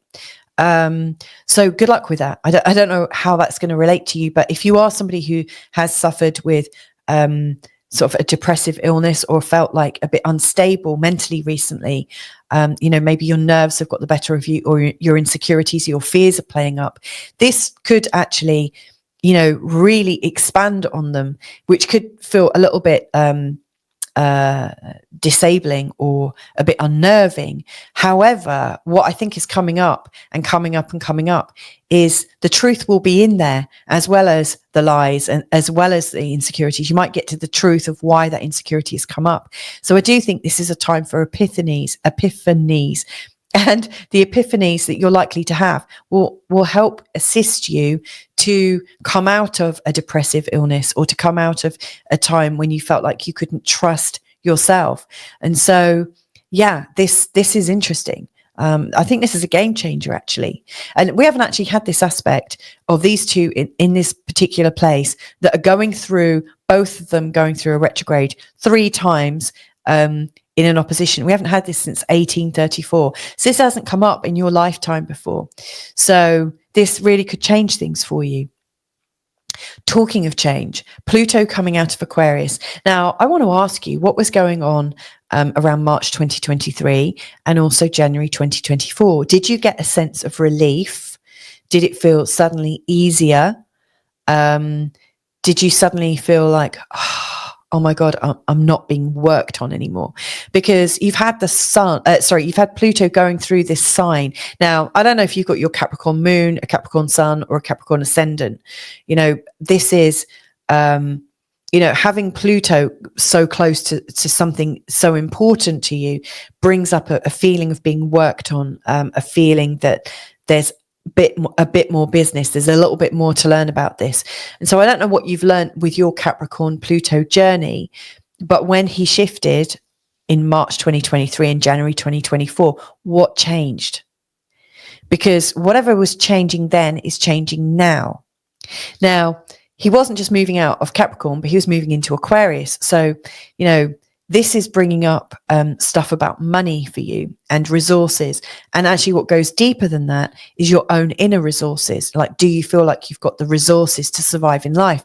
So where's your self-esteem and where's your confidence in you? Like, what is it that you're here to do? Like, what's your purpose? What's your gift that earns you money or earns you resources or respect? This is about how can you make yourself richer, maybe literally and figuratively. So there's a lot going on here. There's a lot at stake. And in fact, as Pluto comes through different parts of our chart, Pluto has just recently left my second house. I've actually felt, I've not really how people often are so used to working with everyone else that they don't really work on themselves. So I don't often use astrology to solve my own problems. I kind of look at it after and say, oh, wow, yeah, I really went through that. Duh.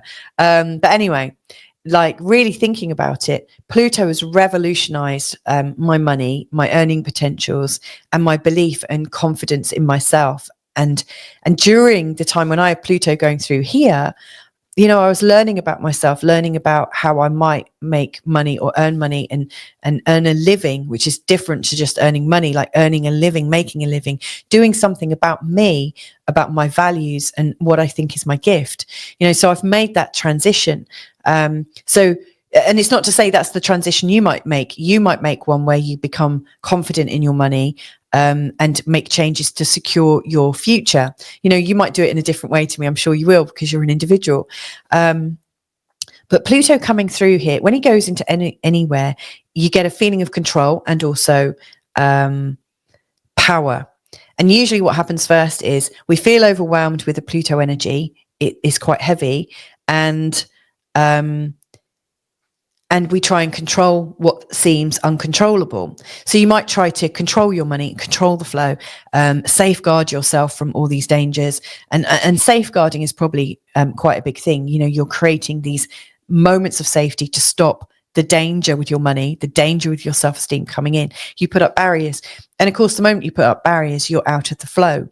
So you're cutting yourself off to money, ironically.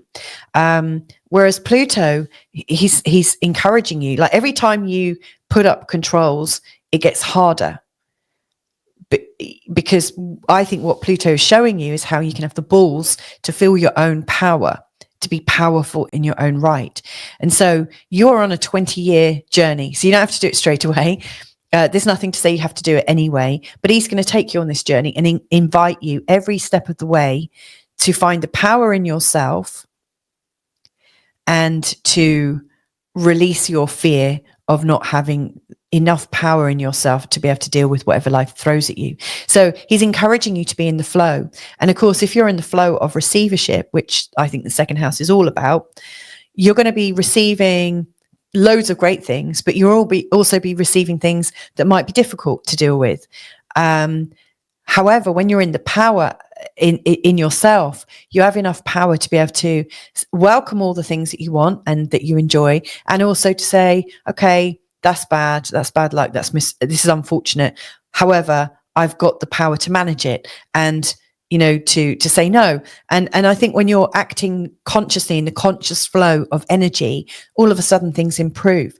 So in many ways, Pluto is actually encouraging you to lighten up about your money and lighten up about your self-esteem and realize that you don't have to control or micromanage anything, because in fact you're a much more powerful person than you realize. And that's I think the real energy going on here. So again, I wonder what was going on in March 2023 and January 2024. Did you start to have a sense of more power in your work, more power in your earnings, or was that on your agenda in a new way?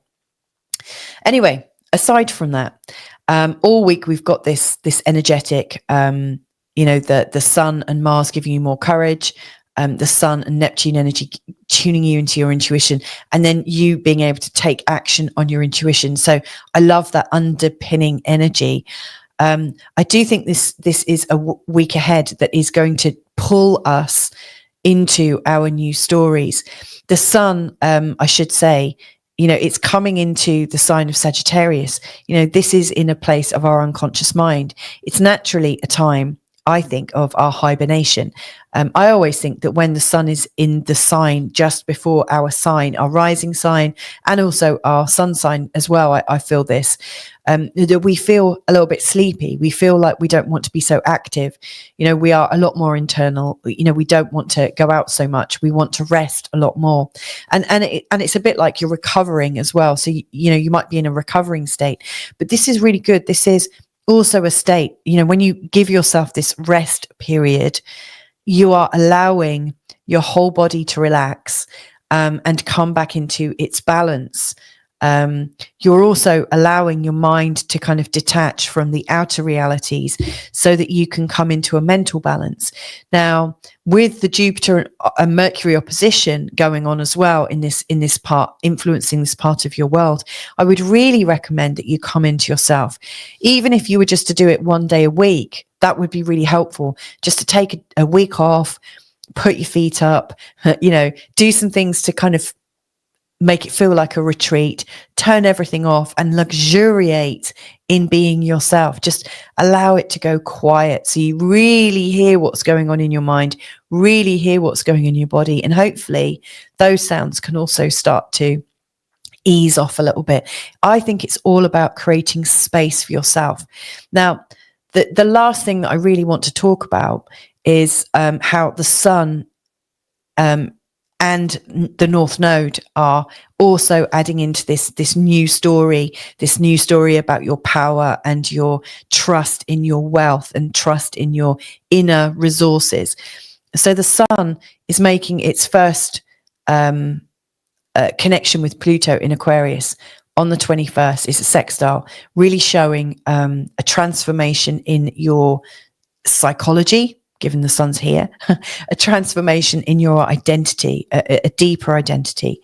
And then the North Node and the Sun, their midpoint, because there's always a midpoint, like the average point between the two, that is at 0 degrees in the sign of Aquarius, which is exactly where Pluto is on the day it goes into Aquarius.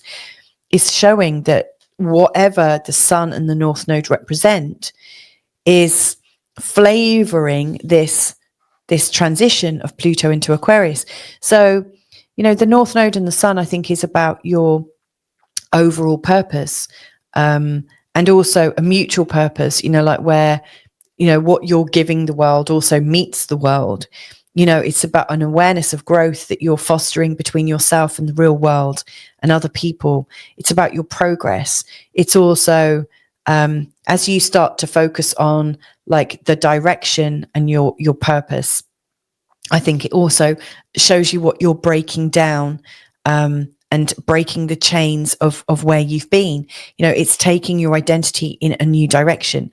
So I see there is this breaking down and a shift going on that's very, very personal at a very deep psychological level. And it's freeing you so you can harmonize and find,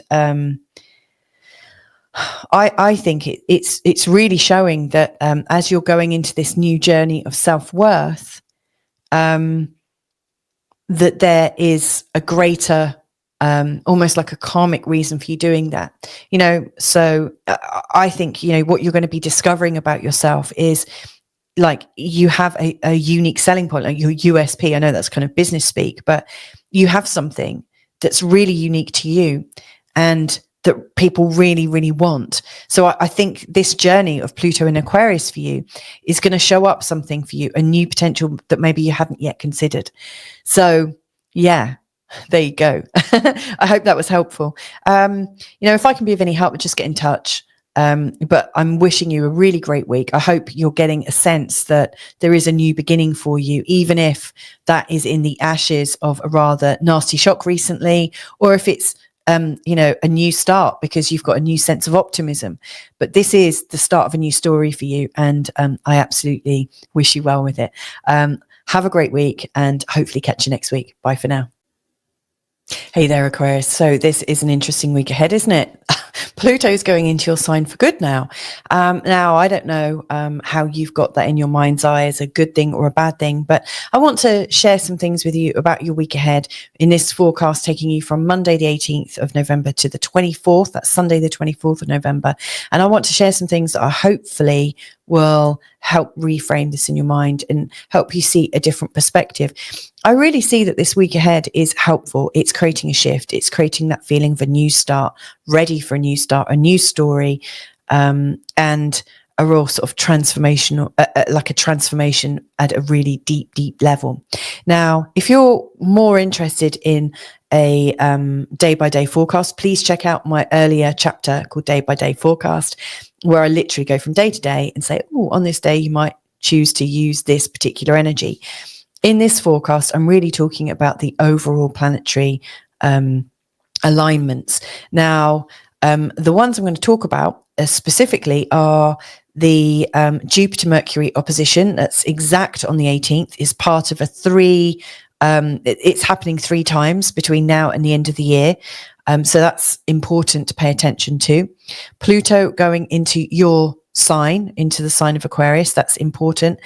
The sun going into Sagittarius on the 21st seems highly important. And then we've also got the North Node and the sun. Their midpoint, funnily enough, is also at 0 degrees Aquarius, which really brings in a lot of energy for you.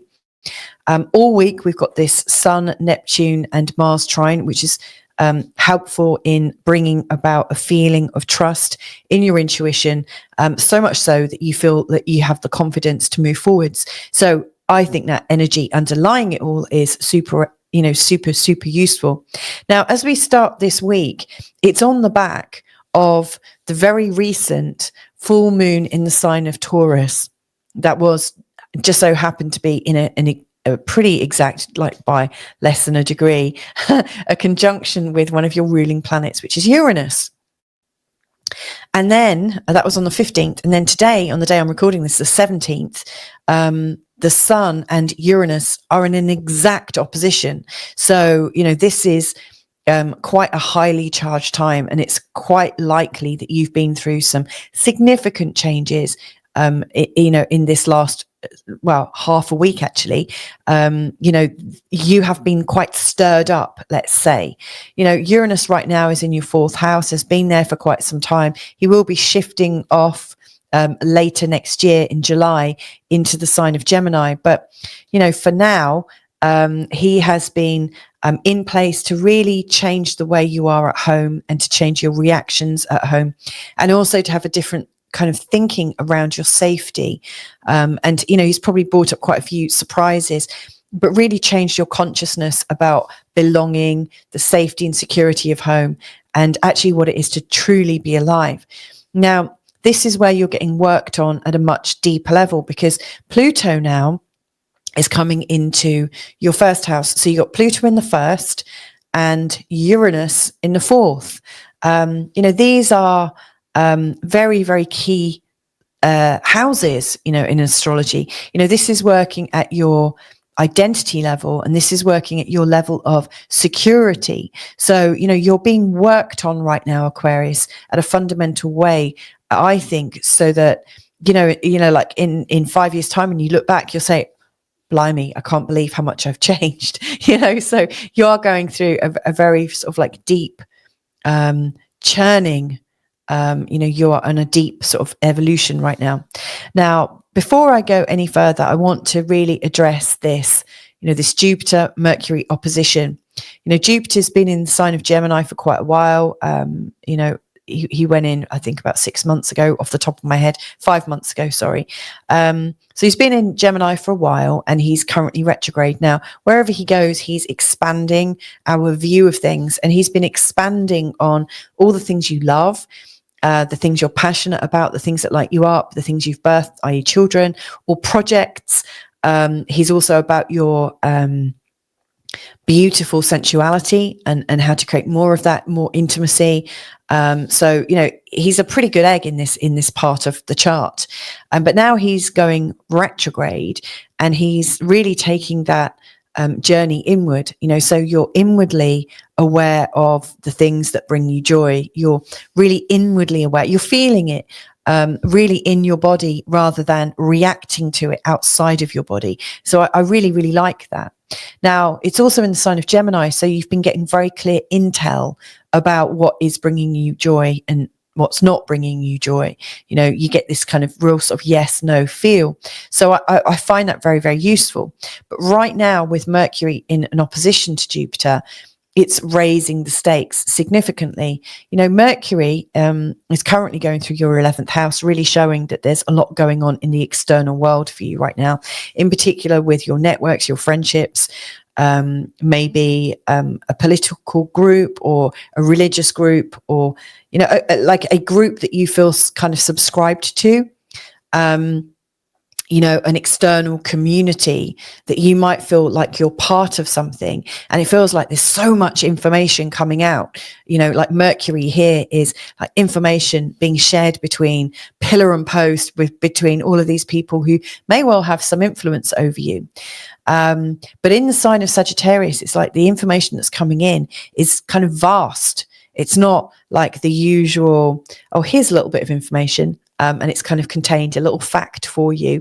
But what's coming in now is great big storylines, threads, and things that are very complex and offer a much bigger view of, I guess it's micro, macro. You've got a very sort of different view right now, and it's been expanded upon. Now, in this opposition, I think it's really creating a lot of overstimulation.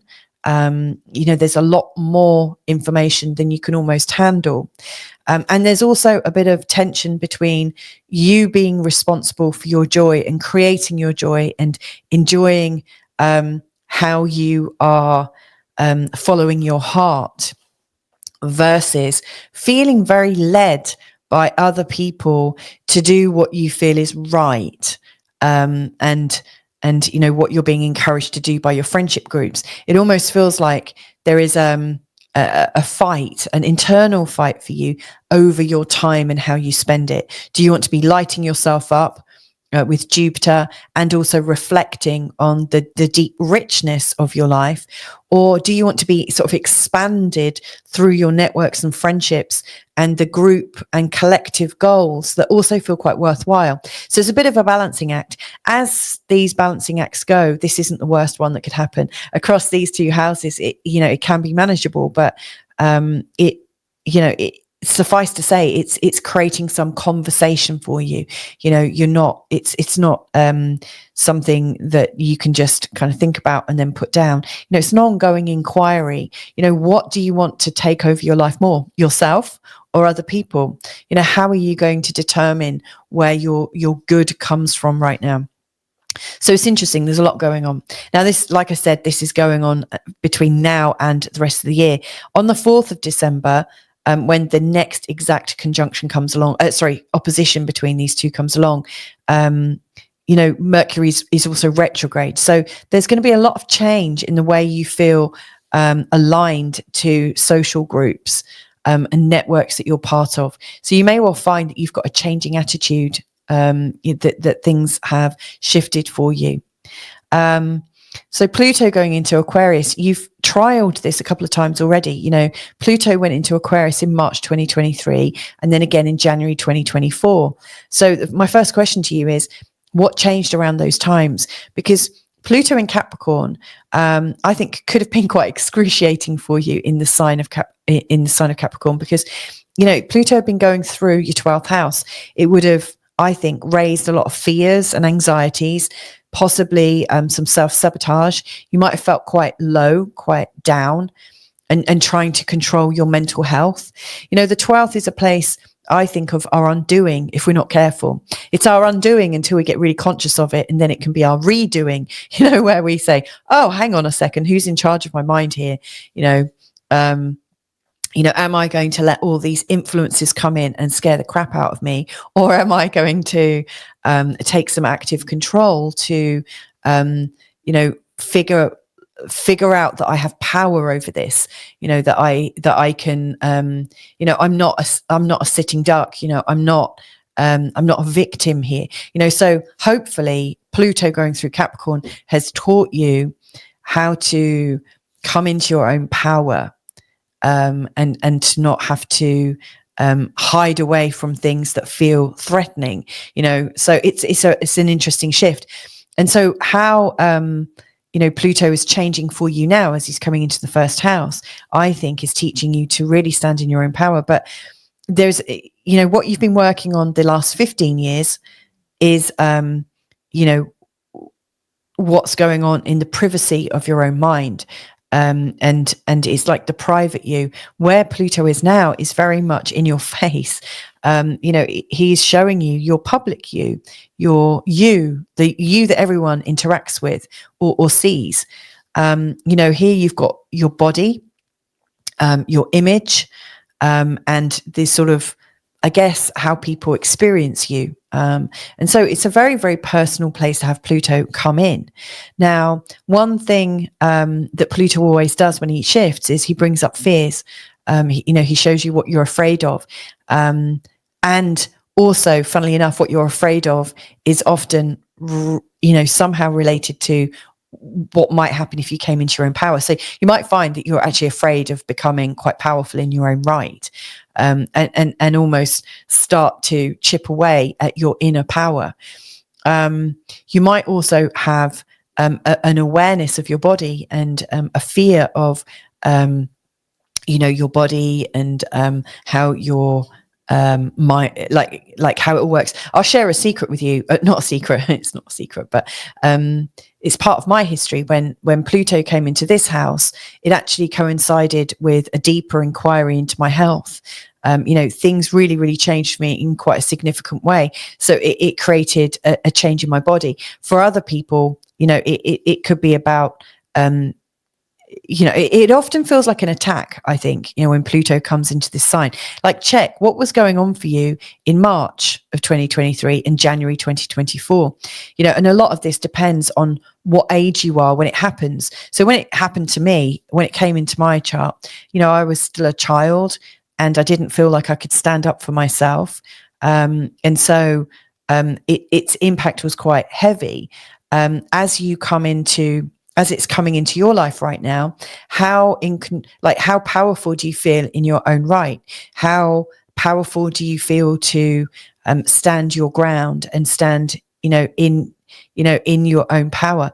In many ways, the first house is about your boundaries, like the whole existence, the physical existence of you.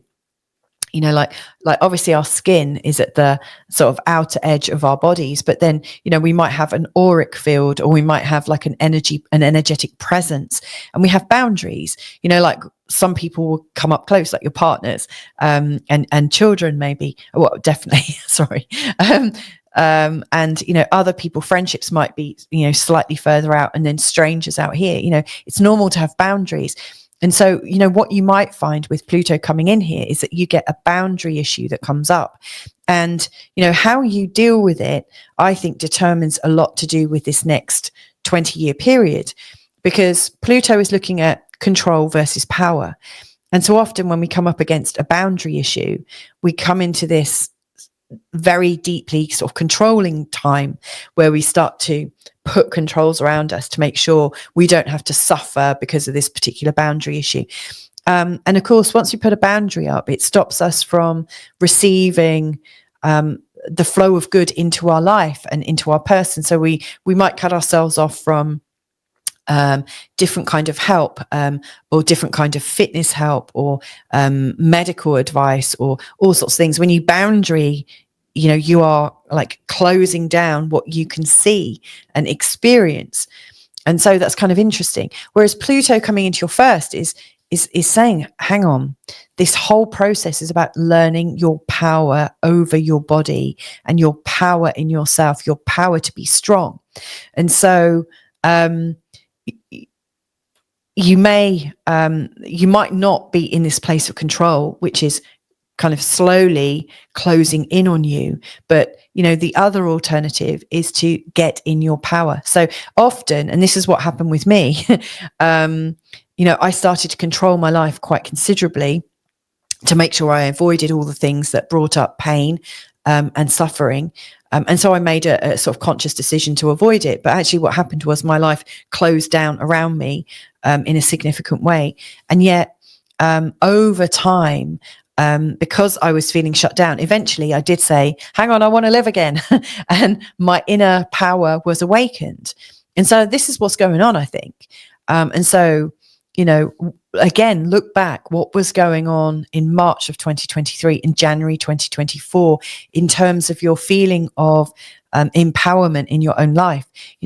Were you shutting yourself down for some reason? And if so, what was the underlying fear? You might also want to ask yourself, was there a boundary issue going on at that time? And again, if so, how did you try to control your boundaries? Because whatever showed up then was just like a first attempt. And, Pluto's going to be here for a good 20 years. So, the lesson is quite deep. The lesson about getting into your power, finding your power. The sooner you do it, the more Pluto starts to work for you. But when we're trying to control it, I think Pluto tends to bring up more opportunities for us to learn this lesson. I do think, Pluto can feel very punishing, but he's also very rewarding. What he's doing is bringing things up in such a way that you can't ignore them anymore. It becomes almost like a survival issue, that if you continue down this path, it's going to get worse and worse and worse. So, I see this as a story of liberation, of how you're going to free yourself from the controls that you're putting in your own way. It's a liberation. And of course, when you come into your own power, that is showing a deeper trust in yourself, a much, much deeper trust in yourself. So I think this is a good chapter for you, and it naturally flows from where it was before, where you were being challenged about your mental health and your insecurities and your fears, and to stand strong against them, or to not stand strong against them, because again, that's putting up controls, but to be in your own power and to know that you can't be affected, and it's you that's in power over your whole mind body system. So this is a natural follow on, and this is to make you stronger. Much stronger. Now, something else that's going on, around this time, on the 21st, the sun moves into Sagittarius. And again, the emphasis, and this might be interesting, this might be about a boundary issue, funnily enough, as the sun comes into here, this is where Mercury is right now. there is a feeling that other people become more and more important, like the group. You'll be probably invited out to group activities. There's be a lot of communication between you and your friends, and this, that, and the other. And friendships, it's great. Like, it's great to have friends, lots of friends and stuff. But it feels possibly that there is a lot coming in, and it might be overwhelming. And so this might be where you're first starting to make your stand about how much space you need between you and your friends, you and your tribe. And it might be loads, it might not be, but it's the first stage in the transformation, is seeing your relationship with other people and noticing, like, are you all one? Are you so integrated in that group that you have no space, and you're absolutely fine with that? Or is there a space, and kind of where you begin and where you end? How are you in your power? So this is an opportunity for you to get in your power. Now, on the day of Pluto going into Aquarius, interestingly, the Sun and Neptune's midpoint, and that is, where is that sort of average point, like the exact midpoint? Well, it just so happens to be at 0 degrees Aquarius, which is where Pluto is. So I would say the North Node Sun midpoint goes into the coding of Pluto, and so the Sun and the North Node blended together, I think, is very much about progressing in life in a way that is evolving your spirituality. There is a sense of purpose, knowing your purpose. There's something about growth and progress. And of course, there is a kind of forward momentum about it, a feeling of legacy. And of course, if that is where you're being moved to, it's also detaching you a little bit from your past identity. So there is a kind of simultaneous moving forwards as there is a breaking down of your old identities. And, how you're moving forward is to harmonize you. It's like your purpose, but how it blends with everybody's purpose, how it works, how you fit in. So I actually think by like working on your mutual purpose, you're actually coming into a deeper harmonization with everyone else. It's not necessarily that your harmonization with the world around you happens when you're following other people's lead. I think this is about putting you into your own sense of leadership. And that, my dear Aquarian friend, is a beautiful, beautiful thing to be learning. I don't doubt that it's difficult. I do think, there will be some challenges. And the more you can be aware that the more you're trying to control things, you're cutting off your life. You're cutting off your options. You're stopping the flow. It's kind of anti-life. Whereas where you're able to feel powerful enough in yourself to be able to flex and move with what life is like, moving it, like bringing to you to be aware of, there'll be lots of great things that will enhance you, and there'll be some things that do knock you, but you have the strength to deal with. You're not blocking yourself from those from happening. You're open to all experience, and then in that openness to all experience, that's where your true strength comes from. And that's when you become a source of influence, and, you become a sort of powerful person in your own right. So I see this story as a transformation of you. It's I don't want to say the ugly duckling, turning into a swan, but I really feel like it is like you're going through a finishing school.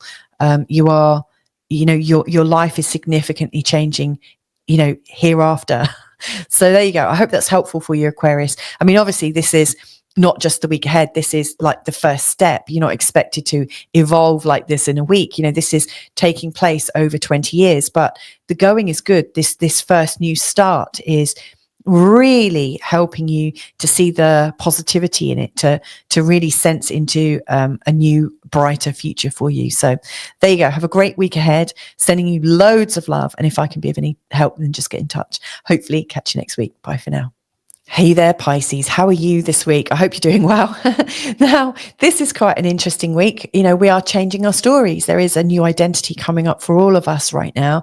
And in this short forecast, I'm going to be talking about the Jupiter and Mercury opposition, Pluto going into Aquarius, the sun moving into Sagittarius, something about the North Node and the sun's midpoint, which I think is really beautiful, and also the overall energy for this week, which is caused by this like Sun, Neptune, Mars grand trine, which I think is moving us all forwards. It's really, really helpful.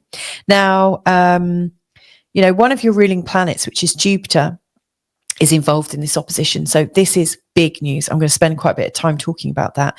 Before I get cracking though, if you are interested in a day-to-day forecast, then please do check out my earlier forecast called Day-to-Day Forecast, which will take you through the whole sort of like the understanding of what might work with this particular day, what might work better on this particular day. So it kind of helps you flow your week. Right. So as we're starting this week then, and it's the 18th of November, right the way through to the 24th of November, we are already in a waning moon phase. What this is really showing us is it's time to retreat into ourselves a little bit, be a bit more reflective. It's time to let go of a few things. At the time of the full moon, and it was a pretty terrific and a bit terrifying full moon on the 15th. Lots of stuff was coming up, and it's time to let go of things. Just to say, okay, that stops here. Goodbye. And just like retreat, let go, and come into your own space, come into your own repose. I think that's great. So whilst that's going on, there is also the Jupiter, your ruling planet, which is also retrograde in opposition to Mercury. Now, I've spoken about this in depth in an earlier chapter, so you might want to check that out as well, given that this is, one of your ruling planets. But this opposition is one of three. It starts they're already in opposition, but the first of the exact oppositions is on the 18th of November. Then there's one on the 4th of December where both Mercury and Jupiter are retrograde, and then there's one on the 26th of December. So this is, a medium term aspect. It's not short and over and done with. It's ongoing until the end of the year. With this, we've got two planets that are very much interested in information.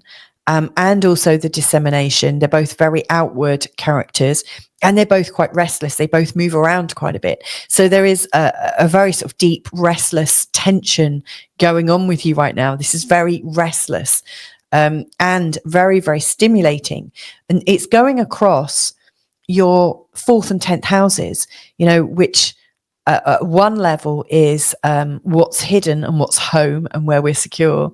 And then here is what's known, what's out there, how you stand in the world. It's very much about your career. So it's like home and away, hidden, revealed. These are very, very core places. So Jupiter, he's been in your 4th for a while. I would say, I think, was it May, around the end of May, off the top of my head. And where he goes, he expands our experience, he expands our awareness. And so he's been expanding things at home, bringing a lot of joy at home, I'm hoping, because he tends to do that, maybe bringing more people into your home, and also making you reevaluate your home. Sometimes we move home when Jupiter comes into the 4th because we realize we outgrow our home, or how we're using it changes. So he's bringing this maybe a feeling of restlessness at home and putting home on the agenda. That there is something moving or changing about it. Now he's not going direct at the moment. He's actually going retrograde. He hasn't moved, but how we see it is he's retrograde, and so his expansion is actually coming internally. So there is a sort of internal expansion going on, which sounds paradoxical, but it's like an internal change in the way you're feeling about your home, and the internal thoughts that you're having about your home are actually expanding you.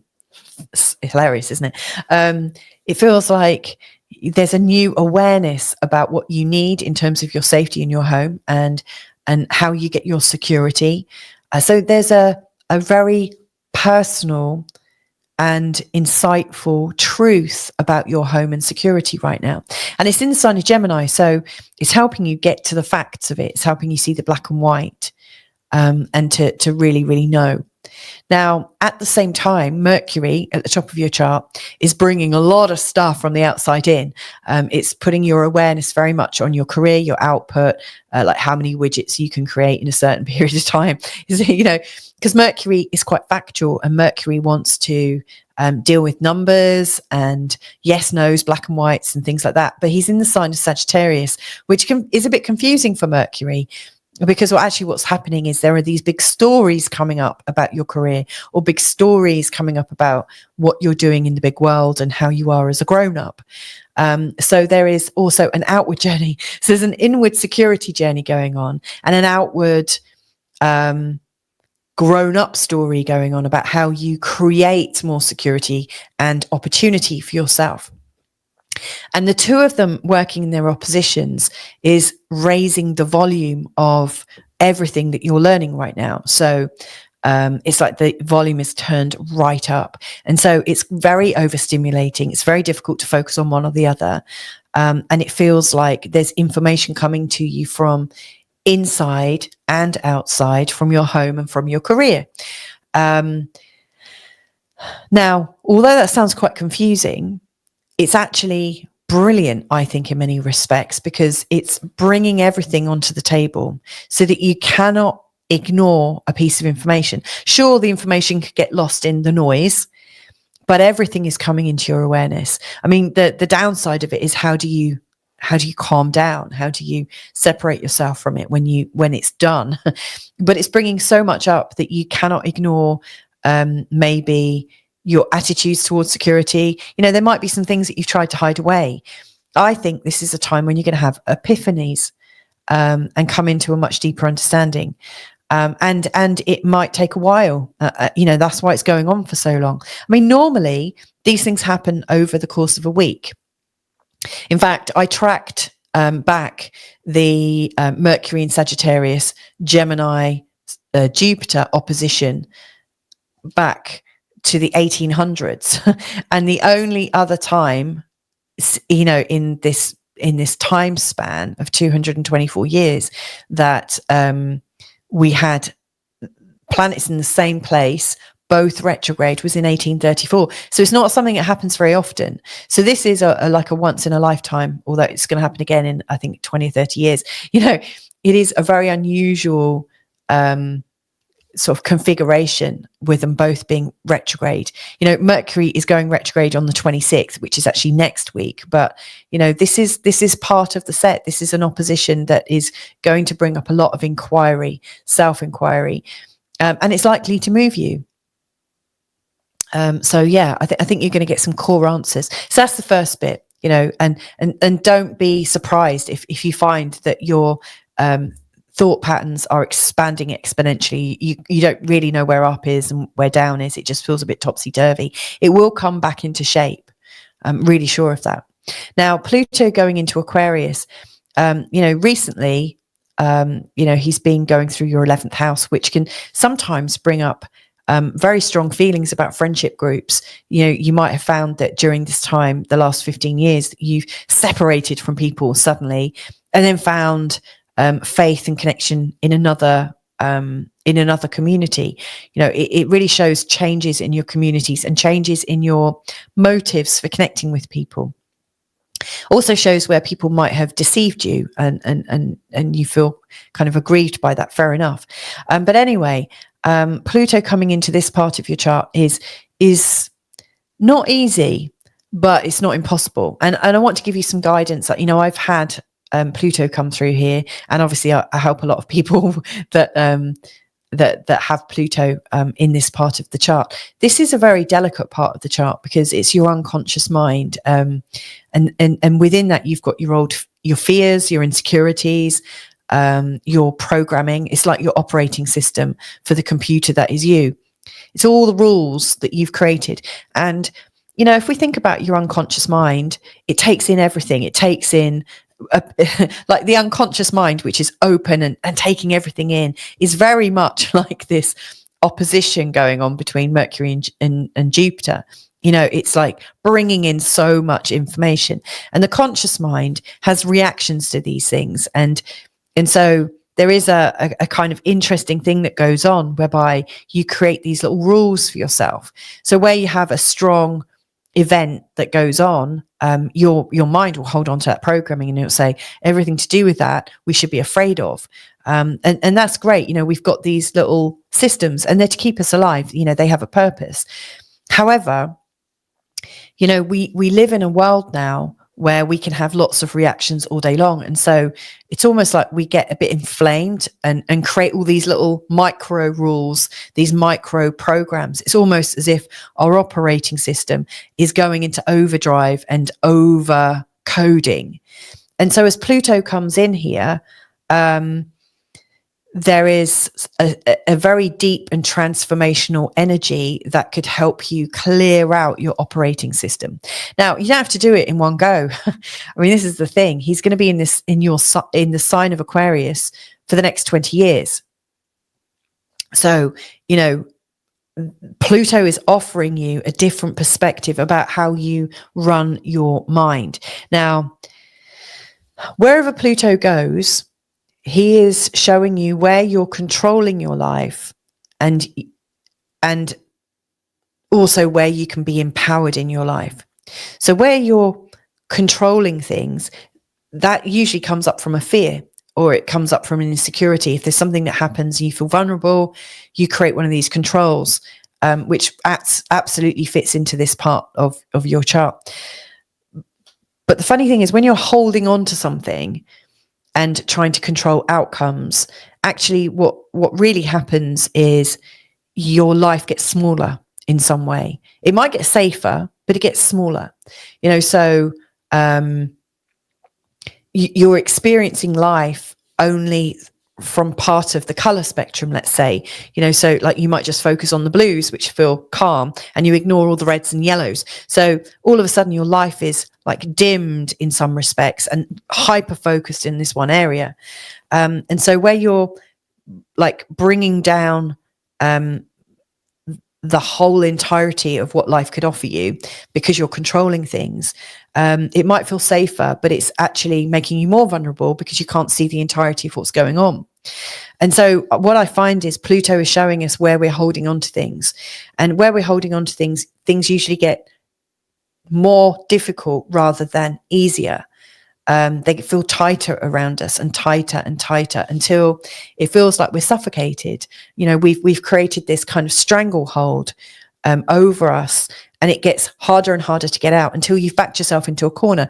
A bit like, you know, like when you see a mouse trapped in a corner and a cat is coming up, getting ready to tease the mouse. You know, often you see these mice suddenly stand up and like come into their power. They've got nowhere else to go. None of their internal strategies, their unconscious strategies are working anymore. And this mouse has to stand up and fight for all he's worth. And often the mere like turning around, like turning the tables on the cat is so surprised and shocked because it doesn't compute, and the cat wanders off. You know, so when you do stand up, often there is change. So, you know, what I really see going on is Pluto is going to show you where you're trapping yourself. Now, he also does offer you another solution, and that is that you come into your power like the mouse does. And it's so funny because in my mind's eye, that mouse is in that corner right behind me. But, you know, the mouse, he stands up. He remembers that he is a powerful creator. He remembers that he's in his own power. He has his power. And so, you know, my question to you is, when are you going to remember your full power? Because there's something about this part of the chart that reeks of the victim, really does.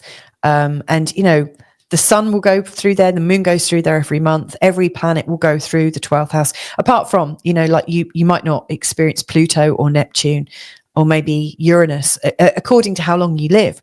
But, you know, we all have planets going through our 12th house. We all have a 12th house experience at some level.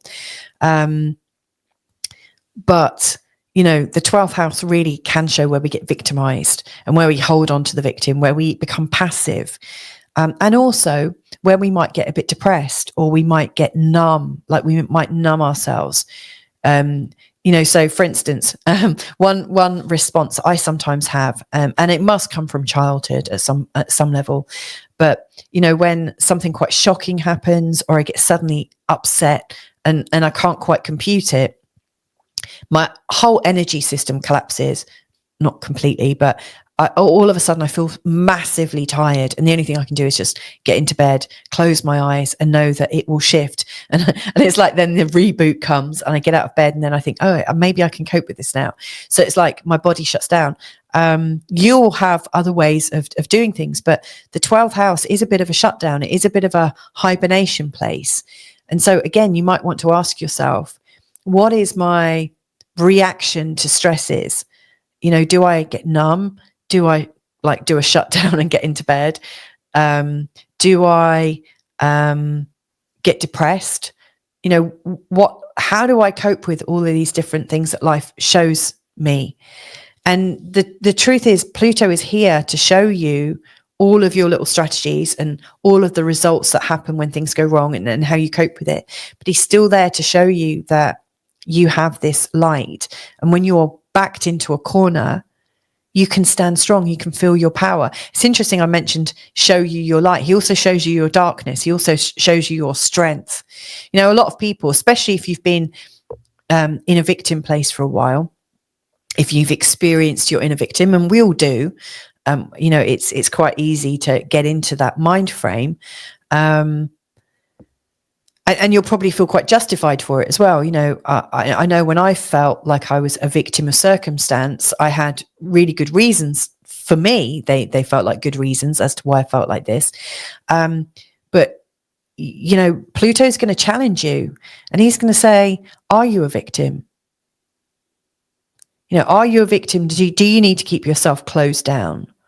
Or are you a powerful creator? Are you a spiritual being? And so during this phase, and I say phase lightly because it's 20-year, but during this time of Pluto going through this part of your chart, he's there to remind you that you're a spiritual being on a spiritual journey. And if you remember that, if you want to remember that, you'll maybe learn to live fearlessly.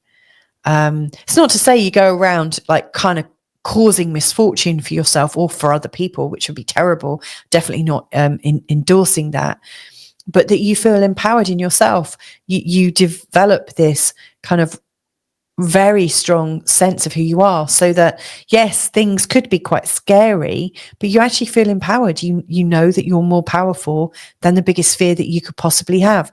There is a life and death element to this, because in the house system, the first house is very much about your birthing. The 12th house is kind of like the dying, the death. It's the end of the story, or the end of the stories that you've been holding about yourself. It's offering you a resurrection, a redemption. It's offering you so much. So, please do remember, you are a powerful being. Much more powerful than you realize, and this is what's coming on.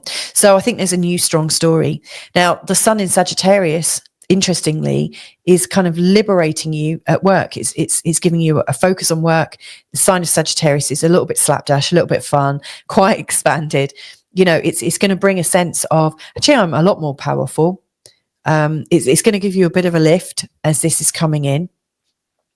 And then the North Node and Sun midpoint is interesting. It's showing you your life purpose, especially in a way that's sort of connecting in your gifts.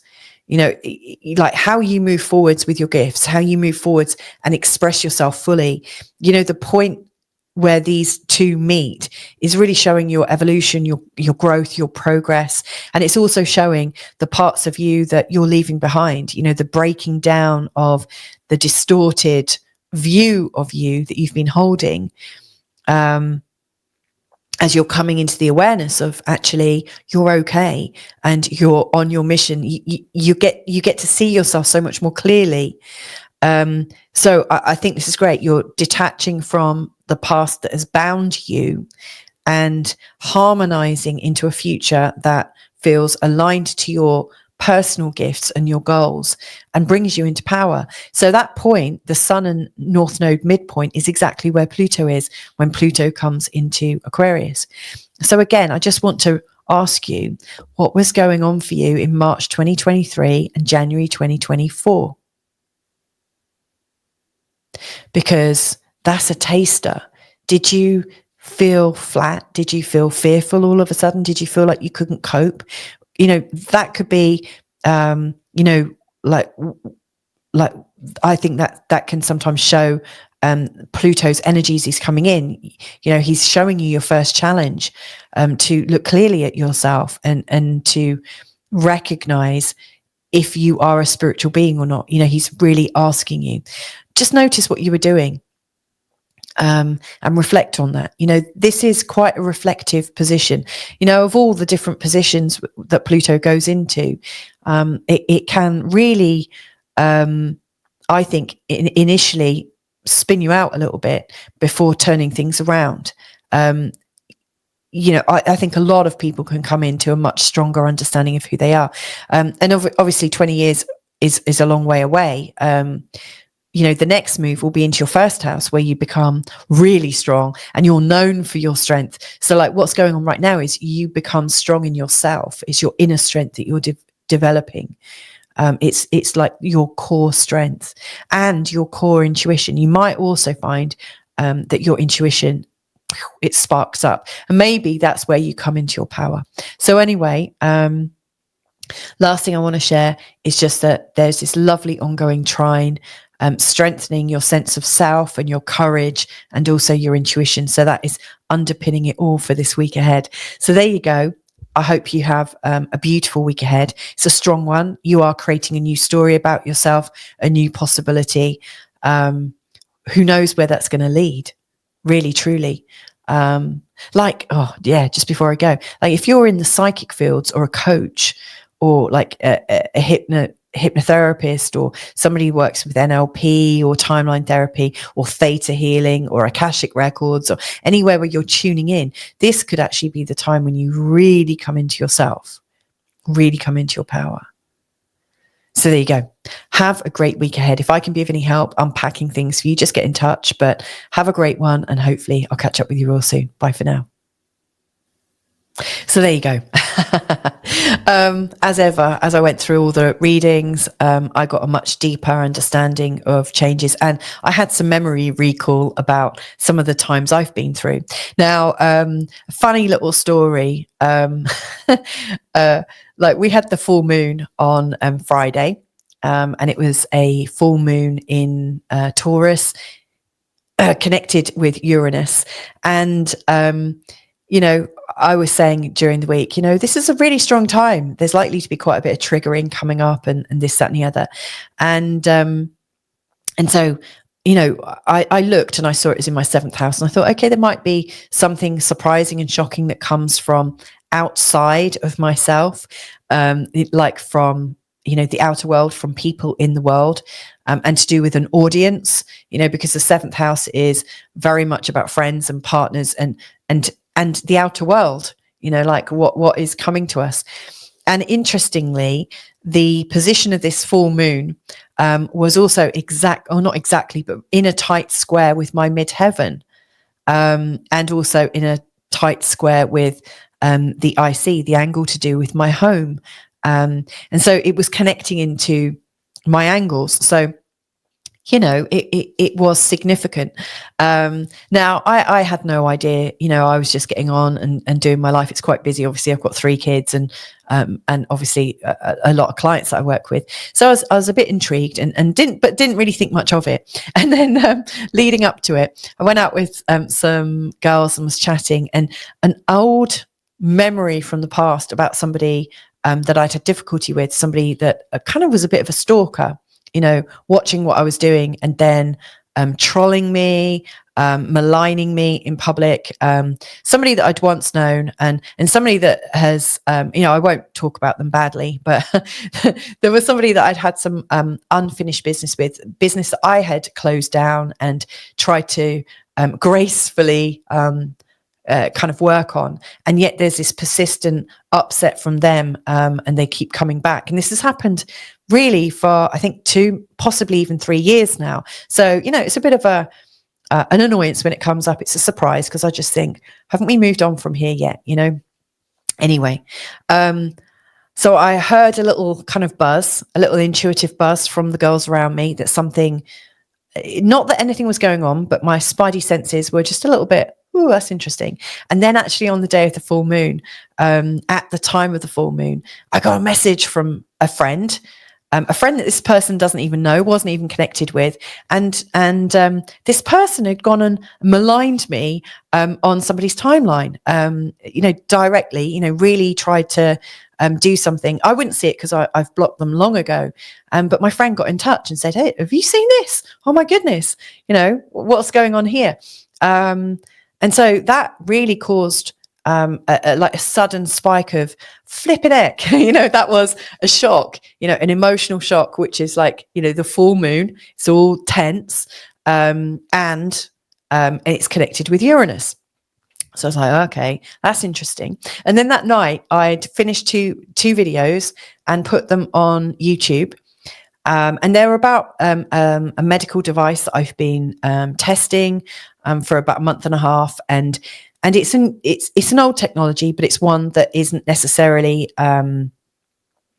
it's not accepted by the medical establishment as something, you know, because if it was, it would be the thing, I think, in my own opinion, not a medical opinion, but I think if it was accepted by the medical establishment, it may well have been rolled out throughout the whole world. And of course it hasn't.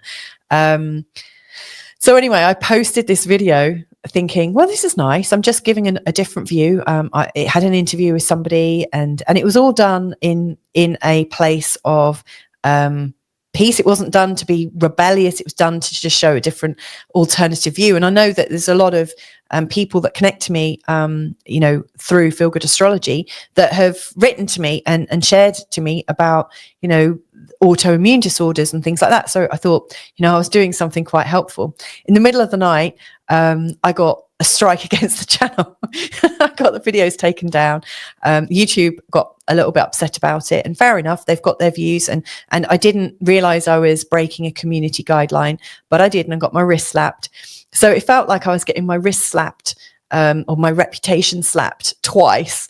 And of course, you know, the full moon was in my 7th house, to do with other people externally, and feeling a slap to my career, you know, right at the top. It was in a square to my midheaven, and I felt kind of destabilized.